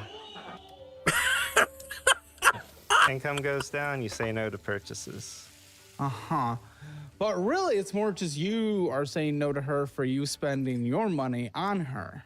I still take care of her. I feed her. I try and take her out when I can. But for some of those larger purchases, like the rodeo, she wanted to go see Creed at the rodeo in Houston, and that was Creed at the rodeo. Yeah, they're actually Classic playing rodeo this last music. Wednesday. But it's $100 a ticket, and she wanted to take her brother there as well, and it's $300. And her. Why is she with you?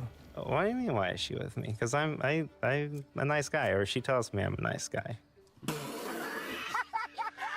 How'd you guys meet? Facebook dating. Oh, what the this show and Facebook dating. In your friends' opinions on this? They say I'm a lot happier compared to my past relationships. What other opinions do they have on this? They haven't expressed them if they do have other opinions. Okay, except for the note I have from you to the producers that all your friends find it weird. So I have acquaintances that I'm not as close with.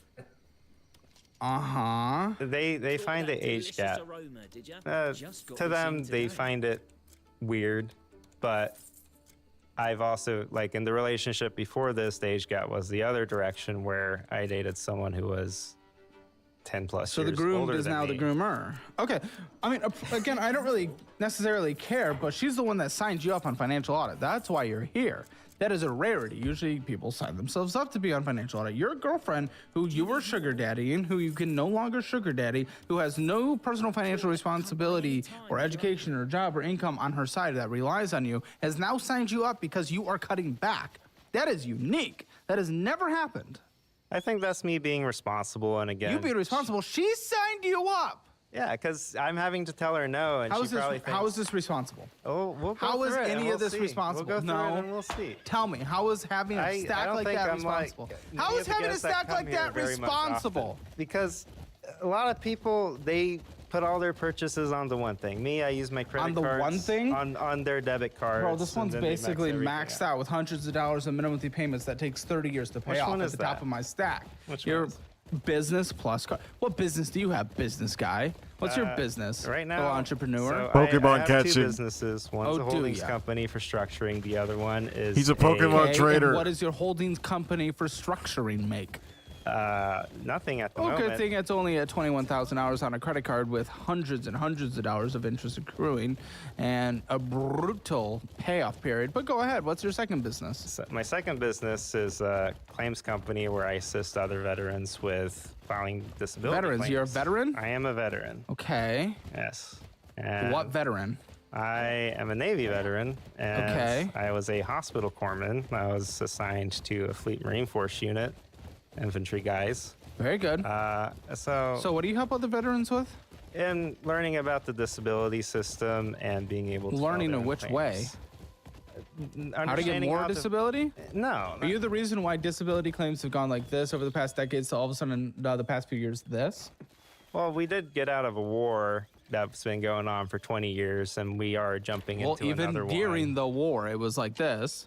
And then a couple years ago, it did this. It's amazing how every single person he brings in finds a way. They always have some kind of way to blame some measure of what's going on in their personal spaces on the Orange Man. Many years ago, I'm talking about 2 years ago, but go ahead. So the VA disability system has not been the most efficient. About 13 years it's the ago, there was government. a backlog of over 1 million claims. Yes. Naturally, as contractors come in, like the one that I work for, the backlog gets cleared, and you're Ooh, naturally going to see upgraded a eggs. spike in the number of people Yeah, but receiving the disability percent, it's not benefits. even just the number of people. The percentage of the, the actual percentage that's being attributed to someone has dramatically skyrocketed. I'm not sure if I agree on Okay, that. it's in the data. It's 100%. not really agreed upon. It's I like have to it's see the data. okay. It's on screen now. I'm sorry, I don't have it right here, but we'll fact check in the editing. Part of the reason there are a lot of companies known as claim sharks out there where they see the veterans applying as a paycheck, a blank paycheck. They put in paperwork. They don't treat the veteran as Do you have individual. disability? I do have disability. What percentage? I'm at 100%. What was your disability? Mental health and a bunch of joint issues. Okay, and is that actually from your service being a medical person? Yes. Or is that what your body would be at today, including mental? I have mental health issues. If I went in the military and didn't get any of them from the military, it's just because I have mental health issues, my panic disorder. I could still get a claim and say it's because of the military. You understand that? Well, if you had panic issues, first they wouldn't allow you to qualify for the military. Well, I And don't know That's if fair, I that's had fair. that at 18 or not, but if you can prove that the military caused your mental health issues, that's how can you fine. prove that? There's a whole review process. How'd you prove it? So I went through the disability claims process for Uh-huh. 8 years. And in 2020, I filed an appeal with the veterans. What's your joint judge. issues? Musculoskeletal issues. Being with Uh-huh. infantry, I got to wear body armor, got to wear my helmet, 100 pounds of gear. I have my 30-pound med bag. How on frequently top were of you that. doing that? At least every month. Once a month? Yeah. No, don't word it that way. Several days out of the month, 2 weeks a year. So I was in the reserves for a good portion of my time. But I Okay. did that for And the 4.5 mental health years. issues? The military can get very political whenever Oh God. we're not actively undergoing war. When I And your joined, mental health issues? betrayal is a terrible thing. And the thing with betrayal is that it comes from the people that you trust. So And you just got 100% disability. yeah, I suffer from pretty severe mental health issues. Which are? So back in 2015, I was diagnosed with psychotic disorder and major depressive disorder. Okay, is this actually from your service, or was this something you would have had regardless? The VA has determined it's due to my service. So That's like I not was what he mentioning asked. earlier. The VA has determined that it's. That's not what he So asked. The VA has determined that for a lot of people as of these last 2 years. Well, I think my case is different in that I've been through the process for 8 years. I filed back in 2018. Listen, I'm not even against you getting this. You know what I want to reconstruct it as? What do you want to reconstruct? Let's reconstruct it as just if anyone served and they completed, a full 3 year, whatever, or that whole thing, let's give them a permanent pension forever. Let's not call it a disability that immediately people construe and get coached on and completely abuse a process. Because there's a lot of people that suffer for a long time that have experienced real disabilities, mental and physical, through the military experience. And you might be one of those people. I'm not dismissing that, but I am digging deep because we've just had so many false examples on this show. So forgive me for that. But instead of this system that is so easy to abuse, like any other disability system, by the way, whether that be losing a job, unemployment, and that's food stamps. There's a lot of abuse we have in any kind of system. I'd rather have people go through their entire service and receive a pension for the rest of their life. Let's just do that instead of having to do this overly complicated system. And now people are actually manipulating it, and it's I bad. don't think that's necessarily the best way to approach it because there's plenty of people who do make it through military service without receiving any disability benefits. Great, And I but let's think put them all on a common pension. A common misconception with VA disability is everyone hears VA disability. They think Disability. Yeah, it's because you have a disability, you're getting paid for it. But the actual name of the system is VA compensation and pension. If you work a civilian job, say you're a construction worker, you fall, you hurt your back, you receive what? Workers' compensation. Yeah, but that's when they fall and hurt their back. We've had people that have fallen and hurt in themselves in military, and they admitted on the show on camera that it happened when they were when it had nothing to do with their military service. It just happened while they were a part of the military. Well, that's the way the law's set up. You know, if you're not happy with it, and write it's your okay to representatives. criticize it. What do you think I'm doing? If anything, if they start from active duty and all the way until the time they separate from active duty, anything that happens to them, whether it's on the job, And you're okay with that? Yes, I'm fine with it. Okay, well, you just said if there's something wrong, change it. Obviously, there's something wrong because the only way to make any kind of social system sustainable and actually provide it to people who need it. Nope, you're not going to interrupt. And actually provide it to people who need it is by making it sustainable. But same thing not with everything bad that happens to you in the military is necessarily due to the job. That's One his of the biggest point. issues in the military is sexual That's assault. literally his point. Sure, So if you if- get sexually assaulted in the military, I think you should get disability. Right. So why is being sexually assaulted while not on duty? Say you got off work, went to the bar, and then you woke up not knowing what happened last night. Why Because should that someone wouldn't get paid? happen when you compared it to a private workplace. That wouldn't happen in a private workplace if you had something that was off campus. Yeah, but that had in nothing the- to in do the with your job. military, you sign a so your contract own for your entire your 4 own years. comparison has just failed. But when you sign for the military, you're government property for the entire 4 years. You don't become their property when you clock into work and when you clock out. There is no clocking in or clocking out. Well, you just said if you think there's a problem with the system, then advocate for it. And I think that would be a valid problem because, as I was trying to say, the only way to make any kind of social system actually have longevity, because this is becoming a larger and larger percentage of the budget. It went from 1% to 2% to I think close to 4% now. It's quickly ballooning. And that, while we are obviously spending way more than we make, the only way to make it sustainable is to actually correct it and make sure that those who need it, those who deserve it in a way that we all define and get it, and even more so, and that those who don't can't abuse the system. That goes for any social system. It has nothing to do with military service, but that also shouldn't be a sacred cow. We should be able to talk about anything in this country Right, and the without VA being is taking terrified of it. steps. The VA is taking steps to mitigate that issue. Okay, which is why it's done this. Yeah, and recently they're implementing AI to go through veterans' medical records and look for signs that are commonly associated with fraud. Because as I mentioned earlier, there Which are is why some it's done companies. this. Yeah, but not all of those companies are necessarily fraud mills where they don't treat the veterans as individuals. They rather see them as a blank paycheck. They try and get the veteran the highest disability possible because that results in more money for them. We should clamp down on that. Yeah, I agree with that, but You don't think that's something that happens off base? What do You you don't think mean? we should change that system?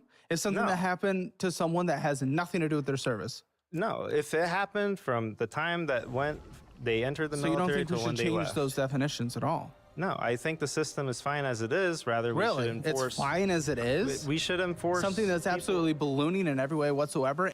He's not gonna speak against this because he's benefiting from it. Caleb, don't be obtuse. And many people who deserve disability getting denied, while some people who But why- abuse it are why- getting why- approved. We got to look at why those people are getting denied. Are they getting denied because And they why don't are have the people who don't sufficient deserve it paperwork? getting approved? Should we Because- not question that at the same time? What's the determination for whether they deserve it or not? Well, we would have to decide that as a society. But I think if one person who was working his second job fell from like an electrical wiring thing, like we saw on this show, He's he fell wiry. from that, got injured, nothing to do with his service. I don't think that person should get disability for the rest of his life. Had nothing to do with his service. Well, the intent isn't to give someone disability for the rest of their life. Again, the intent is to compensate I don't someone. care what the because Intent is. I doesn't care about matter. the What matters is the outcome. result. Yeah, exactly. The intent, I think we all agree on the intent. The intent is to make sure It's that like the- I didn't intend to kill that guy. I just so happened to push him off the building, and the floor killed him. The intent doesn't matter. What matters is what you did. those who become any kind of disabled get the support from the system. No one is against the intent. I'm only talking about the outcome. Right, but the rules are already in place there. It's just a matter Then of why is it enforcing the being rules that are aggressively already- abused? Because people can make money off of it. I'm not going to Then deny we should that. be against that. I don't understand why you defend something that's not working. We shouldn't screw over the people that actually need it because of I'm not a handful suggesting of to people. do so. But that's I what it would suggested a result in. pension plan for everyone. But not everyone deserves it. That- Like, I if mean, you that's work still a job unrealistic. somewhere for Let's 4 say years, they are you deserve gonna- it. No, but they're military service members. They obviously, if you work a job somewhere for 4 years, you don't get free college. If you get a job somewhere, you don't get VA home benefits. You know, it's the same kind of thing. But isn't part of your argument that they're receiving this money for the rest of their lives? Wouldn't the same apply for a pension? No, and this is like you and those who have clipped me incorrectly are not actually listening to what I'm saying. I'm saying it's unsustainable when we have a system where people can abuse it and not be questioned because it's a sacred cow in this country. That's what's bad. This portion of the video is sponsored by Kickoff. Nobody teaches you how credit actually works. In your early 20s, you swipe a card. Abusing a system if we say everyone gets a pension. That's not an abuse. That's an automatic thing. But if they're receiving it for the rest of their lives just for serving in the military, Yeah. wouldn't that For also serving lead this to an country. unsustainable system? Potentially, it would probably be less amount per person. In what way? Like, It would probably be a less amount of money. So me per right person. now, I receive $4,000 a month for being Okay. 100% disabled. How much would you propose someone receives for a pension? Buddy, obviously I don't have a proposal in front of me with a mathematical amount, nor am I asking you to provide an amount of money that you think is valid or invalid for people. That wouldn't be fair in this argument. Yeah. Well, coming back to my point on my business, yeah, are there companies out there that promote fraud and see veterans as a blank paycheck? Which you're not willing to criticize more than just lightly because I it's a agree sacred with cow. it with 100%. If Then why call me out on it? Because that's my entire argument. Well, if we have to preserve the sacredity of the system, I don't know if that's an actual Why? word. If the It's not system's- sanctity. why preserve? You're thinking Why sanctity. sacred You want to cow? protect the Preserve sanctity. it by enforcing it. Do you think Social Security is successful in this country? No. Okay, then why preserve this? As you sanctity. Said, what did you say? Sacredity of Sanctity, yes, that is the word. It isn't working. It isn't working. By what is it? The mid 30s or by 2040? At that point, every single dollar that comes in Social Security is going to go completely out. That is the definition of a Ponzi scheme. That clearly isn't working. And just because Social Security is helping a lot of people doesn't mean we shouldn't question it or try to make it better. Just like this. Again, I want anyone in the military who has served that has become any kind of disabled to get disability no matter what. But if there are issues, we shouldn't treat it like a sacred cow that can't be questioned. I think we can agree to disagree, but I'm going to stand by the point. I don't understand how Like, there is to we disagree preserve with the that. sanctity by there's already the rules and regulations in Which place. is working so well. Because it's not being enforced. And that's what's happening. Is the VA is implementing AI to start enforcing the process. Oh, God, now we're going to Isn't everything this. on paper with the VA? No, they've revamped the system, which is how they got down their backlog of 1 million veterans to under 100,000 last I checked. Okay. So it's a significant process. The Well, VA I is hope making that leaps and helps, I strides to help guess. our veterans. Okay. And A lot of people are going to be very against AI implementation, but we'll see. I think AI has its benefits. It certainly does, but I mean, it's controversial, so we'll see if that actually helps. Okay. So good. I'm glad you got that because obviously that helps with your 2,500 that is coming in. on a Sure, monthly AI basis, is and I got basically four. just the 2026 version of Thank goodness. anti-vaccine. So what does the second? 2,500 It's the new thing that bi-weekly, everybody's about outraged 5,000 about. total. Okay, there we go. Well, there we go. See, immediately you're a six-figure household because of your betrayal. Yeah, what the fuck does that I mean? wish I could say you fully deserve it. You just couldn't define what happened to me. Now, a joint thing I get, but you wore something once a month. I'm just like, Sometimes oh my it feels gosh. like you come across as a bit of a know-it-all. Like I don't want to talk Well, about my mental health. That's my issues in issue. Is detail. unfortunately I don't know it all, and that's why I'm trying to ask questions. I This is only kind of the can base problem is things that off the people information who I get have, and if you're not willing to defensive give me information, I when you can't just base it ask off of. questions. But then also, And that's why you don't have be that upset meme, I'm if just I asking make questions. A judgment based off the limited information I have. That's your choice. So okay, what does the second business make? It varies. I haven't taken on very many clients lately, but Why? A lot of veterans aren't willing to advocate for themselves. And that's something that I've noticed. Okay.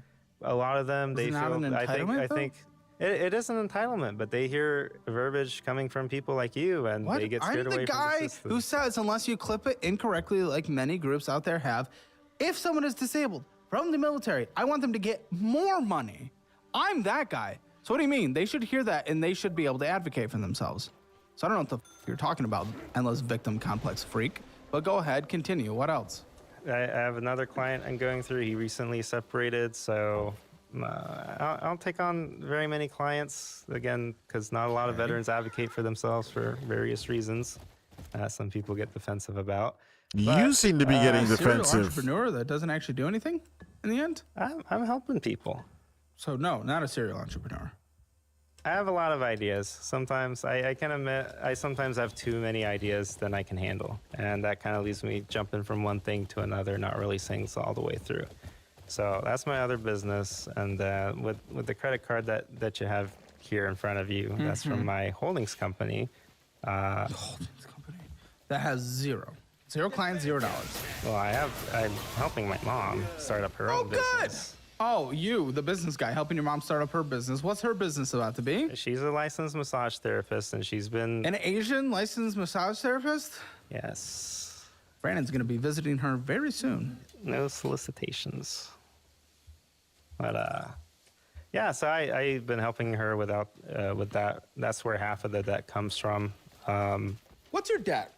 How much debt do you got? Quick calculations off the top of my head, like 550,000 range. Well, yeah, $557,000, $29. Well, he knew. Did your mental disability cause that? The Sure, betrayal. contributed to it. Yeah, you were betrayed by capitalism, it seems. I was betrayed by people I knew in the military, and that's why I suffered from mental health. I don't. Okay. Okie dokies. It's- Okay, so why do you have so much debt? Only half of that is a mortgage, meaning the rest is just insane stupidity. What is wrong with you? What is going on? But especially since, I mean, did you even have time to do this? You're starting businesses left and right, and you're in the military until 22, 23? 23. Yeah. Okay. Well, how the have you had the time to accumulate $250,000 of bad debt? No wonder your girlfriend, unemployed, who knows nothing about money, signed you up for... Sounds like she actually might know something about money. Her boyfriend's... So I haven't had the start since leaving the military to focus entirely on my businesses. I was actually homeless for a while. Why? Sounds like you're close to your mother. No. My mother and I do not get along, but she's my mom. I love her, and I'm there She to says support she's her. proud of you and you're helping her with her business. Okay, what about father? I haven't seen my father since 2007. Why were you homeless? A big portion of it was making bad financial decisions in my early college years. No one taught me any better, and I was No one's taught anyone any better. Most people don't end up homeless. Well, what happened? I did a semester of college, realized I didn't like it.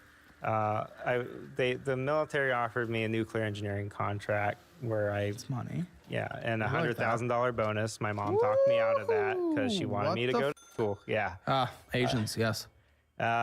And then they're like, okay, well, if you want to stay in school, you can go into the reserves. You can be a crypto networker. We'll give you a $15,000 bonus, top secret security clearance. Crypto networkers are like military hackers, essentially. Sure. Why aren't you just going to school for what you want, though? I dropped out. I wanted to go to school for psychology, and the reason I picked the job as a hospital corpsman was, being embedded with infantry, I would have a first-hand knowledge of what they go through. And in my head, how can I help them? I'm so confused. How'd you end up homeless? So I tried the college thing, didn't work out so well. Lost scholarships, ended up in a lot of debt. Paying for Why? school. Again, because the VA wouldn't approve my educational assistance for many years. That's a big reason. Hurricane Harvey happened back in 2017. Lost my car, lost the place I was staying at. Okay, that makes sense. Now, a lot of the Hurricane Harvey people, though, didn't they get like free hotels and shit like that? Like they flooded no one Austin offered left it and to right. me, so. Well, you probably had to go somewhere. Yeah, I don't think people are just going around offering. You probably had to like look up the assistance. You don't know what But you okay. don't know. So Well, I mean, it was like everywhere. But I mean, I remember it. I wasn't even in Texas at the time, and I remember seeing it. But go ahead. Yeah. Well, I didn't know of that, so lost my car. Yeah, the car thing. Equip a I shovel definitely and get dig that in for the sure, area for where it sure. grows And into unearth it. I've already accumulated a lot of debt at this point, and I dropped. So I finally have a from use case my for a last shovel. semester of college. I'm actually just 18 credit hours from getting my bachelor's degree, but I was going through some severe mental health issues at the time. Yeah, I just ended up homeless because of that situation. A friend of mine offered. Sounds like it's mostly on you. A little bit with the hurricane situation, but well, if you were able to afford that place, why couldn't you get another place? Because all my friends that I knew that were giving me rent for cheap Were you in rent for cheap, the house that you lost? It wasn't my house. I was renting it. So after I dropped out of school, a friend was renting me out a room in his place for $450 a month, which is pretty cheap back in 2017. No, that's great. And I studio. Okay, how long were you homeless? My goodness. Probably for a year. A year? You could. I'm so confused. I was couch surfing for a while. So I would sleep in my car for a few weeks, crash at one friend's couch for a few weeks, and just couch surfing at the time. I appreciate you coming over, even though your girlfriend signed you up. I was confused as I have a note here that even though you're you're the one that went homeless, and you're like, no, I know more about money than anyone else my age, is what you told Colton. You said, I literally understand money. Well, that's what? But you have $250,000 of bad debt. How are you the money guy? The guy that knows everything yet. This is you. Your girlfriend signed you up to be on financial audit.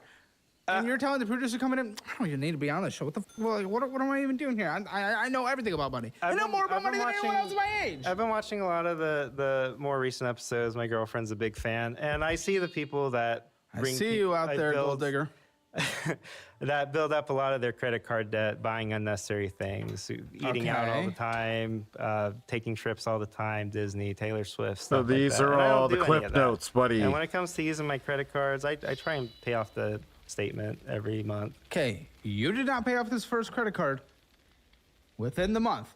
You have $250,000 of bad debt. And none of that lines up with anything you're saying. What the are you talking about? So that card was 12 months, 0% interest, not deferred interest, but 0% interest. And I've basically been waiting for my mom to pay me back on the stuff that was used to start up her massage shop. So What? How much did you give her? At least $10,000. Okay, that's $10,000 out of $250,000 of bad debt. I understand $10,000 is a lot, but even still, that doesn't account for $250,000 of bad debt outside your mortgage, which is an additional $250,000. Yeah. So the other $10,000, I've paid a couple thousand off, which is why the balance is what it is instead of higher. I'm pretty big into guns, and I want to start my own firearms company. So I purchased What are you not trying to do? This makes no sense. I have a lot of So what you ideas. do? I have How a lot much of have big gone into plans. that? Probably $15,000. I paid close to $5,000 to $6,000 off over the past several months, but I am coming up on the end of that period. What period? What are you talking about? I'm not seeing debt paid off. The 0%, what are you talking about? The debt paid 0% off? interest. Where's your debt paid off? I'm not seeing that. You're $250,000 in bad debt. No, you're not. Every time some people, no, you're literally not. Where is it? I see it in nothing. Oh, we'll get through some of the stuff. But you literally just got $50,000 from back pay and used it on endless impulse purchases. I did go a bit overboard because a what? I went overboard. Huh? I've been fighting with the VA for 8. Hang on.